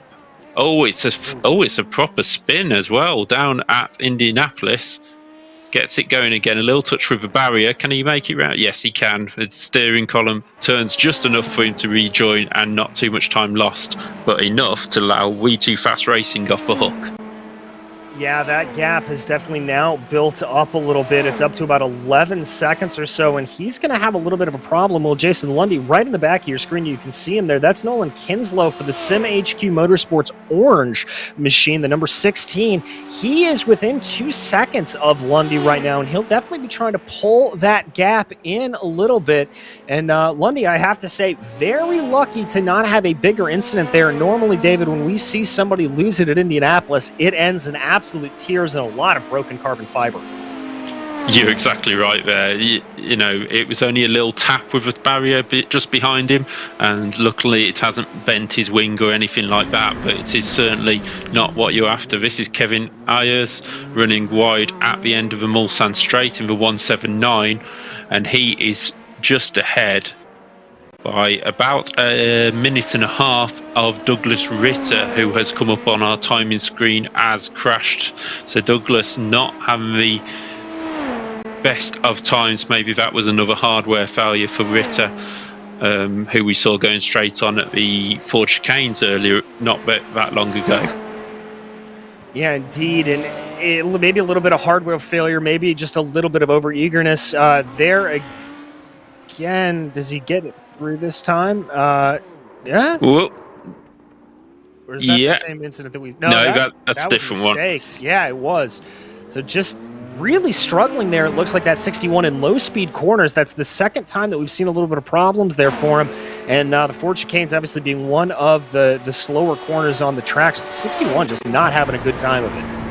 Yeah, Ritter will, if he keeps this up, he'll be getting a free Ford off the company, because we keep saying Ford chicane. So the sponsorships are loving it, but it's not the day for Douglas Ritter at this moment in time, as we head back to the Sim HQ Motorsports orange car, which has now closed into less than a second to Jason Lundy. Lundy must have had his confidence knocked by that spin in Indianapolis and has really struggled on the next lap, and this Nolan Kingslow has closed the gap in the number 16, and we go for this side-by-side view again. Absolutely brilliant to see backwards and forwards in this battle, and you can hear a little bit of lifting through the Porsche Curves. You can't take them completely flat out, especially at this moment in time. We don't know the age of the tyres or anything like that, but we are heading towards the next pit stops possibly soon for LMP2, so this will be important for Kinslow. He needs to get past Lundy as quickly as possible, because he knows that just up the road is Christopher Hill, only 12.8 seconds up the road. And I know we've said it before, but when it comes to endurance racing, a lot of viewers who are more familiar with the sprint style racing that is often seen, that may seem like an astronomical margin, but endurance racing, 12 seconds is but a blip of an eye. So plenty of time here for them to go. Oh, a little bit of a bad run there for Lundy. I think this is going to open the door to Kinslow. Yeah, Lundy getting it sideways out of the first chicane. Kinslow goes up the inside, down the hill, and he will lead Lundy onto the Mulsanne straight. He gets one of the Lamborghinis going onto the Mulsanne straight to put that between him and Lundy, and that is up to 6th for Sim HQ Motorsports Orange, and Pneumatic dropped down to 7th with Jason Lundy. All right, what it looks like Lundy not exactly done here. He's going to go for a move to try to get himself back up forward. He's able to get by Kinslow, slots himself ahead before the first chicane on the Mulsanne straight. So that, David, is a little bit of change from what we've seen. Normally, we've seen a driver get past and just sort of be content to stay behind and sip some fuel. But Jason Lundy, I think, driving with a little bit of the red mist here, he is not happy. Yeah, how did he get that run out onto the Mulsanne straight from Tete Rouge? I will not know, because it seemed like he was away and clear. We know Kinslow had to take it tight, and he goes to the inside, going up towards the second chicane here on the Mulsanne straight, and he takes the position, takes a little bit of braking room away from Lundy, so he has to brake that little bit earlier, hoping he doesn't get the run down to Mulsanne corner. I mean, it's amazing to think that these chicanes were never part of this Mulsanne straight, and it was just a flat-out blast from Tete Rouge all the way down to Mulsanne. The cars would have been on the limiters for so long, as Lundy is now trying to get that position back, and he does down into Mulsanne. But this fighting is helping We2 Fast Racing. Christopher Hill has pulled out 2 seconds in the length of that straight just because these two have been battling. Yeah, indeed, he has. That We2 Fast Racing machine. The number 69 going to be very happy as they swap yet again here, going down the run into Indianapolis. The fast right-hander here as they come down into the corner. That will be Kinslow directly ahead. Lundy trying to close in behind. No problems there for Lundy. Remember, this was all set up by the mistake by Jason Lundy going down into Indianapolis 2 laps ago. So very much some things changing up here as they go, and it looks like that the Pneumatic Motorsports blue machine falling behind a little bit as they run. Now, that's the 179 directly up ahead of them, or the 171, excuse me, or no, it is the 179 of Kevin Ayers, that GITM Racing green machine. This could present a little bit of lap traffic conundrum here for both Lundy and Kinslow. Yeah, the dirty air through these Porsche curves will not be helping either car. Just in other news, in the GT class, Satellite Racing GT, Alex Gall is in the pit, so he's taking on fuel and I think possibly tyres at this stage with the length he's been in the pit. Tim Collier also heads in a little bit further down in that class. But here we go, Kevin Ayers will keep it to the left-hand side, our right-hand side as we look behind, and we'll probably let both of these cars through, or at least one of them. There's no sign of a lift yet. He's not making it easy for him, and actually that is not what the Nolan Kinslow really needed. Ayers goes straight over chicane. He will now let Kinslow through on the inside. And will Lundy make it past? No, he doesn't, because the gap is now too big between the two cars. Yes, it is, but Lundy here will get a little bit of benefit of the draft here from Ayers down at Mulsanne. He's just got to get through Touch Rouge. All right, there he goes. He's very, very close behind. Not too much oversteer, just a little bit of a flick here and there, but that gap already starting to balloon a little bit between Kinslow and Lundy. It's at about 1.5 seconds here. Lundy's got to try to get by Ayers here. I think that's Ayers just a little bit getting out of the way, but not making it too easy. He lifted a little bit, I think, but the car placement there, not exactly perfect, just kind of taking up the middle of the track. Now they run line astern once again as Lundy trying to close in on Kinslow, trying to close in that 1.4 second gap in between the two. Yeah, further back in the GT class, Alex Gao back out of the pit, and second and third, Ivo Costa and Hernandez have both pitted, so that's Hashtag Racing and Sim Racing PR Blue. But VG Racing Esports Academy has passed them both while they've been in the pits to take second currently in the hands of Frederick Sorensen, and that car is up 14 places so far in this race. Yeah, mega run there for VG Racing Esports Academy, and they do owe us a pit stop. Let's not forget that. But still, a very, very good run for that really, frankly, strikingly liveried car. I'm a big fan of that blue and neon there. It really pops off the eye. Yeah, it's always useful, especially as you see the lights are ablaze now. So it helps us when we're getting towards the darkness of the night as the sun is setting here at Le Mans. Frederick Sorensen doing a good job in the car at the moment. The pace looks pretty good, and he has currently got a 16-second lead over Hernandez and a 6-second lead over Costa. As you say, owing a pit stop, but going this extra lap works the same in GTs as it does in the LMP class. You can do it every stint. You're going to put less fuel in on the last stop and gain that much extra time. Exactly, and that is the real benefit that you want to be able to do. The less pit stops you have to make, the better off you are going to be as they continue to work their way around here. That BMW, currently the highest BMW in the field, and you know that car is known for being a little bit understeery, but pretty quick in a straight line. I'm surprised we haven't seen more. This was, by the way, Jose Carrera. Now this was a pass for position, ostensibly, as Tupai Racing Team mid-pack able to get by Sim Racing PR Blue, but that number 75 machine, the Tupai Racing Team mid-pack, with Jose Correa behind the wheel at number 75, they still owe us a pit stop. So that will probably shake itself out here next lap. Yeah, it owes them a pit stop, but Sim Racing PR Blue will not want that Tupai Racing Team car in its way, especially on its outlap. So it's not ideal for them, but it is exactly what Correa will want it. Sim Racing PR Blue will definitely not.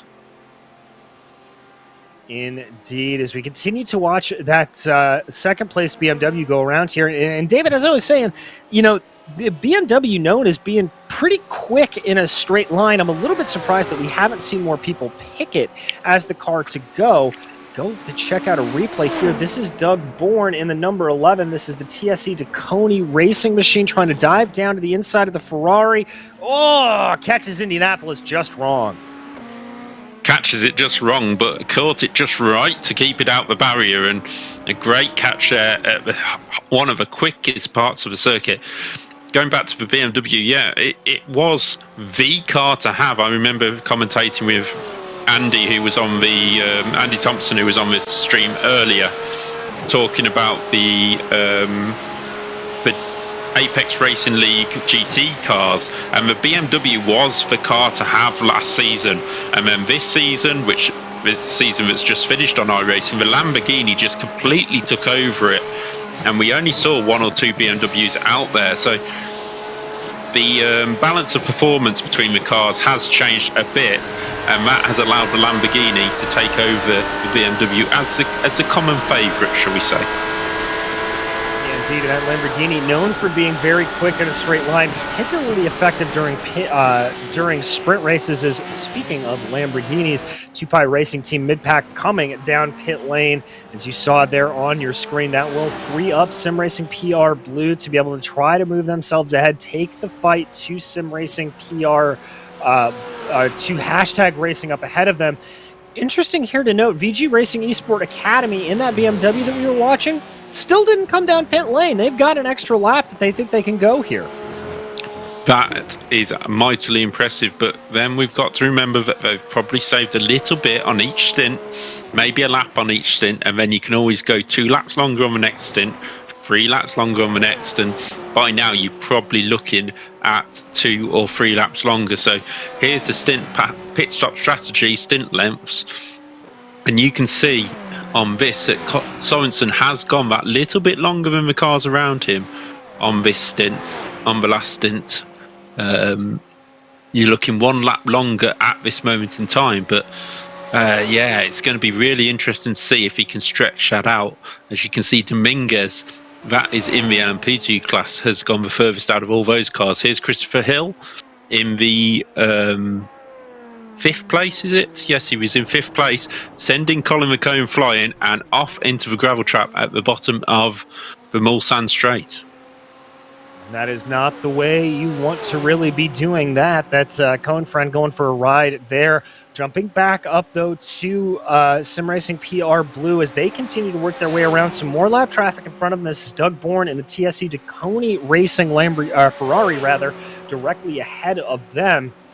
One of the few Ferraris in the field here. Still that car known as a pretty good all-rounder, a really kind of perfect car for beginners wanting to try their hand in GT3. I always hear them directed towards that Ferrari.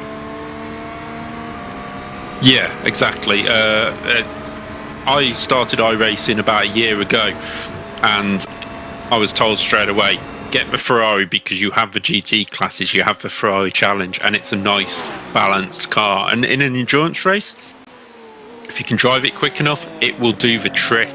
I actually competed in the Sebring race not long ago in the Ferrari, and or was it Sebring? No, sorry, Bathurst not long ago in Ferrari, and it's just a nice, balanced all-round car, and you can predict it. As we now see Hashtag Racing back in the pits in the LMP2 class. That seems a little early for me. Does seem just a hair early on that side, but maybe trying to just change things up here a little bit as yeah, they're going to fall down the order there. I'm not entirely sure what they're doing in pit lane. Yeah, I mean, the stint lengths look okay in the bottom right-hand corner of your screen, but it just feels like it wasn't that long ago which they pitted. No, it certainly doesn't feel that way at all. And they're taking tires here, so this seems like it's a scheduled stop. Yeah, very much so. And please forgive us. They have disappeared from the timing tower for the LMP2s, so they will be. They haven't fallen that far down the order. They are still in 2nd place at this moment in time, ahead of Paul Walton in the RD Sim Sports car. But yeah, still in the pits at this moment in time. And I say it just feels kind of early for another pit stop. Yeah, just having a look. They may be just attempting to try to go off cycle here a little bit, come in a little bit early, see if they can use that to their advantage, maybe go for a bit of an undercut here to get a gap up to Satellite Racing LMP2. Well, RD Sim Sports there in the 25 machine, currently the 3rd place car. They're coming in now as well, so I guess a couple of these LMP2 drivers starting to think this may be the time to come down pit lane. Yeah, so I'm just looking at some of the last pit stops. It seems like they might have only got 9 laps out of that stint instead of 10. That's why it might be the position that we thought Hashtag Racing would come in a little bit earlier, but we will see when Satellite Racing come in, who have really stretched these stops out, considering RD Sim Sports have felt the need to pit on this lap as well. Yeah, I wouldn't be surprised if we see that 67 of the leader come in on this lap, but if they're able to stretch this 2 laps, that's going to be a huge advantage to them. But now, as you can see there on your screen, Pedro de Sousa jumping into that hashtag racing number 92, definitely starting to work his way around to the best of his abilities and try to keep up the pace that has been set down here in the early stages of this race. About 2 hours and 20 minutes left to go here at Le Mans. Still a lot of time to play for, and as we've seen, that's hashtag racing number 92 by no means out of this. Let's keep our eye here, though, on the Satellite Racing LMP2, the 67. Let's see if they opt to come down pit lane this lap. That would be expected if we think everybody's going, but as you said earlier, David, they have been able to extend their pit cycle just a little bit more, just a little bit over some of the drivers around them, so they may be able to eke out one more lap here. Let's see. They're coming down pit lane. And now you'll see how tricky pit lane is. So much thinner than the actual circuit, but going by a similar layout gets it slowed down for a pit marker, so that makes this a little bit a tad easier.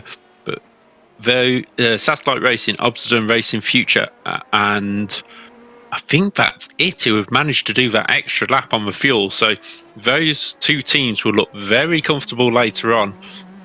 Here's hashtag racing coming through the bottom end of the circuit, heading towards the Porsche Curves to try and retake the lead. Now, it'd be interesting. These 2 closed the gap last time. It was 7 and then dropped to 5. So let's see if another 2 seconds can come off that lead. And that would put Satellite Racing right behind hashtag racing in the battle for this win. Here's Kinslow in the Sim HQ Motorsports orange car with number 16. Is now in 5th place and trying to close, 6th place, trying to close on We Too Fast Racing still. And only 10 seconds back now. Only 10 seconds back, and that battle for the lead just got a little bit more interesting. I don't think that gap is going to grow shrink too much. Oh, is again another penalty issued there for the 157. That Penguin RC Complex SimWorks machine, the 157 avoidable contact drive-through for them. Remember, that is the car currently piloted by Christian Ost. That day just going from bad to worse for them. But back to these LMP2s, the Satellite Racing LMP2 number 67, they did not take tires on that last stop, so they're going to opt to try to go for a little bit of a shorter pit stop time, keep themselves out on track as long as possible, and see if that can really help them to pull ahead. Yeah, hashtag racing, according to the timing screen, not got ahead of Satellite Racing this time round. I don't know where Satellite Racing are out on the track. Just a little. It says 11 seconds down the road, so that is a huge swap round. I know we said about the tyres, but that is still a huge difference considering they were only 7 seconds behind in first place after 2 stops. So let's see how Williams does with these older tyres, shall we say, because De Souza will be able to push a lot harder later on in the stint. Currently, just getting them up to temperature. It takes a couple of laps to really have the confidence in these new tyres and see whether he can close that 11 seconds gap. We'll keep an eye on the lap times. And we'll keep an eye on them. As you said, it's going to be all-out push here, I think, for Pedro de Sousa when it comes to this stint on the tires. He is not going to want to hold back at all. Going to want to absolutely charge as hard as he can.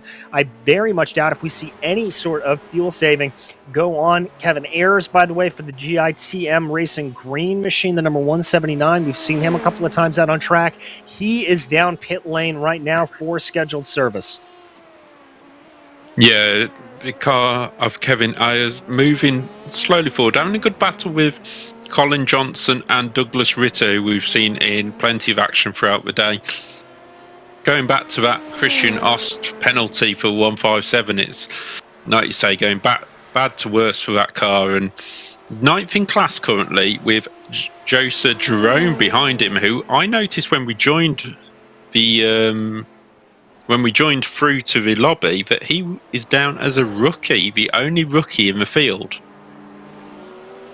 Yeah, a little bit surprising to see that, to have sort of the trust in a rookie such as that. I've got to say it is very, very surprising. But some of the guys that do have that rookie stripe, it just may be a simple matter of they didn't really spend all that much time in public leagues, jumping right into private leagues to be able to get themselves up to speed. So that may be the explanation there for the rookie status. Is I doubt he is a complete novice when it comes to road racing and endurance racing. No, he's currently doing lap times of 4 minutes and 1, which is very comparable with cars around him. So obviously not something that the organisers are particularly worried about. And like you say, might have just done a lot of quick racing previously, as we now see this is the leader, David Williams, going down past Indianapolis and running very wide there. Oh, just missing the wall. And who is that alongside him? Is that De Souza? No, it's a lap marker just trying to keep out weight. Here is De Souza trying to get through the GT, and that's the GT leader behind in the McLaren. So some of the quicker GT cars he's trying to pass at this moment, and that's why he might be just losing a little bit of time. Currently, on the last lap, obviously including David Williams' pit stop in the lead, he was not that quick, to be honest, with a 3:33. So it'd be interesting to see what happens on the next quickest lap. Yeah, it will indeed. Is that's going to be obviously the main thing to watch for here is that battle between Williams and De Souza. De Souza, as they work their way around, continuing to go. We focus on this the 92, the second place car, and as you said, going to take a lap or two for these tires to get up to temperature even on a long circuit such as this. And the track is continuing to cool down. The iRacing Live weather function playing its part right here.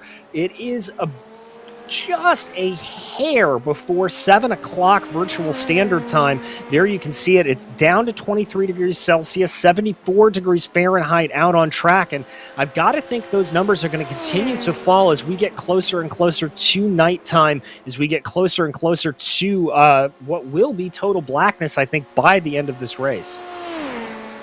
Yeah, exactly. The drivers really need to take that into account, especially in the final stint where you might not need to take the tyres because it's been a little bit cooler and the tyres have lasted that little bit longer. So it'll be really interesting to see whether anybody is timing it that they might pit and put new tyres on with an hour and a half to go and try and make it to the end. Especially in the GT cars, they'll be looking to try and double stint them tyres probably from 4 hours gone all the way to the end of the race if they really can. Yeah, if they can really, really push it. And that's really going to favor drivers. And we haven't really gotten a chance to talk about this, but it'll favor drivers that opted for a little bit of a more conservative setup, a little higher downforce, as the lower downforce setups will have you sliding through the corners a little bit more and burning off some of those tires. But the lower downforce setup keeps you a little bit more planted, especially through some of the fast sweepers around this circuit. Yeah, it's a sort of a tie-off between the two, and with a long Mulsanne straight and 2 or 3 other straights which are pretty long around this circuit, you don't want to be carrying too much downforce to try and protect the tyres over a long run because they have the chance to cool down these straights anyway. So you do not want to play too much off, because in a racing capacity the downforce is quite hurtful around the straights and the chicane. So yes, it works around Porsche Curves area, but then you're dialing in about a quarter of a lap for the rest of it, which is a lot longer basically. So it's certainly a tie-off between the two. As we now look at the RD Sim Sports car of Paul Walton, who has been in the car for a while as a cone resets down there onto Mulsanne. And this car been going very nicely in terms of lap times, the 3 minutes 31, going quicker than Jimenez just in front, but still that 46-second gap to close down to get onto that podium. Yeah, he's definitely got to be working on it. He was about a half a tenth faster on the last lap, and I think for him, he'll certainly want him to be keeping that time up, but it's a little hard to read with pit stops starting to fire off here. But as he works his way down and through Indianapolis, we should get a better representation of the times between himself and the 13 machine to be able to really tell what that gap is going to look like there. You can see Walton trying to close in on Jimenez, trying to see if he can get anything to be able to get that 46-second gap, as you said, back down and make this a little bit of a battle between himself and this man in the 13 machine. Yeah, there is Jimenez coming through for Austin Racing Future. The 13 car, unlucky for some, but certainly lucky for Jimenez here today. It says second place. He is running in third. That is just a timing tower glitch. Detauser is still in second place, running about a tenth and a half quicker than David Williams in the lead right now. So that is kind of interesting considering he's took them extra tyres to try and close that gap. But Williams 11 seconds clear and running about the same lap times at this time. So not working out for Hashtag Racing at this moment in time. No, it's really not, as here is Drew Leideca in the 38 Can-Am Racing Ferrari. Another one of the Ferraris out there, about 3 or 4 of them running out on the circuit. Again, as we talked about earlier, that Ferrari, a good all-arounder, kind of the best car to suit all of your needs when it comes to racing. Not necessarily the fastest car out there, but probably the easiest to get home. Exactly, and that's what some drivers want for an endurance race. They want a predictable machine, which they're not going to have to fight all the way through, because you can build up the consistency with a predictable machine, whereas you can be quicker in another machine, but not always the consistency you need, as he keeps it very nicely round towards the Mulsanne straight, leaving plenty of track on the outside of the corners. So he could probably push it that little bit harder, but it depends what life his tyres are on at this moment in time. Yeah, and we keep talking about that tire wear, a very, very important facet of this race, and one that is going to continue to, I think, fascinate us as we go along. Just trying to see what he can do. Now, this is jumping back to Christian Ost. The 157 has had a dreadful day, 2 drive-through penalties since we've seen. Pretty hefty damage to the rear wing of that machine as well. That's certainly going to be hurting the Penguin RC Complex SimWorks machine in a straight line. And that Audi, not exactly the easiest car to drive on the sim, to be said. And I've got to think with that damage that it's sporting, it's going to be very, very difficult. Yeah, there's more bends in that rear wing than the new Formula One cars. So, yeah, definitely something they might want to look at when they pit, if they've got a fast repair.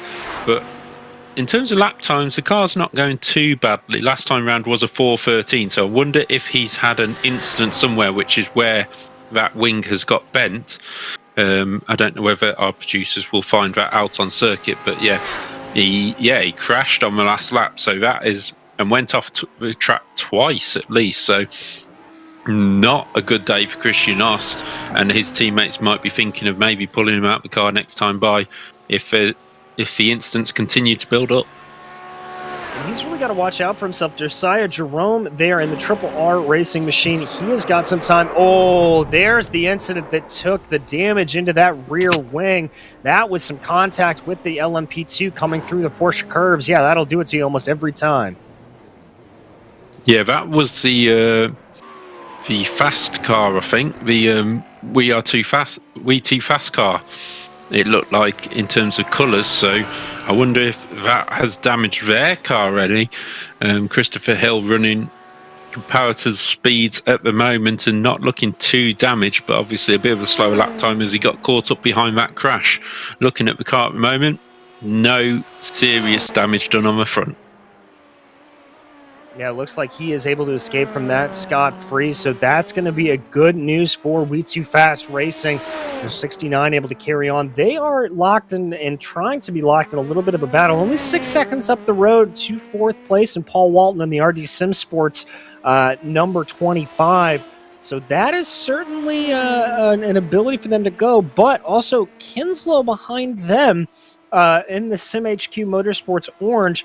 They're about 32 seconds behind, but they've been closing in, catching here by a tenth or so a lap. Now, that's going to be a lot of tenths that it's going to take to make up that 32-second gap, but that can be just the kind of motivation you need to keep pushing and go a little bit harder in this race. Exactly. As soon as you know that gap is coming down, and especially when you can see the car in front as as Kinslow 5.8 behind Christopher Hill, Michael Parker 38 behind, left Peterson moving forward. He's up in 8th place with 43 seconds towards Christopher Hill. So anything can happen between these cars. Less than a minute between them. And Christopher Hill trying to close that 52-second gap to Paul Walton, which has stretched out. Walton doing a great job there in terms of his pace to keep that gap and that position of 4th. Yeah, doing a fantastic job, putting in some good lap times. Just ran a 3:30.02, which is a little bit slow as compared to some of the drivers around him on that last lap. But he certainly is just trying to hold that gap steady. And that's really what this part of the race is all about. It's just steadiness. It's driving consistently. It is driving to your delta, not trying to over-push the car and force yourself into a mistake. Exactly. You don't want to push it too hard, and Christopher Hill maybe got a little bit close behind Christian Oster at some point in the Porsche Curves. You can see fastest lap per class at the top of the screen, and that shows you a bit of a difference. The speed difference through Porsche Curves with the downforce of the LMP2s can just catch you out, because you may not have known that GT car was there. You just come around the corner so quickly, but it was just there, and it was just too late to do anything about it. Whether it's an incident that will be looked at by the stewards, that is down to them to have a look. Exactly. It will go down to them to decide what it will be. About 2 hours and 5 minutes left to go in this race. We continue to follow the We2 Fast Racing 69 as they try to close that gap. But Kinslow looking like he's closing in behind them. That gap now down to about 6 seconds between the two. I think that the SimHQ Motorsports Orange machine is definitely on a tear here, definitely trying to get up, knocking the cone out of the way for good measure as they continue to push. Yeah, in my karting series, you do that to a cone and you get one place penalty at the end of the race. So if you were winning, you wouldn't win the race if you're knocking a cone out of the way. But luckily for iRacing, you haven't been getting one, and it's not a track limits issue either. So Kinslow using every inch of the road and a little bit more as he heads down towards Indianapolis, keeps it flat through there and brakes hard. Such a hard braking point there at Indianapolis, as we've seen instance, and a little bit of a wobble there by Kinslow, just showing how hard he is pushing at this moment in time. Last time round he closed a second in on Christopher Hill, and the gap is continuing to come down with about 5 seconds a gap at this stage. Indeed, there you can see that gap continuing to fall a little bit there. Hill just bringing it down closer and closer. And I get the sense that it'll only be a couple of laps here until he is able to be within that 1 second margin. Oh, that was some contact up ahead. That was Roberto Diaz, I believe, and Christopher Hill getting into one another through the Porsche Curves. Oh, and that's Kinslow on. Sorry to interrupt. Kinslow off in the middle of Porsche Curves, just got distracted by that BMW, I think it is, just in front of him, and just ran out wide. Luckily stayed out of a barrier, but also what happened, I wonder what damage has happened to Christopher Hill just in front. Well, this is that first incident. Roberto Diaz, he gets a little bit of a hello from behind here from the 69. No, excuse me, he just lost that on his own. Yeah, a huge hit for Roberto Diaz, who was running about 8th in class at the time, so not the ideal thing for him. He gets back going again and gets it back to the pits, but yeah, it would have made We2 Fast Racing's Christopher Hill wake up a little bit to see that car sliding across. Obviously a little bit lost in time, but that is negated by Nolan Kinslow coming around behind the BMW, little bit of dirty air, but tries to go around the outside, hits the marbles, and then just skates straight off. I think he skates down the side of a barrier, actually, a bit further back there, but manages to recover and doesn't look like a huge amount of damage done. No, I think he was able to escape from that relatively scot-free and not really having much damage on it, and very lucky. Looked like that BMW was just trying to get out of his way a little bit, try to keep him open and keep him clear, but just a miscommunication there, a little bit of misjudgment, and unfortunately that sends Kinslow into the wall. Yeah, it certainly slowed down Kinslow's charge. He lost 6 seconds to Christopher Hill in that position, and as we're just about to hit the top of the hour as well, that could be all crucial in terms of Kinslow's chase, because he had the momentum, and now that has just faded away. And 25 seconds back is Michael Parker, still closing that gap in the number 4, which we saw Jason Lundy in earlier on. And the Pneumatic Motorsports blue car really got some pace about it right now. Yeah, it really and truly does. The number 4 starting to get the push on here. Probably going to be anticipating LMP2 stops within about the next 10 minutes or so, as well as GT3 stops as well, kind of on the top of the hour, as we have seen to come true as we are about to cross over here with 2 hours to go in this 6-hour endurance race. And David, for these drivers, this is where you start to definitely feel a little bit of the strain, both physical and mental. Mental, obviously, because you're just having to concentrate so hard and for so long around this very difficult circuit. And frankly, the physical strain with the force feedback coming through these wheels, it can really take it out of your forearms. Yeah, it depends on what settings you got and what kind of wheel. I mean, for example, I have a Logitech G29, which is not direct drive, so luckily it's just a load of fight in the car anyway. But with the Fanatec's and the direct drives that are out there, it's really difficult to get it right as we now look at James Foster. And there's one thing I do say with that VR headset. I'd be more worried about what people were doing around you in the room, because I know people who would very much like to creep up on me and probably shout boo in my ear as I'm trying to brake for a corner. And yeah, it'd just be such a surreal moment probably taking that off and seeing that I mean, if he's had that on for the whole stint, he's had it on for an hour already, and the day might have gone to night or anything like that. So it's kind of a bit of a surreal situation for James, who doesn't actually know right now what's going on in the real world. Yeah, indeed. I mean, it is virtual reality, so completely transporting himself there, and very much so. And it looks like he is in a bit of a dark room, just those red lights showing there for the number 40 driver, James Foster. So hopefully that room in the darkness there will keep any unwanted persons out of doing that for him, as that's the last thing he would want to have happen.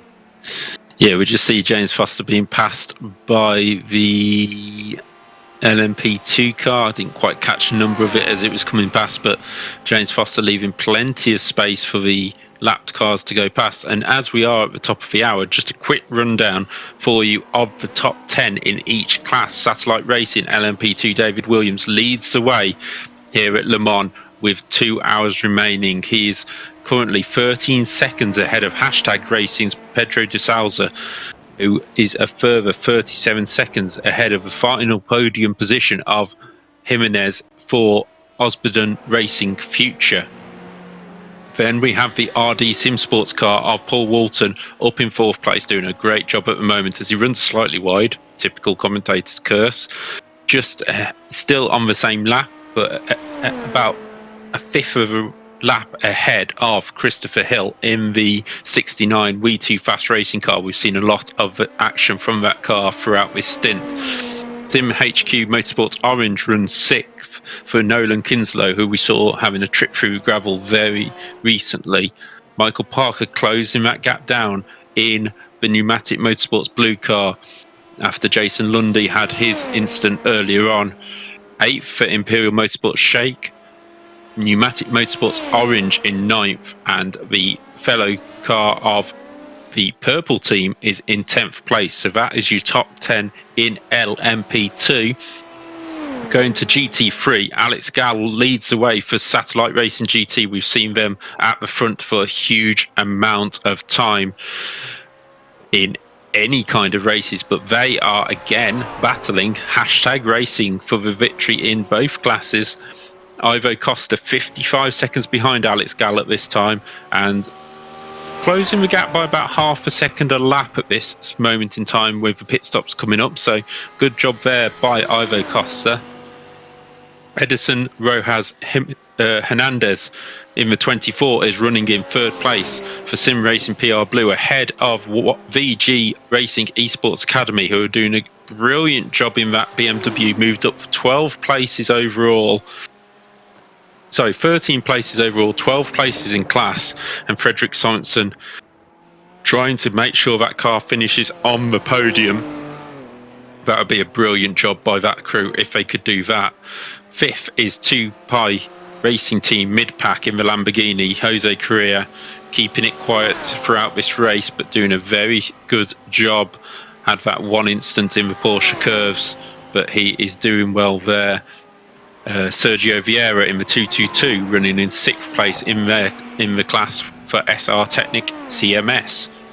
Sim Republic are in 7th with the driver of Nathan Sunlano.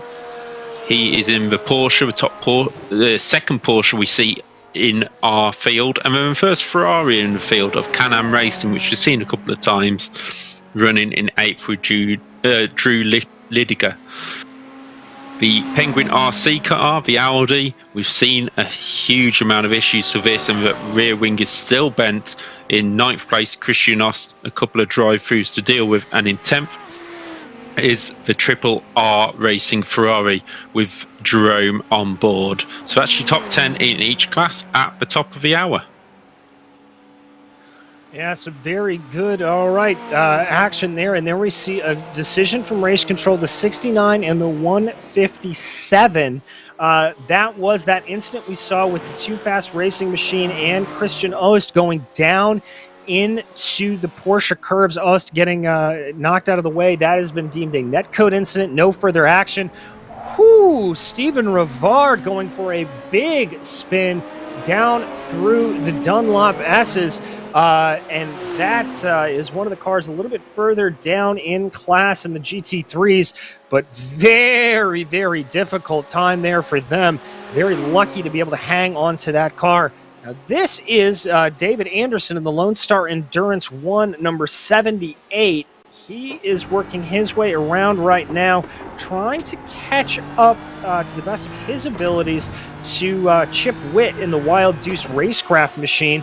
And looks like Stephen Knight here in the 179 may have had a little bit of a problem coming through the chicane. Yes, getting very sideways. Almost contact there with the 30. Yeah, very close. Great reactions by the 30 there in the middle of the chicane. You always have to be on the ball wherever you are. But David Anderson, who we saw in the commentary box earlier on, the organizer of these events, doing a very good job by himself in the BMW just ahead of Doodle Motorsports. His BMW going quite well, keeping well out of the way. And it's one thing you don't want to do is crash into the season organizer while you're lapping him. No, that is normally frowned upon, I think, as they say. Watching here, looks like another incident happened to Zachary Coonan in the number 11. This seems like an incident that we're seeing quite a bit. Drivers just taking too much speed through the corners. David, is that a result of just a lapse in concentration, or are these temperatures that continue to drop, are they really starting to affect the tires in these cars? I think it'll be a bit of both, to be honest. The drivers will be It depends where their braking points are as well, because a lot of it seems to be too much speed into the corners. Now it's gone dark, you can lose that braking marker. I always say one thing, never pick a braking marker that can move. So if it's a light that's always on, or a mark on the tarmac, that's fine. But if you pick a cone, or something you won't see in the night, it's no good as a braking marker. And that's what these people could be doing, as well as just losing that little bit of concentration as it goes dark. right, well, we continue to focus here on David Anderson as he works his way around trying to see what he's got. This is our closest battle out on track. Chip Witt directly behind him. This is for position in that Wild Deuce Racecraft Porsche behind him. BMW versus Porsche, a battle of the German marquees here as they work their way through the Porsche Curves. Very close battle. There's a car coming right up behind him, one of the LMP2s. Chip Witt seeing it coming, but not getting completely out of its way, which he is right within his rights to do. He will keep to the right-hand side through here, and we'll pick up a nice little slipstream here to close him back in on David Anderson, who pulls to the side and allows the P2 car to come through. As they come through the Ford chicane now for what is now the leader's 69th time. And that was actually the leader, I think, coming through of Satellite Racing, and that is possibly Hashtag coming up behind, who have now closed the lead to 9 seconds at the front. So those new tyres haven't done the world of good for Hashtag Racing, who have only been able to close 2 seconds since then. Yeah, they really haven't, and you have to imagine on this next round of pit stops that it will be the Satellite Racing number 67. They'll take tires on this stop as well, so that advantage that Hashtag Racing number 92 had will be negated. We focus here on Chip Witt. Now, this is the number 2 car directly behind him. This is Ivo Costa and the Hashtag Racing Lamborghini that's going to work his way by. Ooh, that's the 92. That is your second place car. Getting caught out a little bit there as they had the double lapping machines coming on by. Very lucky to be able to thread the needle in between everyone. Yeah, the Mulsanne straight pretty wide. I've seen cars 3, 4, even 5 wide down here, so you should be able to get it done cleanly with only the 3 of you. As Jimenez for Obsidian Racing Future is in the pits. He is taking another pit stop here for the third place crew, and Paul Walton will probably be close enough to try and take advantage of this, especially if Jimenez takes some new tyres or changes driver. Indeed, so that pit stop window here for the LMP2's opening back up again. We've seen drivers run about 9 to 10 laps here on a stint. This is Paul Walton now on your screen as he's going to work his way by. It doesn't look like Obsidian Racing Future will be taking tires, and indeed they won't. So Obsidian Racing Future going to be able to stay out ahead of RD Sim Sports for now.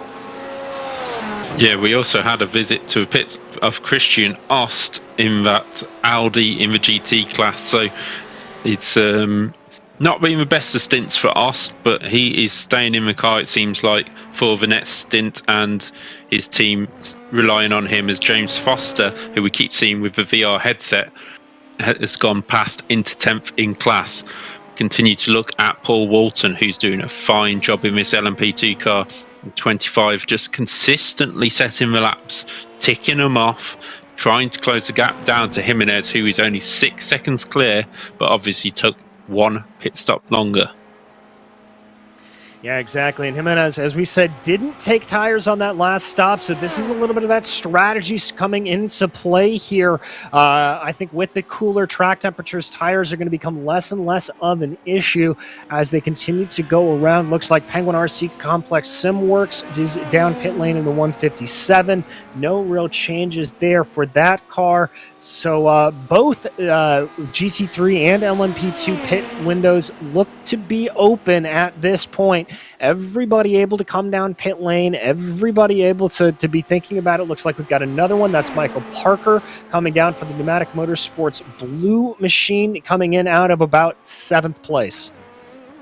Yeah, it's not quite like the first stint where most people would be pitting within a lap or 2 of each other, but certainly starting to pit again on 4:12. So it's quite a strange time as Hashtag Racing is heading to pit lane. De Souza back in, but another pit stop. Those fresh tyres just really haven't quite worked for him unless he's gone slightly lighter on fuel, because he was, well, he's currently, because the time's going up in the pit lane, over 20 seconds behind Williams, and that'll keep going up at this current pace.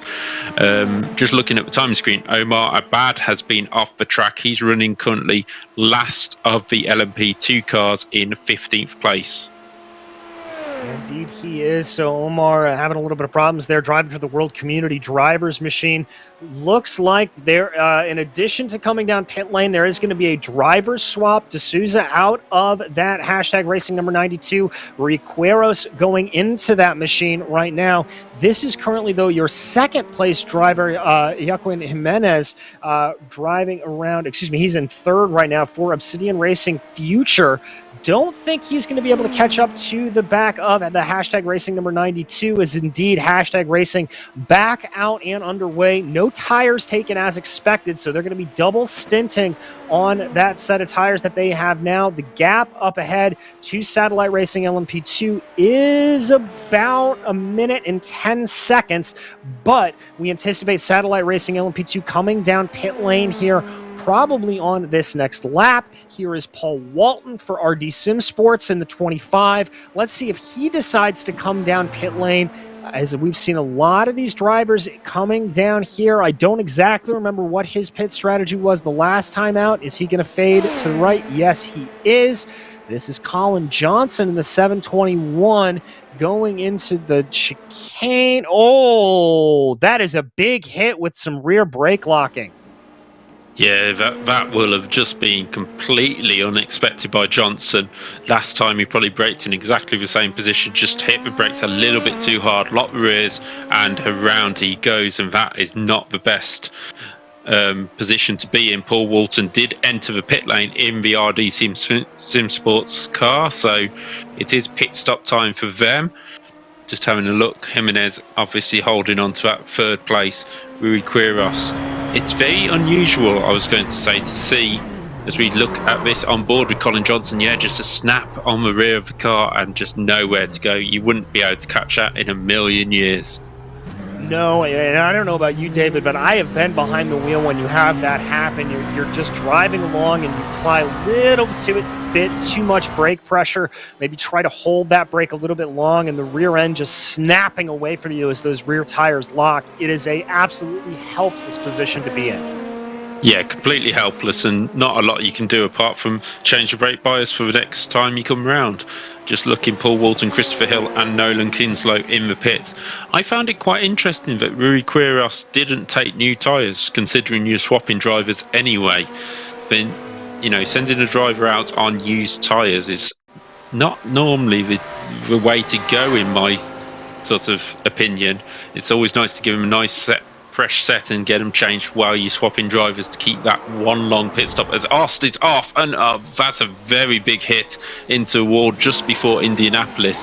Seen a few cars get sideways there, but that's a huge hit for that Audi, and he turns it around quite nicely there off the track.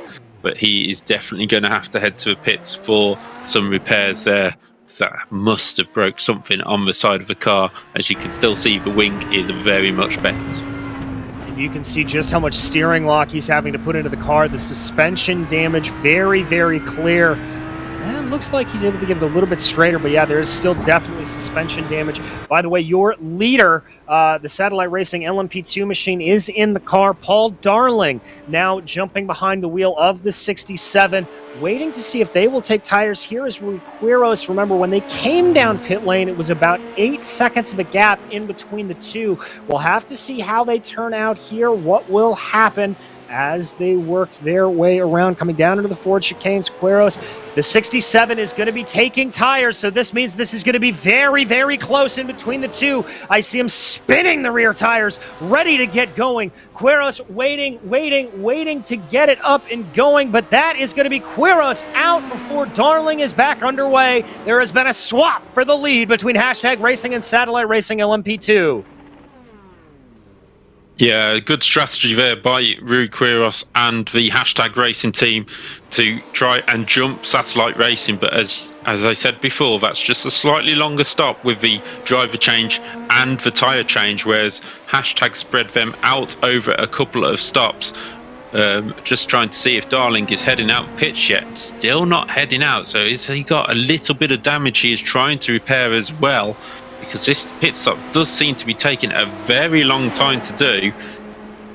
I'm not quite sure what is happening down there, and he loses third place as well to the Obstinate team. Paul Darling finally heading out the pits. That has took forever for a pit stop, and the gap is going to be huge now. It certainly is. That pit stop just taking seemingly like forever. The normal pit stops that we've seen, about 1 minute and 10 seconds. The time in pit box there for Paul Darling, 2 minutes 15. So an absolutely massive time there for him. That is not good by any stretch of the imagination. He now has it all to do for, and it is now going to be Rick Quiros in the 92 in the catbird seat of this race. Yeah, that's a whole minute just lost in the pit lane. Never mind the ins and out laps. So not ideal for the Satellite Racing team, who dropped down to third, still leading the GT class with Alex Gall at the wheel. But yeah, Paul Darling will have to put in a stint and a half, 57 seconds behind Rui Quiros as he left the pits. We go back and check out a replay here. This is Christian Ost once again. That 157, did he have another problem? Oh, spinning it there through the Porsche Curves. That 157 just cannot catch a break today. It seems like every time we look up at the screen, he seems to be having problems. Yeah, and just driving into a wall to turn around.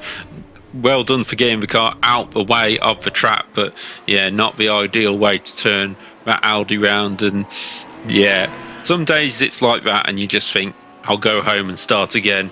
But credit to him for just keeping going as he heads to the pit lane now. And just looking further down, Paul Hamilton has just left the pit lane after he had to, believe he might have had to tow to the pits. Jerome is in the pits, and Alex Gall, our leader in GT3, is in the pits now for his standard stop. All right, so pit stops not only firing off here for the LMP2s, but those GT3s as well. We'll have to see if Ivo Costa in the hashtag racing number 45 Lamborghini decides to come down as well, maybe join his GT3 compatriot in pit lane, or if that Lamborghini has been able to save a little bit more fuel than the McLaren. There he comes around a little bit more. Now, this is Steven Rivard in the 243 or 243 BMW coming down through the Dunlop curves. Oh, just runs it wide, and it takes a little excursion out into the kitty litter.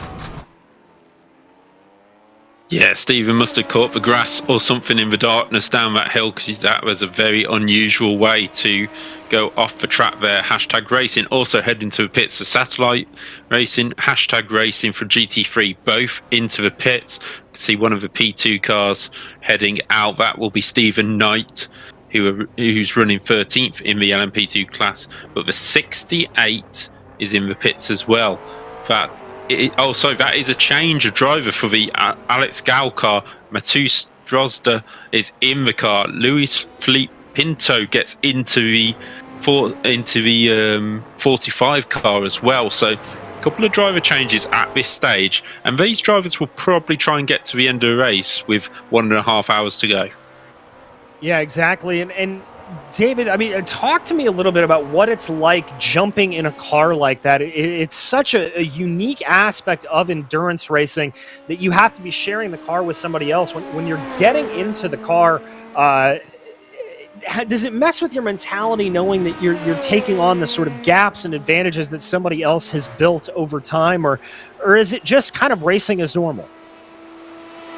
Oh, it's certainly not racing as normal, especially if you are the slower of the drivers. For example, I remember a kart race I did where I had a driver start from pole and led all the way to a pit stop. I jumped in it and spun at turn one. Granted, it was raining, but it just threw me completely because I had the pressure of leading the race as I come out the pit. So I just completely lost my mind and wasn't thinking properly, especially if you're coming out on cold tyres, if you're coming out with a battle as well that you haven't been involved in the previous stint. So where the cars are really close together, you know every second counts and you really want to get out of the pits. But the first thing you must always do is remember your limiter button, because it turns off when you get in the car. A lot of people don't remember to put it back on. Well, and there is nothing more frustrating than pulling out of the pits and seeing that furled black flag informing you that you have picked up a penalty. It is so disheartening, and it can absolutely ruin your race as you go around. But one man's race who is anywhere but ruined, Joaquin Jimenez in the Obsidian Racing Future Machine, currently in second place right now behind Riqueros, trying to do his best to put in some fast lap times to hold off Paul Darling in the Satellite Racing LMP2 machine. But on that last lap, they were about 1.5 to 2 seconds slower than Darling. Darling is really, really charging. Yeah, Darling, the only driver under 3 minutes 30 at this moment in time. Only just on that last lap, but he's certainly pushing hard on them fresh tyres. And to think the tyres need that time to come up at the temperature as well. So he has plenty more in the pot. Christopher Payaz down in 11th in class, doing a 3 minutes 30. That's the closest time to him at any point in this race, as Douglas Hines heads to the pit lane from 12th in class as well. But this is an intriguing battle because we have Jimenez, who's close enough to just be one of them drivers who gets the cat among the pigeons as such of the hashtag and satellite racing battle. And Jimenez might just be able to get that car into a position of challenging for this lead. He is 45 seconds behind Rui Queiroz at this moment in time, and Paul Darling obviously closing. If Paul catches him, he could hook onto the back as we see the fire-breathing McLaren being lapped there. That looks lovely at night. So I've got to get my marshmallows out for that. But Jimenez could just tow along with Darling and close that gap to the leader and become a leading contender come the last hour of the race. Could indeed, and I'd have to go back and double check on that last pit stop. It's a 33-second stop, so Jimenez did not take tires, so likely on the same tire cycle as Rui Queiroz in the hashtag racing number 92. Paul Darling a little bit off of that, obviously, with that super long pit stop last time that we saw. Darling trying to gain back in, but he's already got that gap down to under 10 seconds. It's now hovering at about 9 seconds right now, about 3 seconds faster over Joaquin Jimenez in Obsidian Racing Future on that last lap alone. That 67 is just putting in some absolutely stonking laps, really pushing himself along. Yeah, Queiroz, so with a 3:29.8, he must have seen the time of Paul Darling last time round and really wanted to push on and stretch that gap while he could, remembering Rui Queiroz is on the older set of tyres, just fresh into the car though, so sometimes it can work for you. You scrubbed and got a heat cycle through them tyres, a bit of a stint into one, and then they come nice and good early on. But he looks like he's got a lot of traffic just ahead of a 92. There's at least 2 or 3 cars there, so he'll have to make his way through before Indianapolis, nicely diving out the way. I think that was one of the BMWs there on the way here, and you could just see the speed differential. Whoa, just whizzing by that Lamborghini. As you said, the speed differential absolutely insane during the course of running at full tilt. These LMP2s really demonstrating just how much speed they have underneath the hoods of these cars.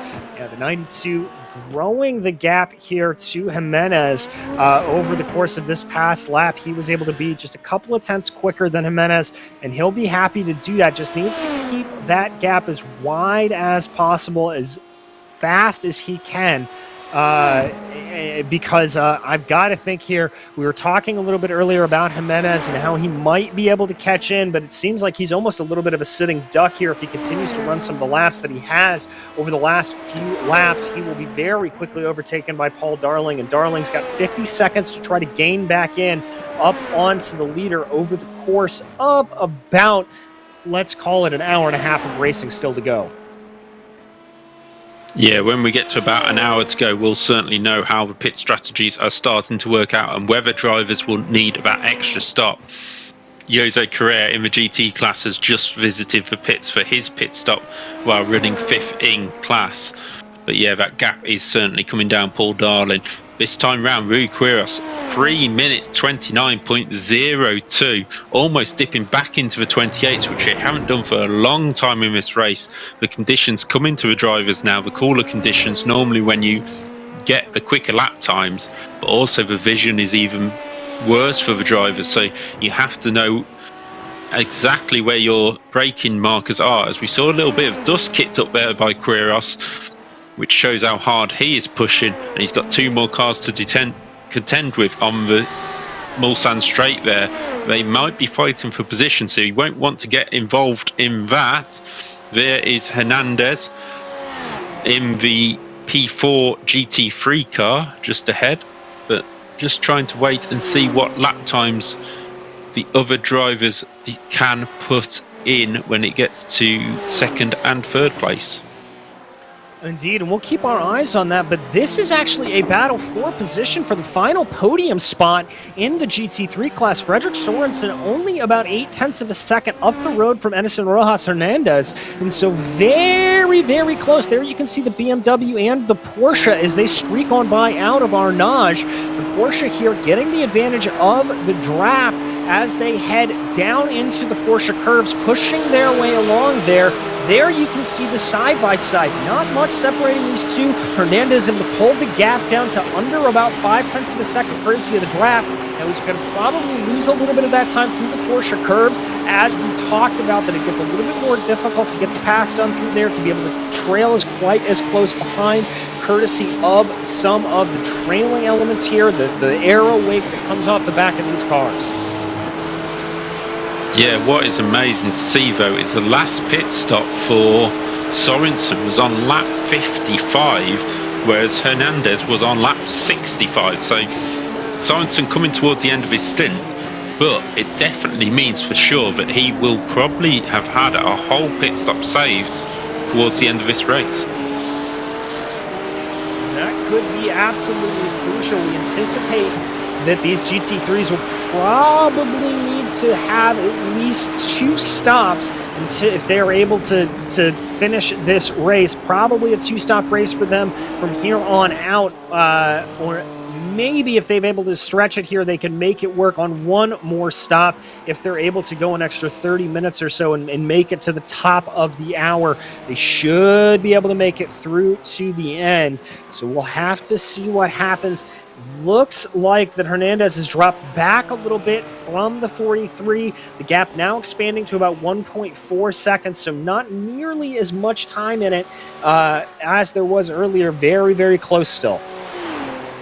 Yeah, very close. Looking at the timing screen, we've got Paul Walton, who has apparently had an incident out on track from 4th place in the LMP2 class, so I don't know if our directors will pick that one up at any point, but it is this close battle. As we say, there's a pit stop difference between the 2 of them, but Sorensen doing a great job to ease that fuel through on the BMW ahead of this Porsche, and just keep the tyres in check, keep the fuel in check, but keep the pace good to be able to compete. And these two setting 3 minutes 54s, while the leaders in class doing 57s and 59s.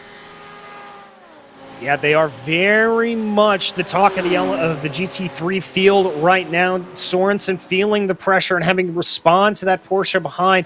I do have to say, I love the disparity that you are seeing in this GT3 field. A McLaren leading from a Lamborghini, leading from a BMW, leading from a Porsche there.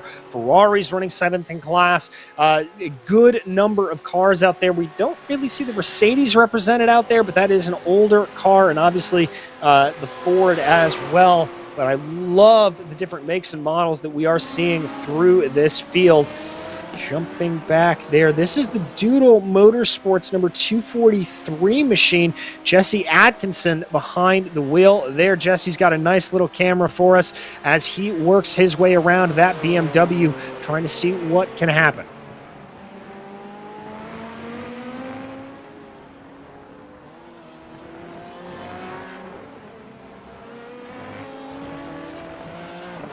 Atkinson continues to be behind the wheel here and just trying to hold on. That car hasn't exactly had the best run of things here today as they get going around. Atkinson running in a little bit of a field unto himself. He's currently the last driver out on track as the Penguin RC complex Simworks machine has been in pit lane for a good long while now. Lots of damage to that car, remember. It's 16 minutes in the box as of right now.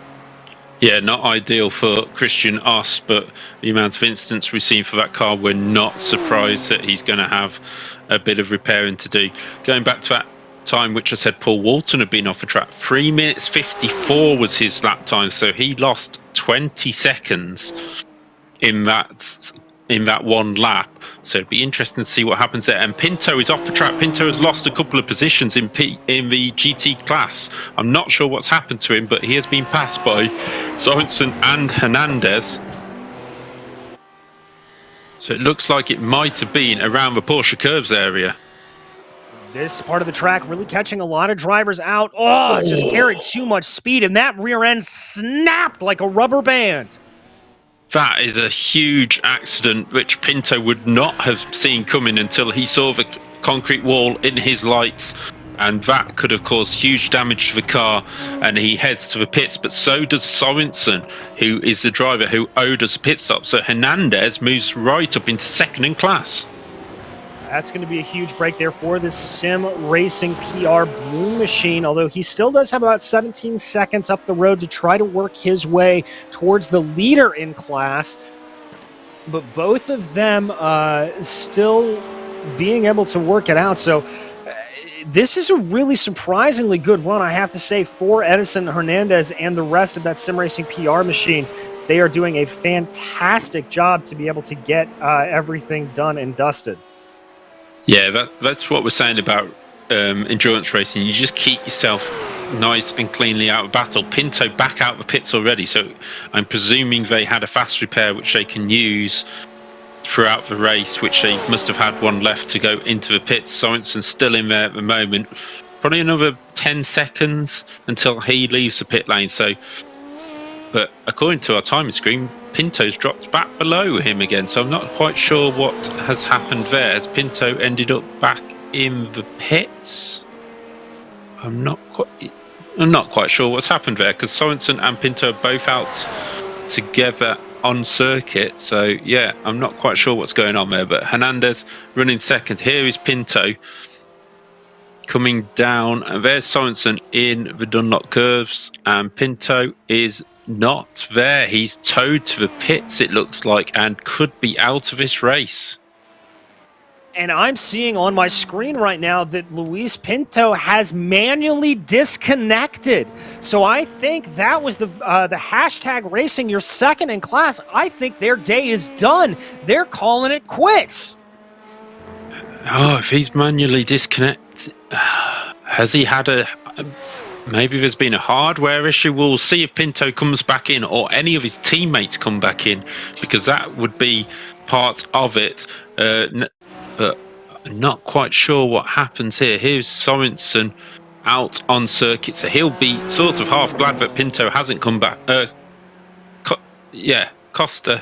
Ivo Costa is in the car, so I think they may have got one of his teammates into the car and had some kind of hardware issue for the number 45. Yeah, that may be it, and that would explain that sudden snap of oversteer that we saw coming through the corner. If there was a bit of a hardware issue, sometimes that can happen. The wheel just it decides to sort of do its own thing and snap on you like that. And he was carrying a lot of speed through the Porsche Curves, but I have to say, David, that was a little bit startling, just how violent of a snap that was. And so I wouldn't be surprised if we come to find out that Luis Pinto having a little bit of hardware issues. Yeah, I agree, DJ. It was a complete shock, but we did see him leave the pits after a fast repair. So I wonder if the crash was just something that happened, and then there's a hardware issue as he left the pits, so he jumped back to the pits, and that's why we saw him quit the server. And now Ivo Costa is in the car ready to go, while Pinto sorts out any issues he may have. But that has allowed this car of Nathan Solano up into 5th place, up 5 positions to 114, and this car has just been off the track as well. beforehand, so on the previous laps, I'm not quite sure what happened to him there, but Porsche is still looking relatively in one piece, so it can't have been a big incident, and the Sim Republic car is up into 5th place, just ahead of that Can-Am Ferrari, which we said was wandering around the back end of the top 10, and then now up into 6th place. Yes, the 222 up into 6th place. It's a good run there for the 222, that SR Technic CMS machine. Pinheiro doing a very good job to carry the standard here for the Lamborghini as they work their way around. He's got a little bit of gap to be able to try to close in, I think, but doing a fantastic job to be able to just get that car into contention. And we talked about it earlier in the broadcast, David, about just trying to get to the end of the race. Well, we're getting to the end of the race now. Now it is time to go into full attack mode, really in the next 20 minutes or so, I think, to take the gloves off and to really just go for broke, as it is time to get a move on. Yeah, you want, in this last sort of next half an hour or so, you want to get yourself in a position where you can attack the car in front in the next hour and have a bit of strategy around it. If you start pushing with half an hour to go, the game's up, because you've probably lost so much time keeping things together here. In terms of when to start pushing, this is good because you have a fresh driver in the car quite often. So it's not a driver who's been going, I need to fuel save, I need to tyre save, I need to get through this stint. This is a fresh driver in it who's just gone, right, now I put the hammer down, now I push to the end of the race. Exactly, and that's why you so often see the drivers who get put in at the end of the race in the anchor leg position really being the most fierce and aggressive ones, because now it is a time to absolutely go. And one of those drivers here, Brian Blanchette for the team Brake Fade, currently running in 13th place right now in the GT3 category. They are trying to do their best here to hold off everyone around them. They're running in a little bit of an island unto themselves. Chip Witt about 56 seconds up the road for the Wild Deuce Racecraft machine of Lone Star Endurance 1, the number 78, about 21 seconds behind Brian. But still, you can tell just how much effort he is putting in down in the back of the field, a position where some drivers may be a little bit more disconsolate. Blanchette just still absolutely putting everything he can behind the wheel. Yeah, you've always got to keep pushing. I mean, I was part of a team for the Bathurst 12 hours, and we didn't have the best a couple of hours. And by the time it was sort of a position to get me in the car, we're quite far back. But you're looking forward going, people can still crash here. People can still have incidents. We're only a lap or two behind the leaders. We can still push on. And actually, just looking at the GT class, there is probably just under 3 laps cover the top 14 in the class. So anything can happen here. A toe to the pits or an accident could make all the difference. While you were talking though, DJ, a 3 minutes 28.61 by Rui Quiros in the lead for #Racing92. That car is absolutely flying at the moment. We thought Paul Darling was flying with 29.0, but Rui Quiros stretching at his legs while he knows Paul Darling is stuck behind Jimenez. Yeah, he certainly does, trying to flex his muscle here a little bit, and we anticipate the LMP2s coming down the pit lane probably within the next 20 minutes or so for their penultimate stop. But Quiros just absolutely putting the hammer down, as you said, really on a fast lap there. We watch him streak across the line. Let's see what his lap time is. 28.4. 28.4 by Rui Quiros. We know there's a happy hour at Le Mans. There always is in terms of the times. But this is just ridiculous, relentless pace by Quiros. He's been able to build up almost a full minute to Jimenez behind him, and that's not really due to anything else but his sheer tenacity out on track. This is an amazing drive from Quiros. It is. It's an amazing drive, and you've got to remember that while he's doing this, he might have had traffic. He's probably had traffic on these laps, and he's had to just put the throttle down and get through there. I'm just waiting about a minute to go. Jimenez is now in the pits for Obdidon Racing Future, so that's going to release Paul Darling who does a 29.0, so he's also pushing on 29.1 that time by. So he's really pushing on to try and get that second place back, but still 0.7 of a second slower than Rui. Yeah, he's got a lot of time to try to make up here, to try to gain back in that gap. About 18 seconds, I think, as it starts to finalize here a little bit. It's a pretty sizable, it's about 1 minute entirely there between Quiros and Paul Darling. So Quiros just needs to continue to put in these fast laps, continue to pull himself away. Now remember that they are on a little bit of an alternate strategy when it comes to the tires. That Quiros is currently on the second stint on these tires, Darling on his first stint. So that could change things up a little bit. Yeah, exactly. Could make all the difference come the end of the race if one of them is on fresh tyres. And just looking as well, fastest speeds in a straight line, the top speeds, Darling 10 miles an hour quicker than Quiros. So if he can get that minute closed down, he could probably breeze past. Obviously, we don't know if Quiros had traffic to contend with, or that's break a little bit earlier before that speed trap, but that is a huge difference in cars which are relatively the same. Yeah, a truly massive difference, and so that is really just making everything all the more impressive here as they go through that speed trap. Quiros dispatching with one of the GT3s with ease there. I believe that is the 6th place machine of the SR Technics CMS that we were following just a little bit ago. Is Quiros and the hashtag racing number 92 now heads their way down to the Porsche Curves, has a nice little bit of breathing room up ahead of him to any of the slower GT3 cars that he's going to be catching up to here in a moment. Yeah, we have a new driver in the 13 car. Juan Segundo Valero has took over the car from Jimenez, so he'll be taking that RD Sim Sports car to the end of the race. Sorry, no, that's Paul Walton. I'm getting confused myself there. Paul Walton still in the car in the RD Sim Sports, so he's doing a very long stint. I don't think we've personally seen anybody else in the car for that car. I don't think we have either, and sometimes that is just a strategy that drivers like to employ. If you've got a driver that is in the car and comfortable, you can really and truly see them just be able to power through it. And sometimes drivers will just want to favor that, to just keep a consistent driver in the car rather than swapping in and out and having to worry about that sort of adjustment coming up to speed mode.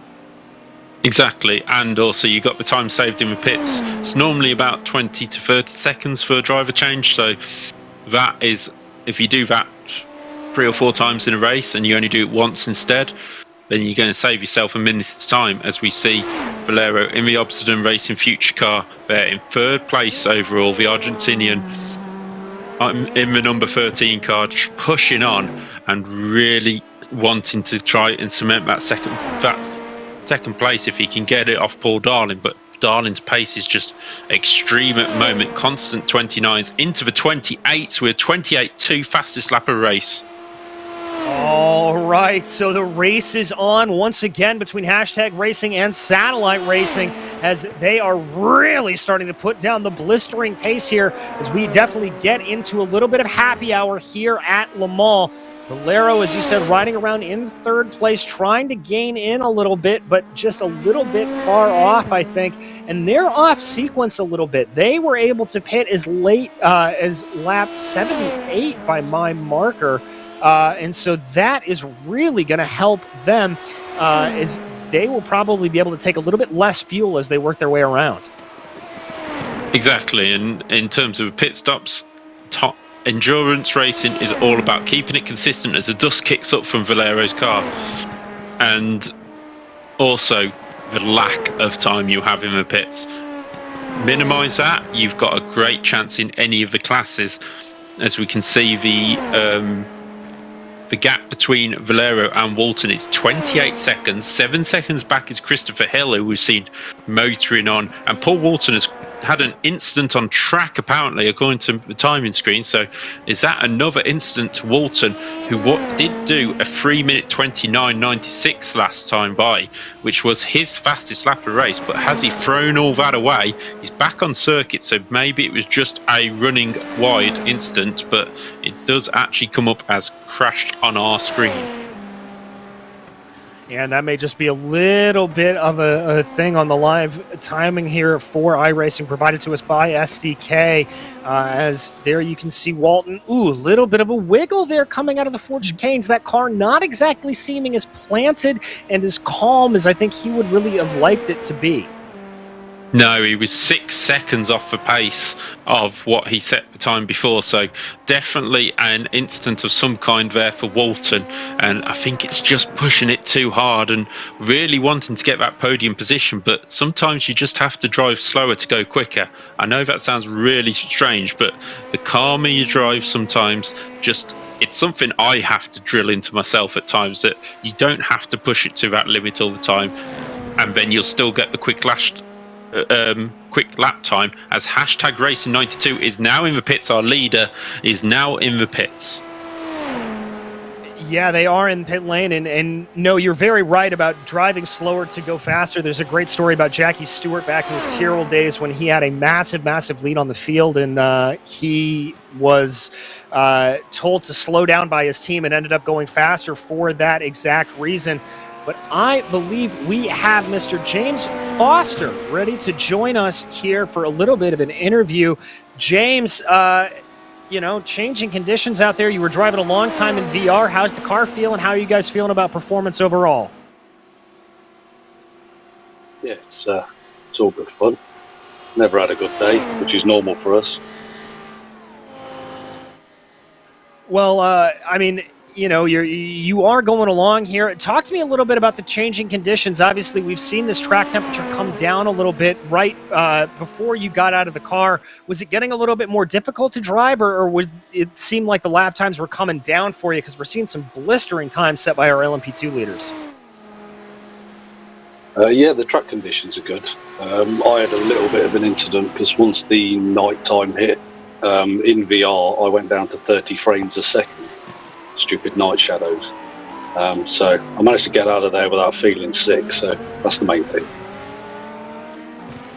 Well, that is good. Talk to me a little bit about what it's like doing the endurance events here in VR. I know I've heard drivers talk to me about the heat that those VR headsets can put off just during the course of a sprint race. How did you find it with the VR and endurance mode?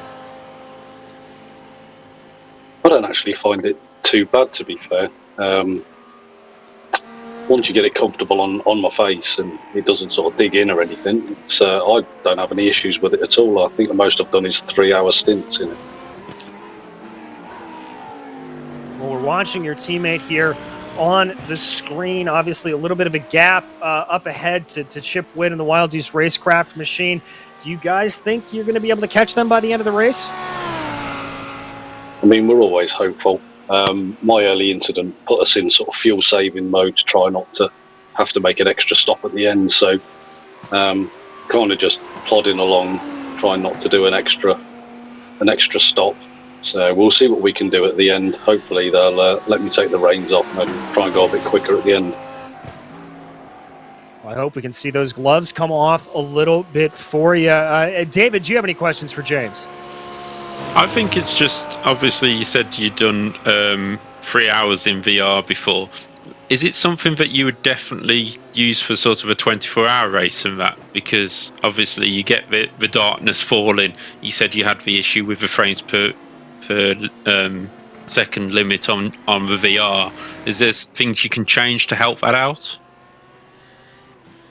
No, I think that was due to the update. I got a bit ahead of myself and put night shadows on. So as soon as that night time hit, it caught me out. So they won't be going back on. I mean, I did do the Daytona 24 with VR. And again, I was on it 4 o'clock in the morning UK time, and I was absolutely fine. Maybe it's something I need to look into, I think. Just acclimatise into it. And just lastly, have you ever had sort of, I mean, obviously you say about acclimatizing to it. Is it ever sort of a bit surreal coming back into the, shall we say, the real world when you take it off and it might have gone from day to night outside or something like that?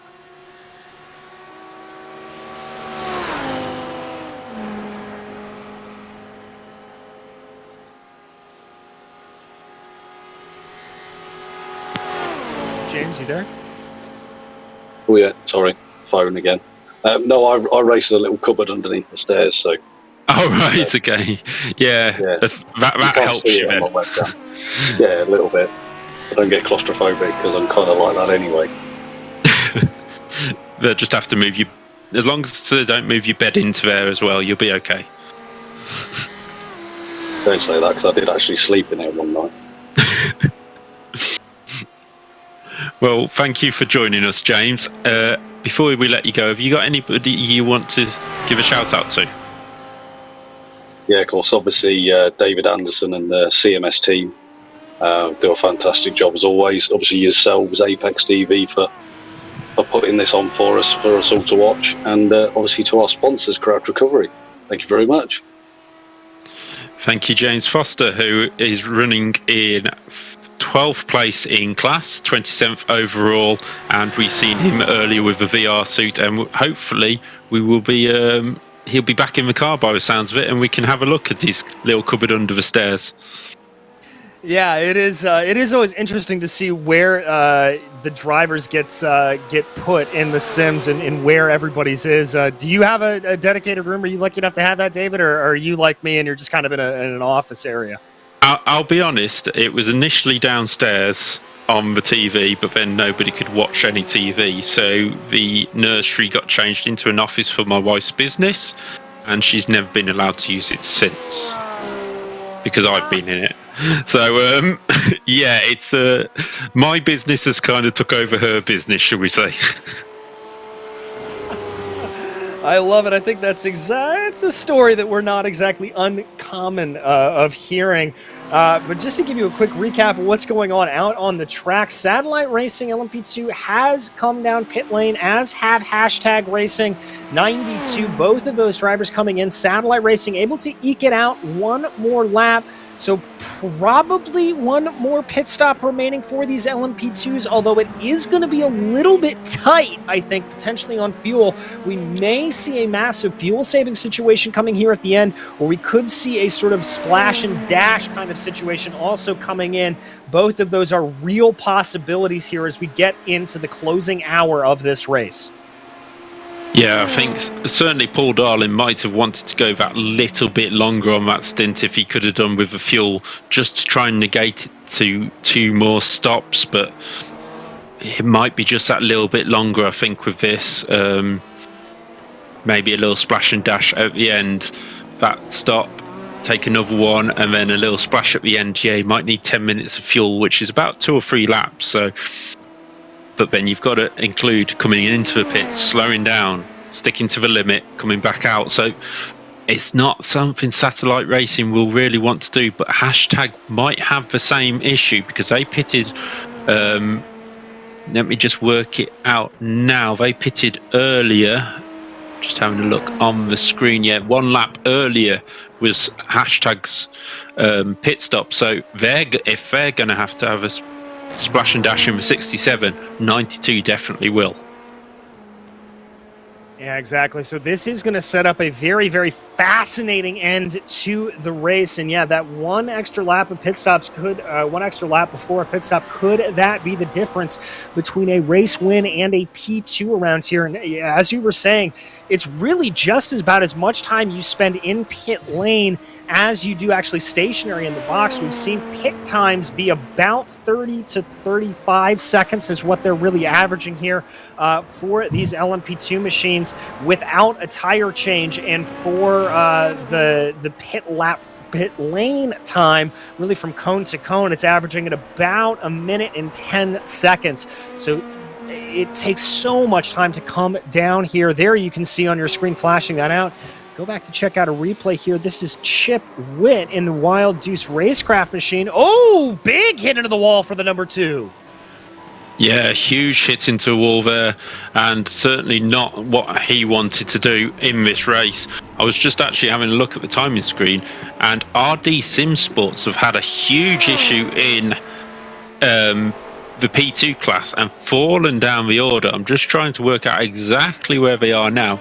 They're running 7th when they were running 4th in class, so I'm just trying to work out who is in the car now. It is James Holman who's in the car now after taking over from, I will tell you who it is in a minute.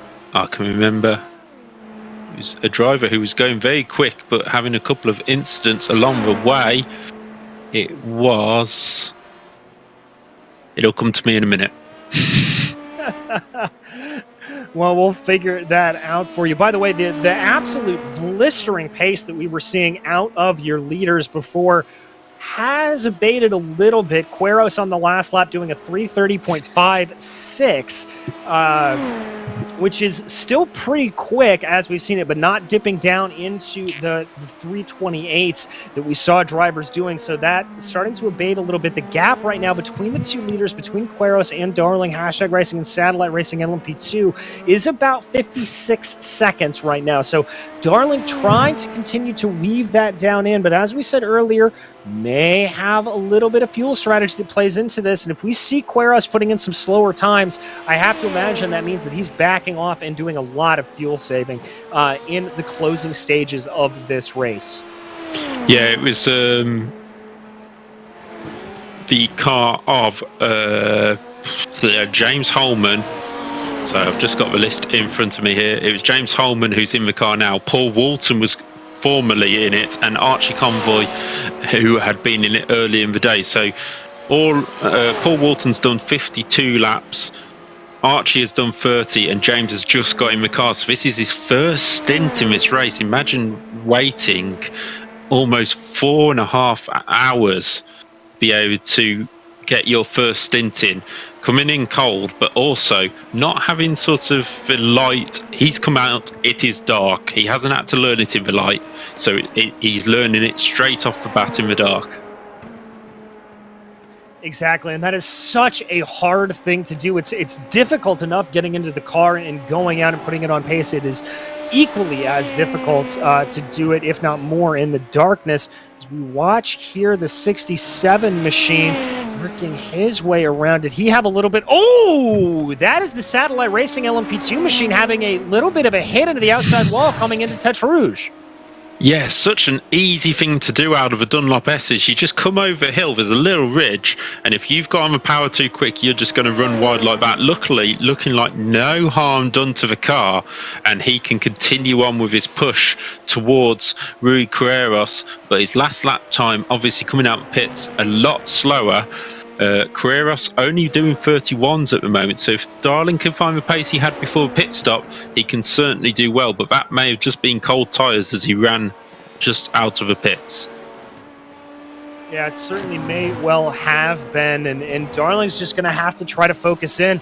Little bit of a moment there for Michael Parker in the Matic Motorsport Blue Machine, as he has been held up big time, and that has really allowed for him to be able to get closed in on by James Holman and then RD Sim Sports machine. That is a battle right there on your camera. That is for position.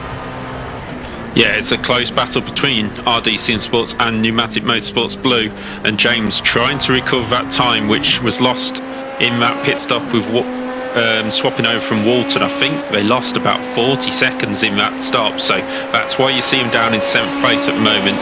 And we go to our nice split screen of Holman versus Parker. Not close enough to take a dive at this time by, but he will certainly be looking to try and take that position very, very soon. Yes, he will, certainly trying to push ahead here a little bit. Now that is Josiah Jerome, the 8th place Triple R Racing Ferrari directly ahead of them. Is this going to set up a little bit of a move for Holman? He certainly thought about it. He's going to get pinned in, though, as they go through the kink before Mulsanne. He's going to have to be very, very brave if he wants to get this move done going down to the Mulsanne hairpin. I think Holman's going to lift off a little bit, maybe try to set himself up for a better run here through Mulsanne and maybe go for the move down into Indianapolis. Yeah, it's really hard to get it right into the Mulsanne corner because you do have a little kink just beforehand, so the drivers automatically swing to the right-hand side of the track, blocking off that little road you have to try and make that move. But it's, he's in the slipstream now. Holman goes to the left-hand side. That is the outside heading towards Indianapolis, but he's through, and Parker just eased out of it and just decided to fight another day, which at this stage of the race is probably the right idea. Yeah, still just under an hour to go here at Le Mans, working on lap 84. And I think for Parker there, that heads up. This kind of puts us back into the position we were right at the beginning of our stint on this broadcast, David, where it was really and truly about trying to keep up behind the driver in front of you and maybe just hold on. As we talked about, these LMP2s are probably going to need one, maybe more pit stops. They may need a little bit of a splash and dash at the end, and being able to tuck up behind here for James Parker could be just what the doctor ordered and could get him to the end on one more stop alone. Exactly, and he knows that the RD Sim Sport team have been up as they try and get past this back marker here. That one of the Lamborghinis, it looked like. But yeah, it's certainly a position where they know that car was quicker, so maybe it can just tow them along. But as we said, a fresh driver in, we don't know the pace of James Holman yet. That lap time will not be quite correct for his pace, because obviously he had the overtaking move to make. But out in front, the gap is now 20 seconds between Quiros and Darlin. That's stretched out Darlin, not with the quickest lap after that off we saw. And he is 1 minute 43 ahead of Valero, with Jack Chrissy, who's got into the car in 4th place in the 69, doing a great job there, and only 35 seconds, 13 seconds behind the podium. Yeah, so he's certainly starting to get a little bit of a move on there, trying to see if there's any gap to be gained. Continue to watch Parker and Holman here. It looks like Parker just doesn't quite have the speed to really be able to keep it up and to keep him close behind James Holman. Although the gap is about 0.7 of a second, which will be within draft range. I just don't get the sense, though, that Michael Parker is really pushing to the full extent of that car. It seems like he's just kind of watching and waiting here for a little bit. Yeah, he's happy to follow along with Holman at the moment, who is 20 seconds behind Will Woodman in 5th place, and probably Parker just trying to get dragged along from that and keep him away from John Taylor Tammy, who is in 8th place behind them. So it'll be interesting to see how they get on in terms of working together to move forward. If I was Parker and I was staying in the car for the rest of the race, I would probably give it another till the next pit stop, and when the next pit stop comes, the gloves come off. I think that's probably the right call, and both of these drivers did pit last on lap 80, and so we've been seeing about 10 lap stints out of these drivers, and so that should mean that we should see them in within about 5 or 6 laps from this point out, as they continue to work their way now out of Mulsanne, down the long run to Indianapolis. Parker keeping the gap under 0.5 of a second, keeping it within draft range, and that is going to be absolutely crucial there for him. Yeah, it's crucial in terms of keeping that fuel mileage exactly where he wants it. Just a little bit of information for the GT class. Drozda still leads in the 68, which is the satellite racing team, ahead of Hernandez and Sorensen, who's doing a great job, as we said before, sitting in 3rd place in the class. Christian Ost finally back out of the pits. That pit stop took 24 minutes. Oh, a lot of damage repair done on that car. That is not what you want to see at all for that. There is Ost and that Penguin RC complex SimWorks machine coming out. He has got just so much work to do to try to gain back up on the rest of the field, but I give them massive kudos to being back out on track and trying to put themselves in the best position possible. That is the spirit of racing that we all really look for. Yeah, you can see on the timing screen as well, Hashtag Racing, who had that issue with Pinto. Costa is up in 14th in class and still pushing on. This is Ost replay again.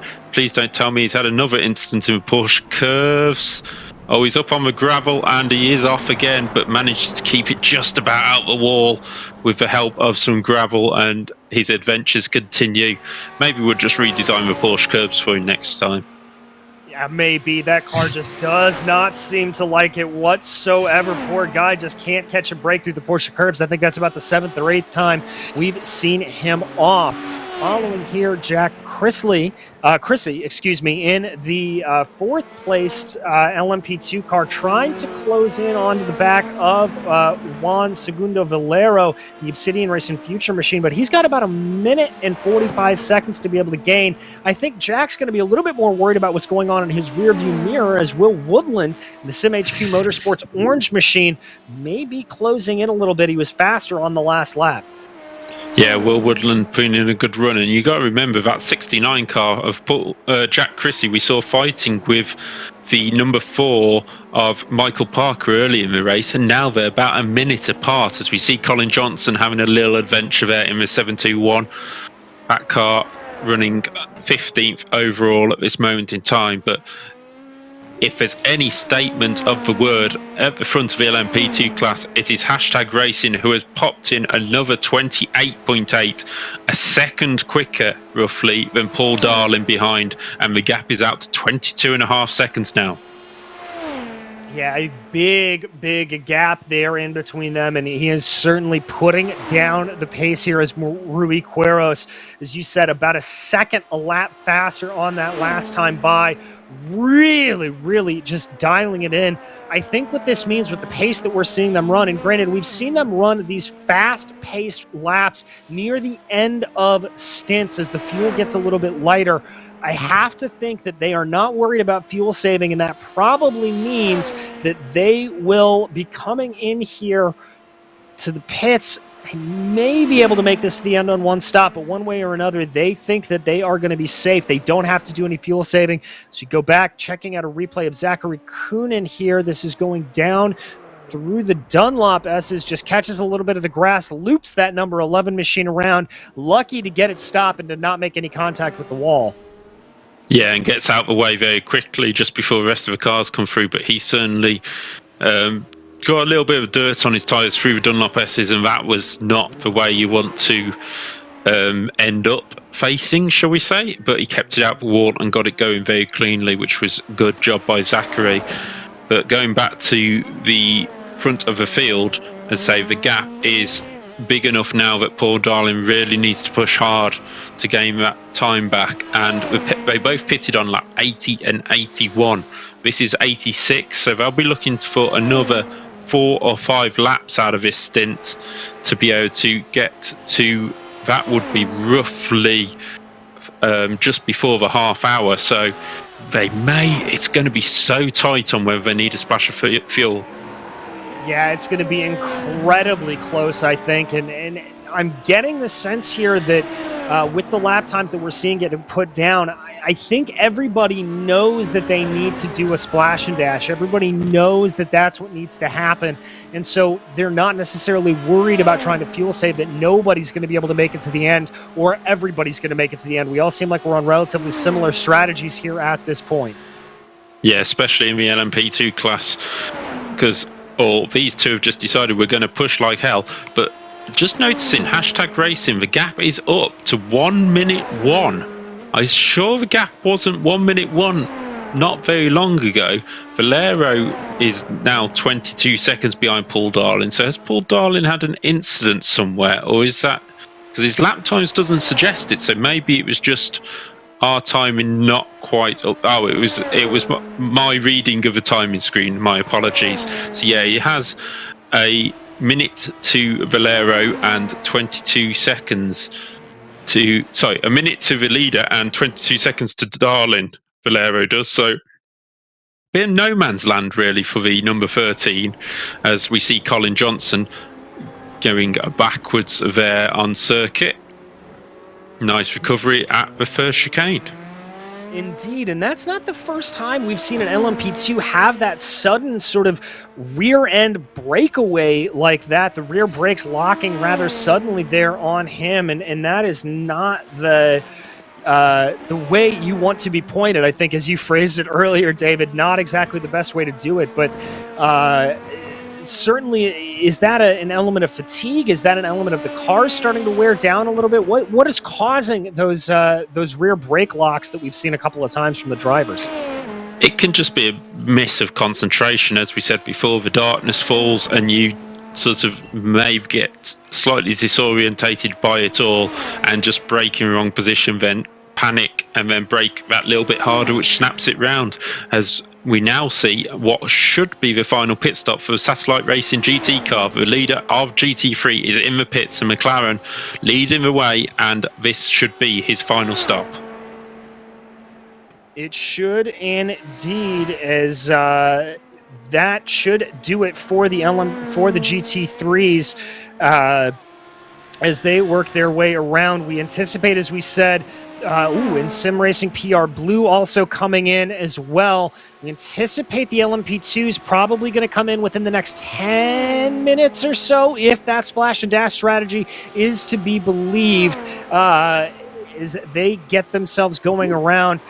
Working by some lap traffic there is Juan Segundo Valero in third place. He's been able to go just a hair faster than Darling up ahead. He's been able to get that gap down to under 22 seconds, so maybe some speed, maybe a little bit of a race still to be had there between those two. Yeah, a great lap time there by Valero, beating both of the leaders by about half a second, so that is a great run. This is Carreras going down into Indianapolis. Do we see a mistake by the leader? Yes, we do. He's off into the gravel. Just keeps it out of the tyre wall.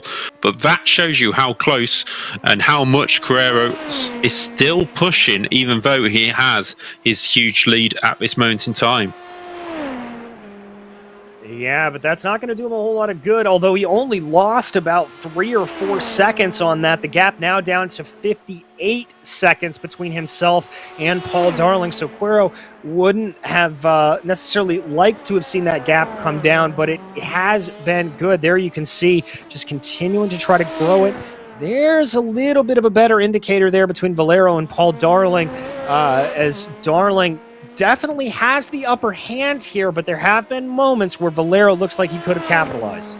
Yeah, Valero doing a very good stint by the Argentinian here, up at the front of his field in third place, keeping We Too Fast Racing down in fourth, which is still doing, as I say, a great job there. Jack Chrissy at the wheel, trying to hold off the charging Will Woodman, who is setting blistering lap times, with James Holman just behind as well. Those both drivers in the low 30s, as Chrissy is in the 32s. So that 10-second gap is going to come down very quickly indeed. Yes, it is. And as we get down into the final 45 minutes of this race, this continues to be very, very fascinating. As we said, remember, these LMP2s owe us 1, maybe 2 more pit stops. Whoa, Valero getting a little bit squirrely there off the line. Let's see what it is. Able to bring the gap down by 74 thousandths of a second. Now, he's going to need to do better than that if he wants to catch Darling by the end of the race, but he'll at least be encouraged by the fact that he was able to go faster there on this last lap. Yeah, just that little bit of encouragement, but looking at the lap time, just that last time by, a 3:33 by Carreras, that was the time that he went off the track, I presume, so that would explain a 4-second loss in lap time. So he's going to have to really keep on it now and not lose that time, because it could be an issue in the pits. It could be, you know, a quick tow to the pits, or it could be a quick fix in the pits that could cost him the race still, even though that gap is still there. If you're at this stage of the race and you're less than a lap off the lead, you are in a position to challenge. Exactly, and that is the beauty of endurance racing. And as we continue to run here, we've got plenty of drivers that are close enough within striking distance if something were to happen to 1 or 2 of our leaders. So very much still a lot of tension here. We could see some incidents maybe as they come down pit lane. David, you and I have talked about how tricky that pit lane is to navigate over the course of today's broadcast, and it could catch a driver or 2 out. So that could happen. Some incidents with lap traffics. It's really still all to play for and really all still here to gamble. Exactly, plenty to gamble as we look also at the GT class. Drozda Sorensen up into second now for Fernandez, but owes us a pit stop, so it'd be interesting to see where that battle comes out, because Hernandez is only 8 seconds behind Sorensen, who, as I remind you, has come up 14 places in this race. And Christian Ost at the back of the field has passed Jesse Anderson, who just heads for pits. Sorry, Jesse Atkinson, who heads to the pit. So Christian Ost has finally gained one more position back and is on a kind of recovery drive with that Audi. And here is one of the sadder stories of the race. Ivo Costa in the hashtag racing machine. Remember his teammate having the incident that forced him to tow back to the pits with a manual disconnection that we saw.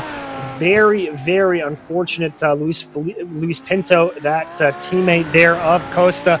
This was a team that was challenging up for the lead of the GT3 class, and courtesy of that bad incident, now finds themselves all the way down in 12th place. Now they are the next car up the road for Christian Ost in that RC Penguin Complex machine, but Ost multiple laps down on it, and probably gonna take a miracle for him to be able to catch up to this 12th place car. Yeah, it will take a miracle, but Costa's still got 1.5 laps to close on the next car in front of him, but he is 4 seconds a lap quicker than the cars in front of him. We can also see James Foster is back in the car in 12th place as well on the timing screen, so he is back with his VR headset trying to set the world alight with the end of the race. So this hashtag racing car, as you said, Satellite and hashtag fighting at front of each of the classes throughout this race, but just not the day for Ivo Costa. And sometimes you win them, sometimes you lose them. And we have had our first scheduled pit stop in what we anticipate being potentially the last round of pit stops for the LMP2s. Juan Segundo Valero in the Obsidian Racing Future Machine coming down pit lane right now. And so he is the first one in. Yeah, that seems maybe about 5 minutes early for me in terms of a pit stop, but that's only 1 lap of fuel, so maybe he can save that as the race goes on, but I think that's a little touch early, maybe 1 or 2 laps early for the Obsidian Racing Future car, and they may have to do a quick splash and dash, which could give Jack Creasy and Will Woodman a chance of that final podium position. It could indeed. We'll have to see there for Chrissy as they now work their way around. This is not a battle out on track necessarily. That's Christopher Pies behind him for the Imperial Motorsports Shake Machine. Not a battle out on track. Check back here. This is Zachary Coonan. Ooh, is he going to have a little bit of problem coming through the last Ford chicane? I think he might. Little bit too much speed and a clump over the curb. That's certainly going to hurt his overall speed there a little bit and not improve his standing. Yeah, not ideal for that position for Cooney, but running 11th at the moment, just trying to close on Christopher Paz for 10th and just pushing that little bit too hard in the Ford chicane. It's not really a place where you can gain a lot of time, but you can certainly lose it with incidents like that. Yeah, exactly. It is not an area that you want to be taking a lot of extra risks, as those big sausage curbs willing to come out and grab you and bite you. And at a track like this, the suspensions can take a real lick there, and especially considering it's just past pit lane. If you get into an incident there and damage the car, you've got to limp your way all the way back around this lap. Oh my goodness, Quiros putting in another fastest lap of the race down into the 3:27s, David. That is a remarkable lap by Quiros, who I don't remember taking tyres last time by, so the tyres must be getting towards the end of their life now, and a 27.9, I was just about to say Paul Darling is starting to respond with a 28.9, but a 27.9, that we haven't seen any lap times like that. Nobody has got anywhere near that. No, most certainly not, as Will Woodland there having a little bit of a rough line through Indianapolis. But yeah, Quiros right now the talk of the town, working his way by some slower GT3 cars on the Mulsanne straight. If they are supposed to be saving fuel and relaxing in the car right now, nobody told the drivers of the Hashtag Racing 92 machine. They are absolutely on it here. Blistering time, and they've been able to build that gap back up to 58 seconds. Paul Darling trying to respond on that last lap, but only good enough really to put down a time of 3:29.25, so about 2 seconds off the pace there. Just remarkable from Marie Quiros. Yeah, just a remarkable lap, and that might have just... well, it certainly will have woken up Paul Darling in the satellite racing car and gone, maybe this is not the day we're going to catch the Hashtag Racing team. It's one of them. And Obsidian Racing Future has come up as out on our timing screen. I don't know what's happened to Valerio. He was in the pits recently, but has he had a bit of an issue or not? Let's have a look. No, he is out on circuit, so it was just an issue which just a little bug that has popped up. So Valero still well and truly in the race, and I think Obsidian, if they were listening to his commentary when we said that, they would have had a bit of a heart attack. Indeed, I know. I certainly had a heart attack for him. Yeah, that was just looks like a little bit of a glitch out there for them, but Obsidian Racing Future able to be back in it, focusing now on Paul Darling, that second-placed LMP2 for Satellite Racing in the 67. They looked very, very promising here earlier on, but opted for a little bit of an alternate strategy with the tires. We weren't sure how it was going to play out with Hashtag Racing number 92, but we still have potentially one more stop to go for both drivers. Could be 2 stops depending on how everything goes here, as Will Woodland back in 5th place, holding down to that position right now. He's got a little bit of a gap on either side of him. 44 seconds up the road to Jack Chrissy, and then about 18 seconds, it looks like, back to James Holman. Yeah, and these guys are about to be lapped by Hashtag Racing. The Hashtag Racing car coming around towards the end of the lap just behind them, so not quite in view just yet, but these guys are going to have their battle and think about how to let the leader through, as the leader's in the pit lane, so they don't have to worry about that. And Hashtag Racing in the pits, Rui Quiros, we won't see what time he could have done on that last lap because he's come to the pit lane, but this should be the last stop for the leaders. I'm predicting the last stint could be easily 5 minutes, could be 35 minutes, so 5:24 by the time he comes out of pits, just on time. Should be just on time. The question is going to be is if Satellite Racing is able to eke out one more lap, as we've seen them do a couple of times over the course of this race. And I think for them especially, that will definitely be nice and steady for them. Riding on board with Drew Leidecker here, the Can-Am Racing driver in the Ferrari, the number 38, as he works his way down through the curving here of that final chicane. Darkness completely falling here now at Circuit de la Sarthe at Le Mans. Very, very dark. You can see the headlights doing a good job of illuminating, but it really does change your perspective of driving. And I can report, by the way, that Paul Darling has been able to stay out for an extra lap, but just barely able to nip ahead of Hashtag Racing number 92. But that gap now about 1 second, with Darling still owing us a pit stop.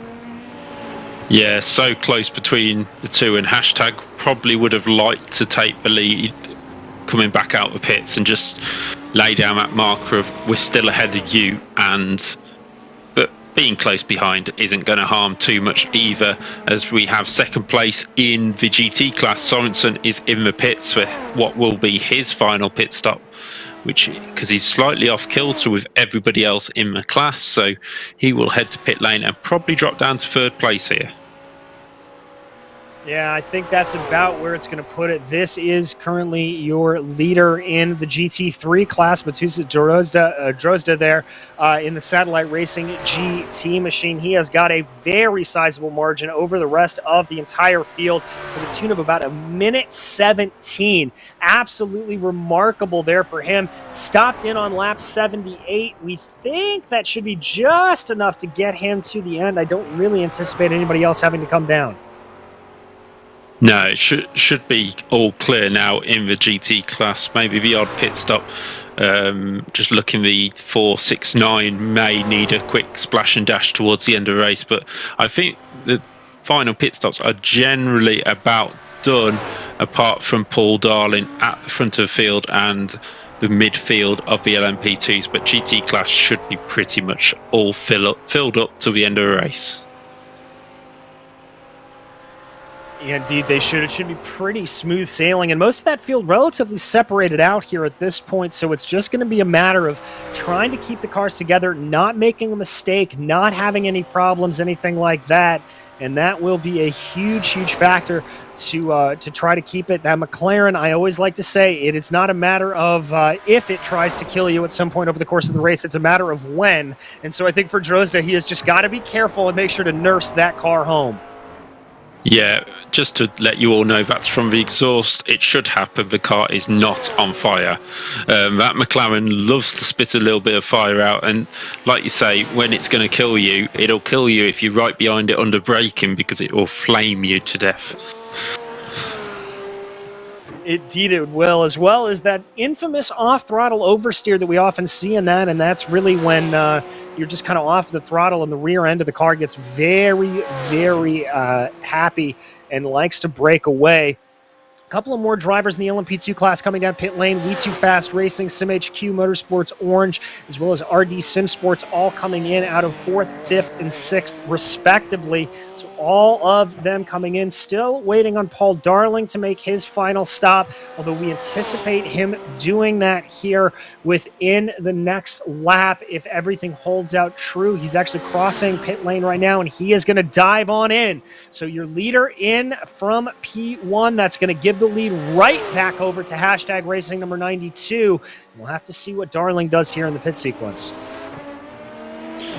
Yeah, there's not a lot Darling can do now apart from just put the pressure on when he comes out of pits. Obviously a slightly shorter stop for the satellite car compared to the hashtag. 1 lap of fuel, not going to make a huge amount of difference in the LMP2 class. Whether they take new tyres, that will. I don't think they will. I think they'll probably try and make it as short as possible and just get to the end of the race with the fuel as Quiros comes up behind the leader in GT class and almost runs into the back of him, as we now see Dominguez in the number 7 into the Ford chicane, comes into the pit lane and spins it into the gravel. This is what we're saying about pit lane being so tricky. And is that the was that the 9067 coming in? No, it wasn't. So I thought that may have been the leader of the class ahead, but it wasn't. So yeah, just not the ideal entry line to the pit lane. And not necessarily, although the 67, the satellite racing LMP2 machine, now back in and out of the pits, did not take tires. And if my calculations are correct on that, David, that means that both they and hashtag racing 92 will be triple stinting these tires. Now, that is to be a little bit expected. We saw that specifically in the 24 Hours of Daytona here on iRacing in the LMP2s when the cars lasted a little bit longer in the officials. So I'm not surprised by the triple stint, but it is going to make these cars a little bit harder to drive here in the last 30 minutes. Yeah, I'm not sort of surprised about it, especially with the cooler temperatures of the night coming down here at Le Mans and the long straights to deal with. But obviously, like you say, a little bit less grip into braking areas and traction areas, and all it's going to take is one mistake for about 54 seconds to completely disappear. And that were my thoughts exactly, just a little bit close. I know for me it would be a little too close for comfort, but there's a reason why I'm up at the booth and not down in the cars. We continue to watch our leader, Roy Quiros, working his way around. Not able to get an accurate lap time from him this last time out, because the last time he was out, he was coming out of pit lane, and that throws off our timing a little bit. But still, the number 92 continuing to run a very, very good pace, a 54-second advantage between himself and Paul Darling. So Darling able to close the gap a little bit during the pit sequence, but not able to close it down all the way, not able to get it quite as close as he would like. Yeah, we're only down by about 4 or 5 seconds, and we've seen that with many pit stops over the course of this race, as we see Jesse Atkinson losing it again. That snap of oversteer into a wall at the end of the lap, not ideal, and that will definitely be a tow to the pits for Jesse Atkinson. Yeah, trying to get it back going, but not looking like it's going to be that way. Quiros out front, continuing to work his way around. Just coming up behind some lapped cars there. That is a fellow LMP2 driver. We jump back to the replay here, watching Jesse Atkinson. He actually drove the thing back into pit lane. I'm very impressed by that out of the 293, and doing it with no headlights, mind you. Yes, not the best way of trying to get through the Porsche Curves. And is that a tow afterwards because he couldn't see where he's going, I think? Certainly seems like a good enough reason for me to take a tow. Watching here on the 11th place in class machine, this is James Foster, back in the car. We had a chance to talk with James a little bit earlier in the race. Excuse me, this is 12th place overall. This is Team Break Fade as they work their way around. Pedro Quinones there in the TPRT Soteneros machine in 8th place overall. That Lamborghini coming through the Porsche Curves right now. Yeah, you got a quick look at James Foster in his little cupboard under the stairs, as he put it. There we go again. And running a little bit wide there, trying to fight off. Is that the leader of the class, I think, maybe? Behind. I'm not sure if that's a McLaren or 7th place. I saw a number which looked very like a 1 or a 7 on the top of the windscreen behind. So we'll see who that is in a moment. It's, yeah, I think, is that a McLaren? It looks very much like a McLaren. But anyway, yes, it is. It's a McLaren. So that's the leader in class that he's fighting with, and not making it easy for the Satellite Racing GT car to get past. But James Foster pushing hard from his cupboard under the stairs. Yeah, not letting it go away. You heard him talk about just the early mistakes and just trying to keep his head down a little bit, the best of his abilities, and really doing a good job of that here. As they go. I love the tenacity out of it. I love the spunk, for lack of a better word, on it. As we watch the Satellite Racing GT, Matus Drozda continuing to drive that 68 machine around, trying to see what he could do, carrying the standard here for Satellite Racing, as this is currently the highest placed car. Their sister car, obviously, in 2nd place in the LMP2s right now.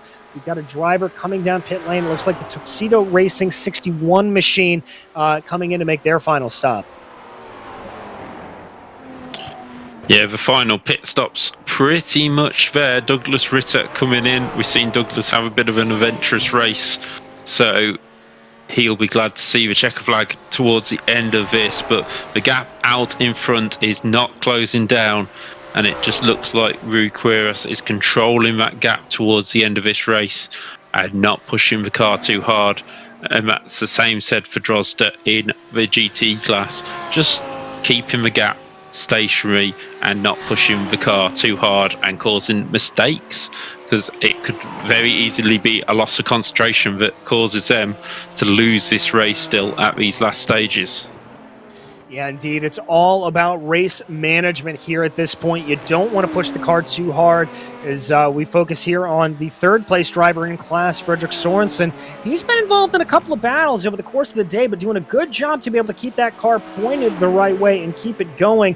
Right now, he's got about 41 seconds up the road to Edison Hernandez in the Sim Racing PR Blue machine, and he has about the same gap behind him to Jose Correa in the Tupai Racing Team mid-pack. So the two of them kind of running equidistant in between Fredrik Sorensen and the VG Esports Racing Academy machine. Doing a very, very good job here, it has to be said, piloting that BMW around, currently your highest placed BMW.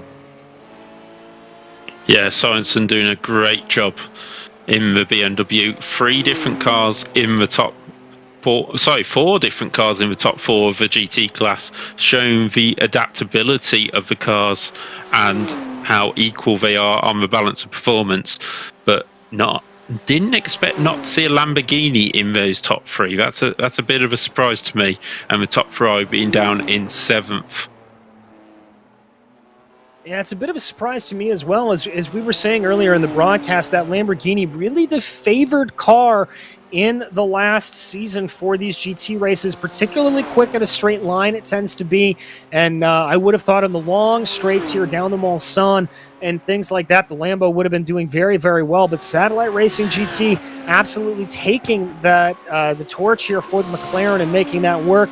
Jorge Pinheiro here, the Iberian driver, currently the second-placed Lamborghini out on track with the SR Technics CMS machine. Doing a good job to keep that car going around.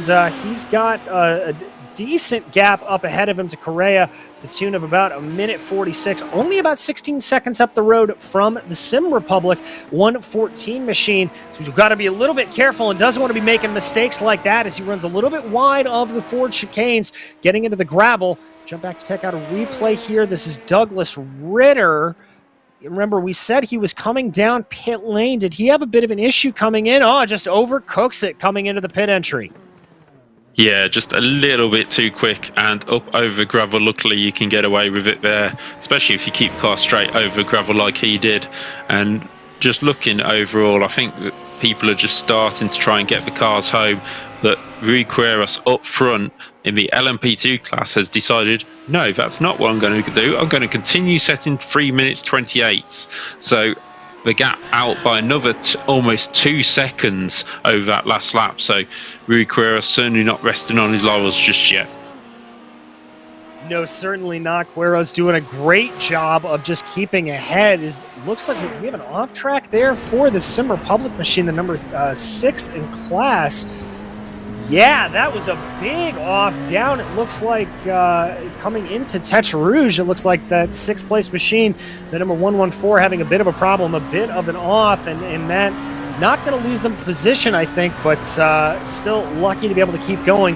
Quiros, however, having none of those issues, he is able to just keep his nose down and keep focused up ahead and keep running the lines that he needs to, threading his way through the Porsche Curves now.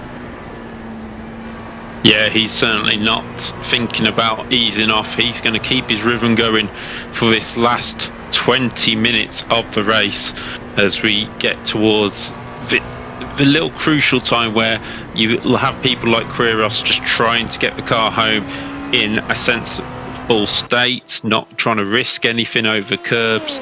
And then you'll have people like Paul Darlin trying to push like mad to try and close that gap and apply the pressure. But it looks like Quiros won't be falling for that. Here is Tommy Lee Cogan in the P2. Running a little bit wide, taking some grass. Oh, well saved. Just kept it out of the gravel at Tete Rouge. Well saved indeed. I think about an inch over to the left, and that could have been a very disastrous accident. But Kogan doing a fantastic job to keep all 4 tires pointed the right way and really just keep everything on lock. Riqueros here, though, your leader, continues to just drive the race he needs to drive at this point. Not really having to back off all that much, not really having to do all that to manage. He should be good on fuel from what our estimates read us, and he should be able to just keep things going. Here is a replay again. Kogan having more problems now down into Arnage. Yeah, he's just not the lap that Kogan would have wanted.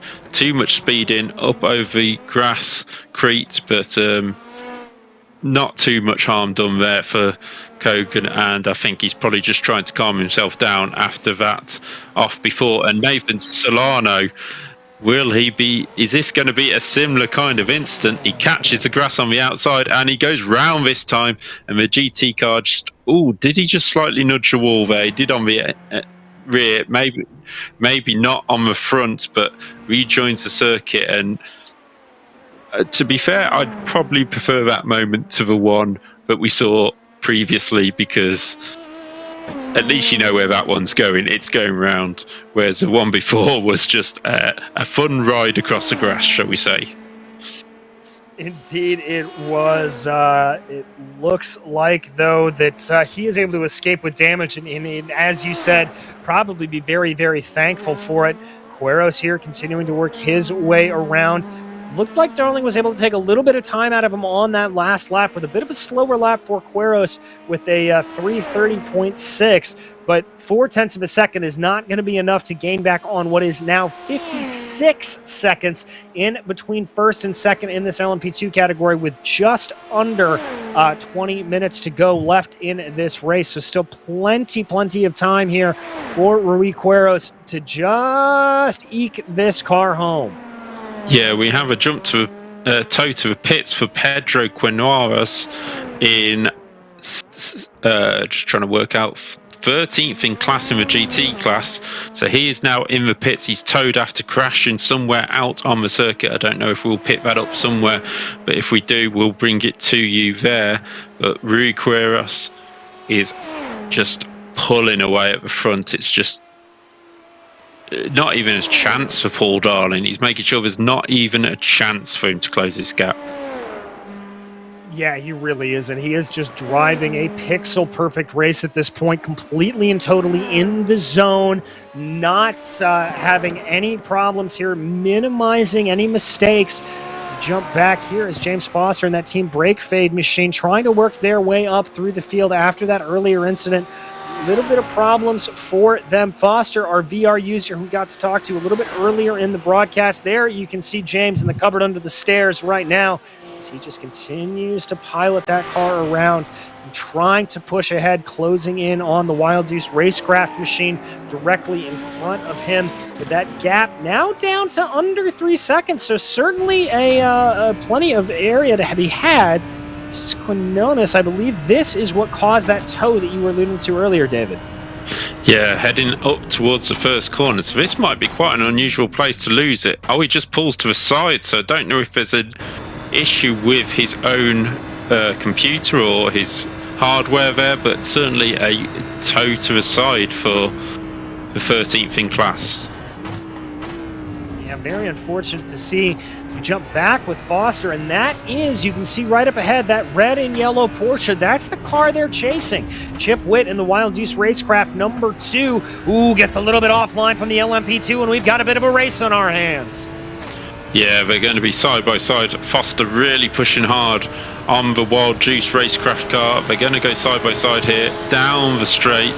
Little kinks in the straight, so you just got to be careful of each other. And he's through, and Foster up into the top 10 for Team Brake Fade. And it must be galling for Wild Deuce to lose that top 10 this late on in the race. But I just thought, while I remember, we could have a quick shout out to the sponsors who have sponsored this event.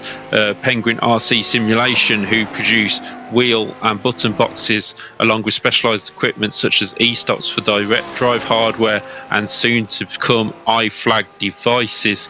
And we also have a sponsor of Complex SimWorks, who custom solution for your sim racing needs, from race deck accessories to iFlag and custom mounts. They fabricate anything that to the aspiring sim racers needs. So they look on the Etsy store or complexsimworks.com. Many thanks to our many sponsors here on Apex Racing TV to be able to provide us with this kind of racing and fantastic stuff that we've seen all day. Continuing to watch Team Brake Fade right now as they work their way around. Getting around that Wild Deuce Racecraft machine is going to be a huge boon to them. They're going to be very happy about that. Unfortunately, they've got about 11 seconds to go up to David Nelson for Triple R Racing. I think here with about 15 minutes to go, that's going to be a little bit out of reach, but with the pace we've seen out of James Foster, never say never. Yeah, never say never, but then I wonder if James has turned off all the shadows for his frames per second because he was having issues with that earlier and got a bit confident on what it could do. So hopefully he is now got that turned down and seems to be flying along, with his last lap being a 3:59.2. David Nelson's a 3:58.0. But you have to take into account Foster's overtake on the Wild Juice Racecraft car. But back at the front, Rui Quiros, Paul Darling, Valero, all just leading the way. Jack Chrissy not being able to close that gap. We've got a 29.1 actually by Valero, who's not quite given up on this second place just yet, with 15 minutes to go. Yeah, that gap holding at about 33 seconds right now between second and third. Still a whopping 56 seconds between first and second. There is Paul Darling on your screen. He's having to deal with a little bit of traffic. I believe that's Jose Correa and the Tupai Racing Team mid-pack that he just had to get his way around, as well as a slower LMP2 car there. Paul Darling doing a great job to be able to just keep that thing pointed the right way. It's a little bit of a matter of what could have been. I think it was a combination of some a little bit of off strategy there that forced them into this bad position. Remember, they went and triple stinted the tires a little bit earlier than everybody else did. Hashtag Racing just looks like they called it perfectly on this run. Yeah, they've called it absolutely perfectly. We did see Satellite Racing get quite close to Hashtag earlier on in the stint, about 7 seconds I think the gap got down to, and then we had this little swap over of whether they pit tyres or driver changes. But then since Paul Darling has got in the car, Darling's been going quick, but Quiros has been pushing like mad, and we apparently have a crash for the leader of the GT class, or at least an off track. So I don't know if we could pick that up in the production booth, but there is certainly an issue for Drozda, who seems to have slightly got back going again, but not very quickly. So let's see what happens there, on whether he can be closed in on by Hernandez, who's second in class. And this was going down into Mulsanne, I believe. There you see it. Just lost the car on his own, a little bit of a self-spin, able to recover it. I don't think any real damage to the car, thankfully. He'll be very, very happy for that. But, excuse me, I believe that was coming out of Arnage. Yeah. But very, very lucky that he did not hit that outside wall. We've seen it gobble up cars before. Yeah, and with the lead that he's got at the moment, you'd think he'd be trying to just cool it down and get towards the end of a race, but that shows you how hard he's pushing. That is going to catch his attention next time he tries to brake for that corner, and he will just not want to make that mistake again. Obviously, the gap is still quite big, but he lost about 4 seconds with that spin, so cannot afford to do it again, or Hernandez will be trying to close that gap very, very quickly. Yes, he will, and he's got to be careful. You know, late into this run, the tires are going to be screaming out in agony. Only about 10 minutes left to go. Remember, these cars get lighter as they go along, and we've talked a little bit about that off-throttle oversteer for the McLaren. That rear end will get twitchier. It will get happier as you burn off fuel, and so that is very common to see as you come in through corners. It just kind of start to break away from you a little bit.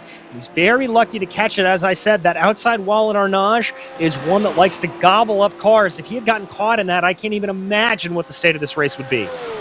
Well, Satellite Racing would certainly be having questions with him, because they're not winning in the top class and they want to come home with this victory in the GT class. But Hernandez is probably getting the message now to keep on pushing, keep trying to close that gap.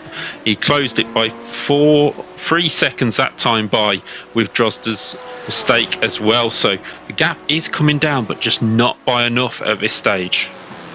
It's a little bit of the same story that we've seen out of Quiros and Paul Darling. Darling able to take a little bit of time out of Quiros here and there, but not enough to really put it in. Of course, as soon as I say that, looking at the timing and scoring, Quiros putting in a 28 flat on the last lap, so he is absolutely flying.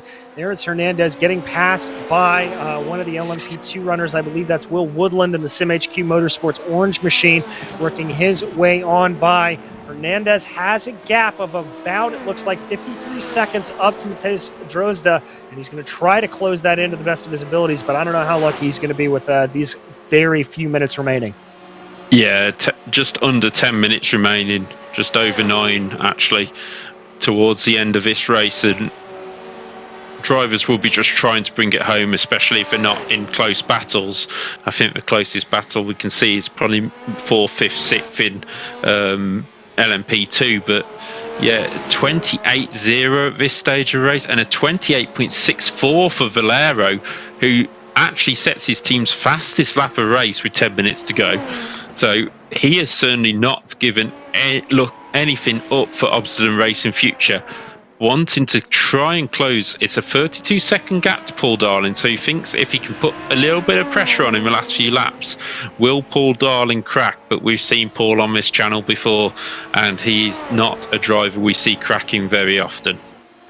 No, we do not. He is one tough cookie and very, very rarely does anything remotely close to cracking. So Darling is just going to have to keep on driving here. We jump back to a replay. This is Pinheiro as he came down into the Ford chicanes. Does this gobble up another GT3 machine? We've seen this happen several times.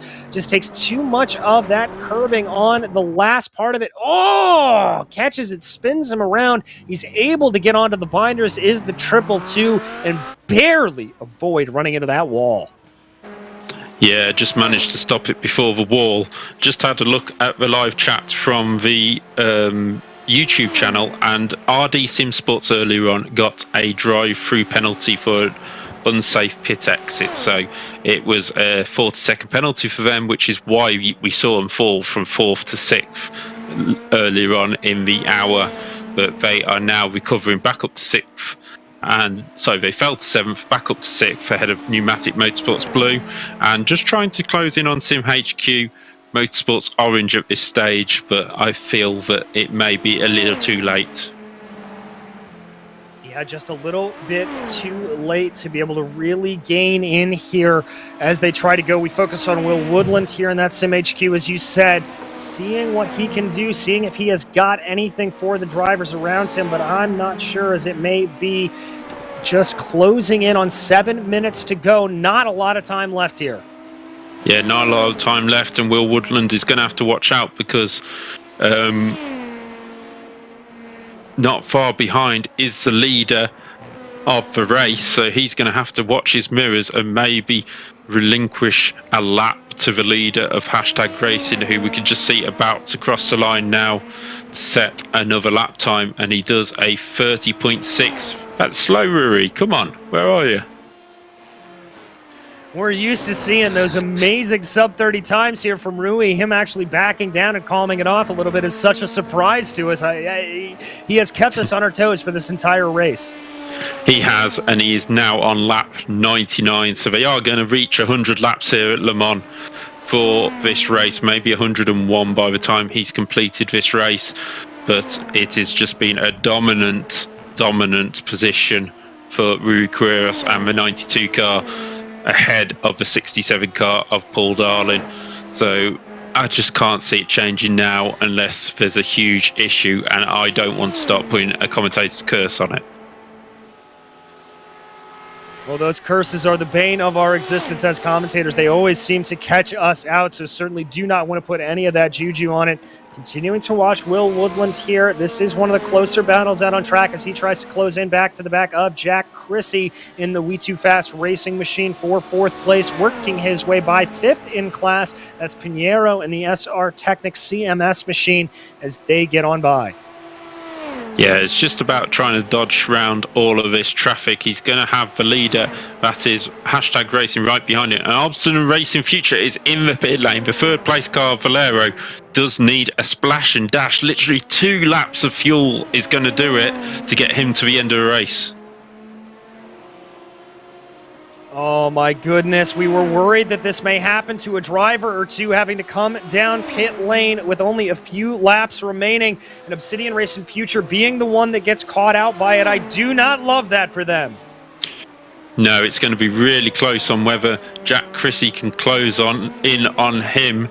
I'm not sure where Chrissy is out on circuit. He's over halfway round, so Valero should probably make it out ahead. Yeah, he's heading out into the... He's realised he can pit, get the fuel and come back out. So he's just there making sure it's safe, making sure that he has enough fuel to finish this race before any gap becomes a little too close. Yeah, I think that's a good call there for them, just recognizing we may be a little bit short. It's a bit of a safety blanket there for those drivers as they go. Now, with about 4 minutes left to go in this race, I anticipate, depending on when Quiros gets by, he's coming out of Arnage right now, he just might get the white flag this time by. Yeah, he's got about a fifth of a lap to go. So we'll just see when he comes round. 3 minutes 30 for a lap, and we will have, yes, he will get the white flag this time by, because we're coming up to 3 minutes 30 of this race to go now as he comes through Porsche Curves. There we go. So this will be the white flag lap for Hashtag Racing, for Rui Kurios and the 92 crew, who have dominated this race from start to finish. They have had challenges from Satellite Racing and Obston Future throughout the race, but they have led from the start and look like they're going to head towards victory here at Le Mans. It certainly does. Just one more revolution of this circuit for Rui Quiros. He's got to get on by a couple of GT3 cars up ahead of him. It's 2 laps. We are hearing two laps to go. So there is just enough time for Quiros to make this work. He's got to stretch this out for 2 laps. Is this going to be a problem in terms of fuel strategy? Yeah, it possibly could be. I mean, I'm just looking at that and I'm not quite sure how the white flag hasn't come out that time by, but it is what it is, and they have another lap on top of that as Christian Ost is off again in the Audi. And that Audi, it seems like Christian has been in that car all day long, and the Audi has just been a temperamental little thing for Christian to try and deal with. Well, that Audi is a car that tends to not really like curbing all that much, and so it's not surprising you've got to be pretty aggressive with the curbs here around Le Mans to make it work. As we jump back on board with Rui Quiros, he's going to be able to work his way by that Lamborghini. A little bit of a scare there on this penultimate lap. That was a little bit too close for comfort. Yeah, that was the Lamborghini of James Foster, who we keep seeing in the VR in his little house under the stairs. And he certainly didn't see Quiros coming at that stage of the race. But Quiros there having another LMP sticking to him at this moment in time and nicely towing along.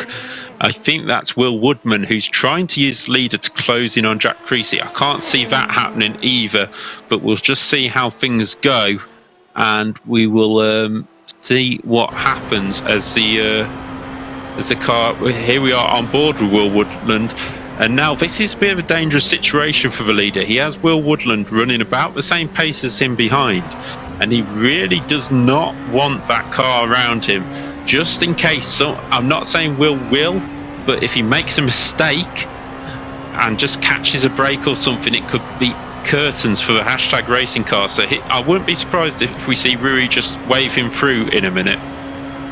Yeah, I wouldn't either. It may even be here, as you can see Will just trying to lift off a little bit, keep that draft as good as possible and not try to overtake the leader.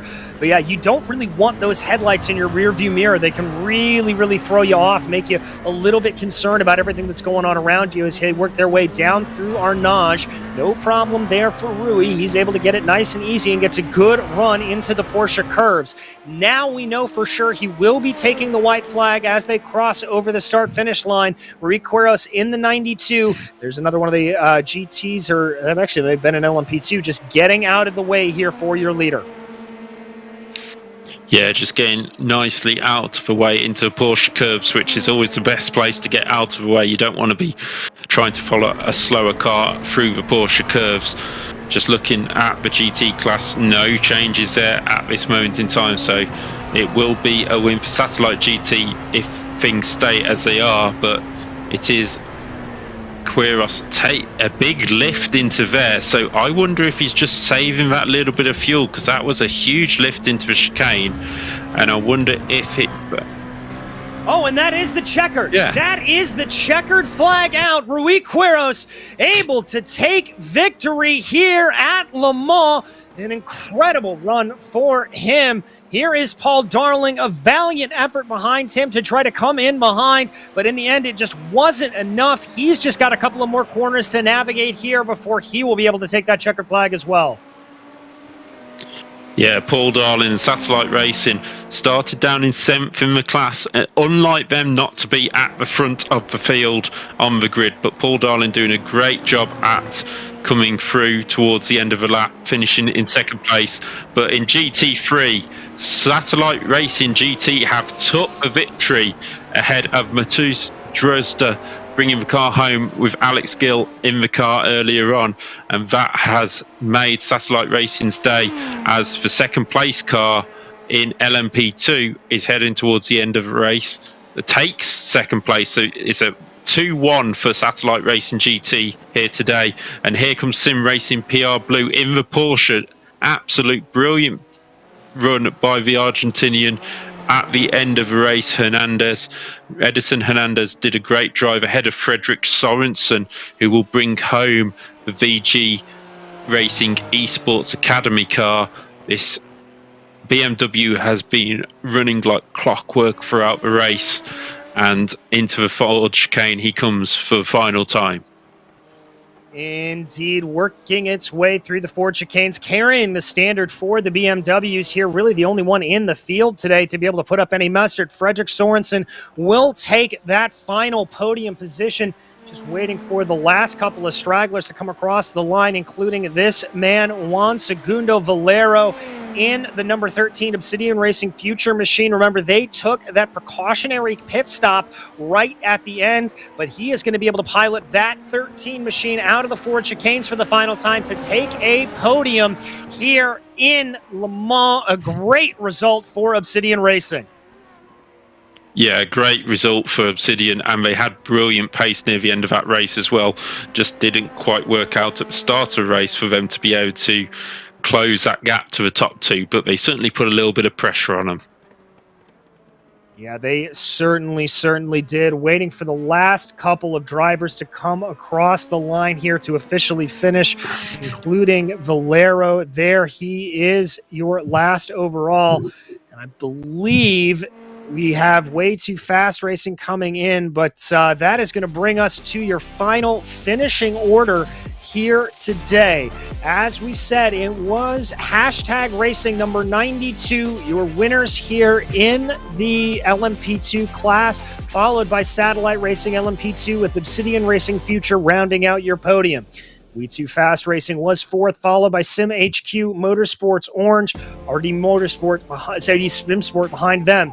Pneumatic Motorsport Blue leading off the 3-car effort of Pneumatic Motorsport Orange and Pneumatic Motorsport Purple, with Christopher Pies and Imperial Motorsports Shake rounding out your top 10. TSC DeConey Racing was 11th, followed by GITM Racing Green with Tuxedo Racing and World Community Drivers, and then Craft Dinner Racing rounding out your top 15 in class.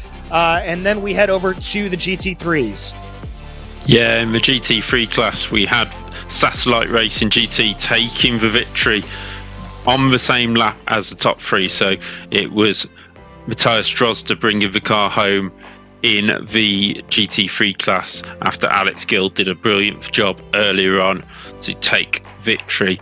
2nd place went to the 24 car of Edison Hernandez, who drove impeccably near the end of the race to take a position after we saw, I think it was a 45 run into problem via the Hashtag car, Sim Racing PR Blue in 2nd. VG Racing Esports Academy rounded out your podium 1 minute 24 off the lead from 2Pi Racing mid-pack. SR Technic at CMS were 5th, Sim Republic 6th, Cam-Am Racing 7th, Sim HQ Motorsports White in 8th, Triple R Racing in 9th, and TPRT Stuntaros in 10th. Team Break Fade took that 11th off Wild Juice Racecraft near the end of the race. Lone Star Endurance 1 was 13th. Hashtag Racing, after running second for so long in the race, had a technical issue and were down in 14th. Penguin RC Complex, but Simworks had a few issues throughout the race, finishing in 15th ahead of Kaman Racing 2, Divine Wind, and Sim Racing PR Red. Well, that is going to bring us to some podium interviews, and first and foremost, we want to bring in our victor in the LMP2 category, along with his teammate Rui Quiros. Pedro Sousa, an absolutely incredible run for you guys out there. You have got to be beyond happy. Thank you. Good evening. Yeah, we're pretty happy with this result. Third win in a row. Exactly. Very good. Talk to me a little bit about your strategy there, because it seemed like you guys went off strategy compared to your rivals of Satellite Racing in terms of tire strats, and what caused that and what went into your mentality? Yeah, we because the temperature of the track was lower than we expected from our practices, we just decided to do a triple quadruple stint because the tires would last that long. Our rivals did the triple, triple, but yeah, we thought tires would be better in the end. So that's why we did an inverted strategy. Well, talk to me about a little bit about, I would say 3/4 of the race, about your emotions, seeing Rui just absolutely pounding out those laps, getting down into the 327s. What was it like to be sitting and watching that? Rui was, he's our quickest driver, and that's. Let me tell you a little bit about our race, our first part, because that's what changed it. I wasn't supposed to race today. It was just George and Rui.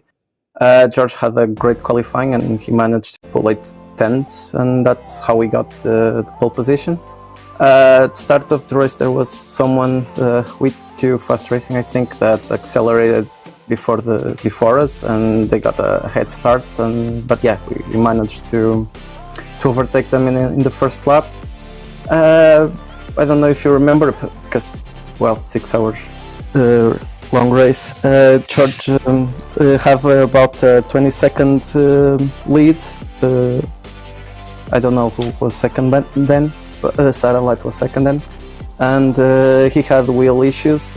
His gears were stuck in second. We lost that comfortable margin we had, and yeah, then we had to race against Satellite for the rest of the race.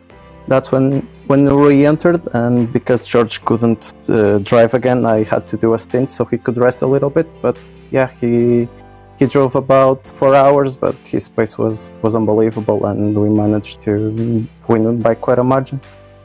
Luckily, Satellite also had a speed limit infringement in the pit, and that gave us just put us in a comfortable position to just drive until the end. It certainly did, and as you said, 3 wins in a row here for you in the series. Anybody you want to thank for today? Yeah, I want to thank Hashtag Racing for all the hard work and support, and also CMS and their sponsors for this championship. And I'll also, thank Apex Racing TV for the awesome broadcast. When you guys put on a race like that, we are more than happy to do it. That was Pedro Sousa, your winner in the LMP2 category. And David, we've got a couple of people waiting. Who do you want to talk to?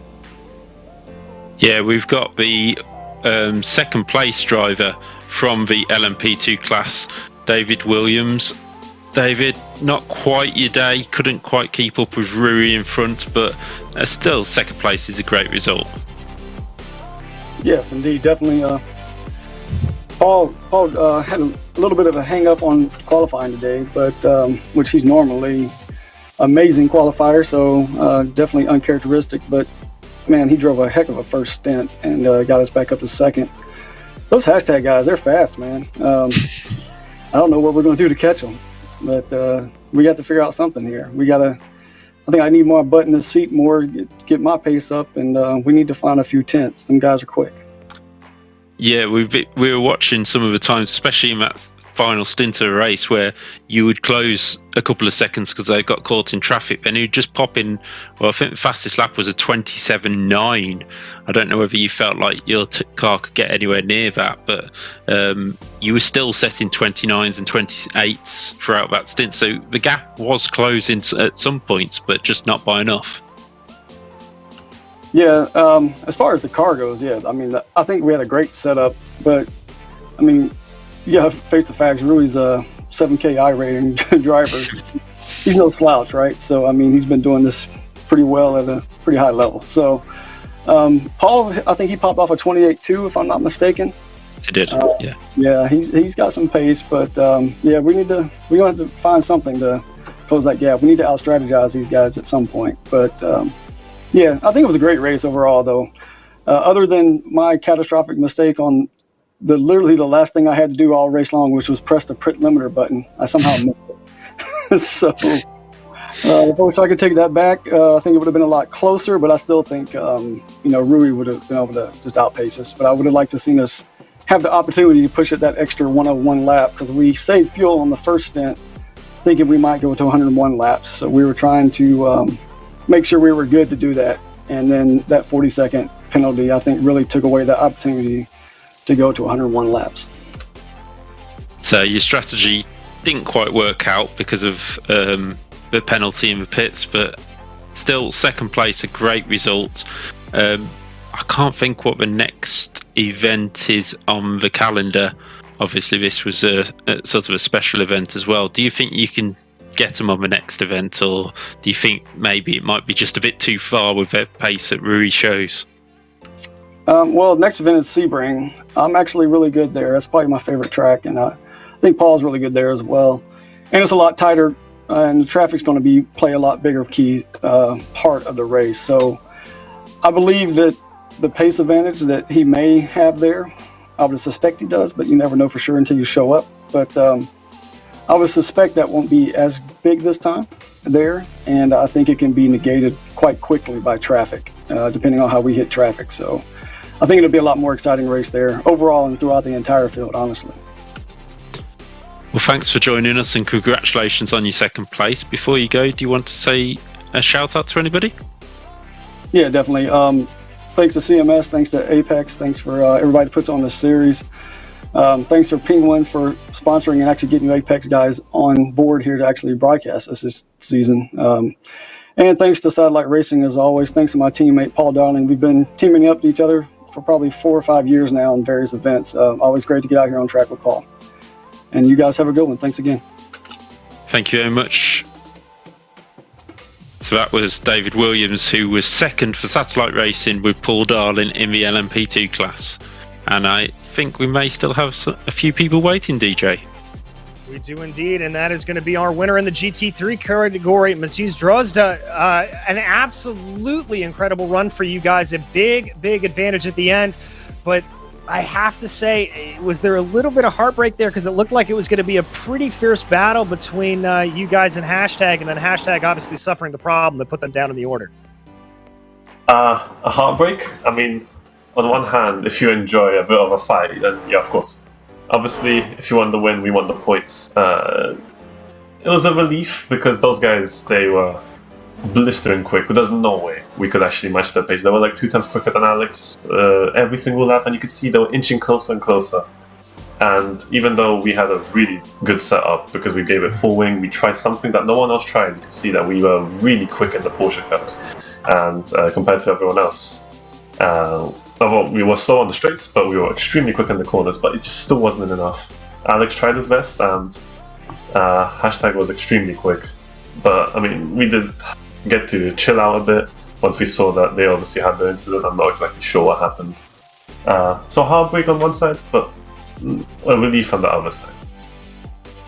Well, I certainly get that, and we saw you have a little bit of an issue there at the end. Was the McLaren becoming a little bit of a handful, or was that just a little bit of mental fatigue at the end? Yeah, a bit of a handful. It's a bit difficult to sometimes feel it out. Obviously, when you go a bit slower or you have different speed into the corner, it's a bit difficult to make it. There was a few corners where it was extremely on edge if you didn't take the right line. The Porsche Curves was one of them, especially, although we survived, luckily. It could have been really bad if we had the fast repair used before, but we didn't actually end up using it at all. Well, I have to ask you, is this a sign of things to come? Do you think you can continue your winning ways as the season goes along? Well, if we continue putting in the time to practice, test out the setups, obviously we have the GT3 update. The cars are completely different, or at least very different to what we had before, and now we have to learn new things. Obviously, this race proved a lot of things that we never believed in before.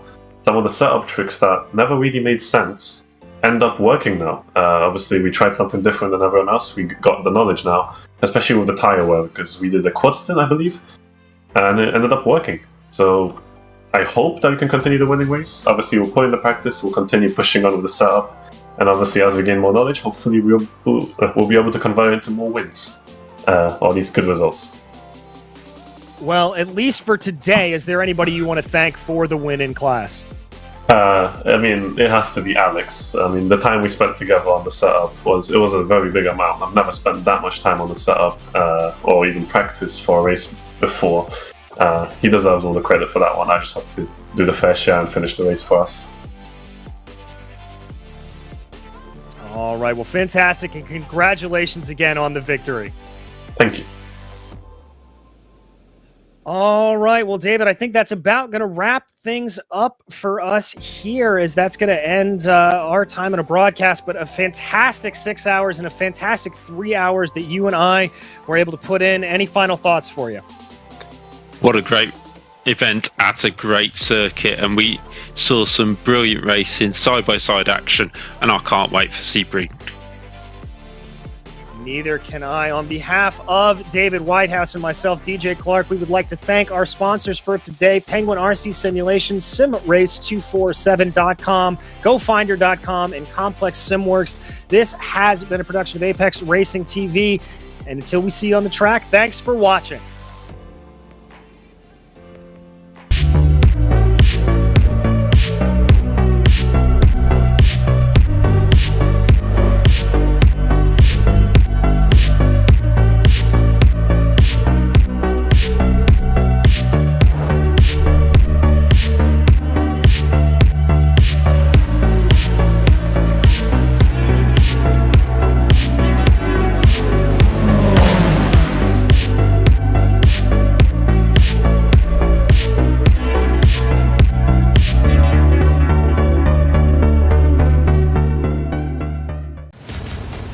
Are you struggling for consistency in your sim racing? Does your iRating look like a roller coaster? If so, we have good news for you. The way to get more consistent is to first understand what you're doing differently than the professionals. And VRS is the answer. With our competitive subscription, you will have the telemetry, setups, tutorials, and everything else you need to fully analyze your driving. Our data packs and the ability to compare your driving with the best in the world will show you exactly where to adjust your inputs, change your driving line, and shave seconds off of your lap times. And our powerful and precise Direct Force Pro wheelbase and precision pedals are being used by some of the world's best drivers, including Peter Berryman, John Robertson, Brandon Trano, and IndyCar World Champion Alex Palou. All these champions agree that VRS hardware is not just the best on the market, it's also priced well below the competition. So if you're looking to upgrade to direct drive and the best pedals in sim racing, VRS is your answer. If you want to get better, get faster,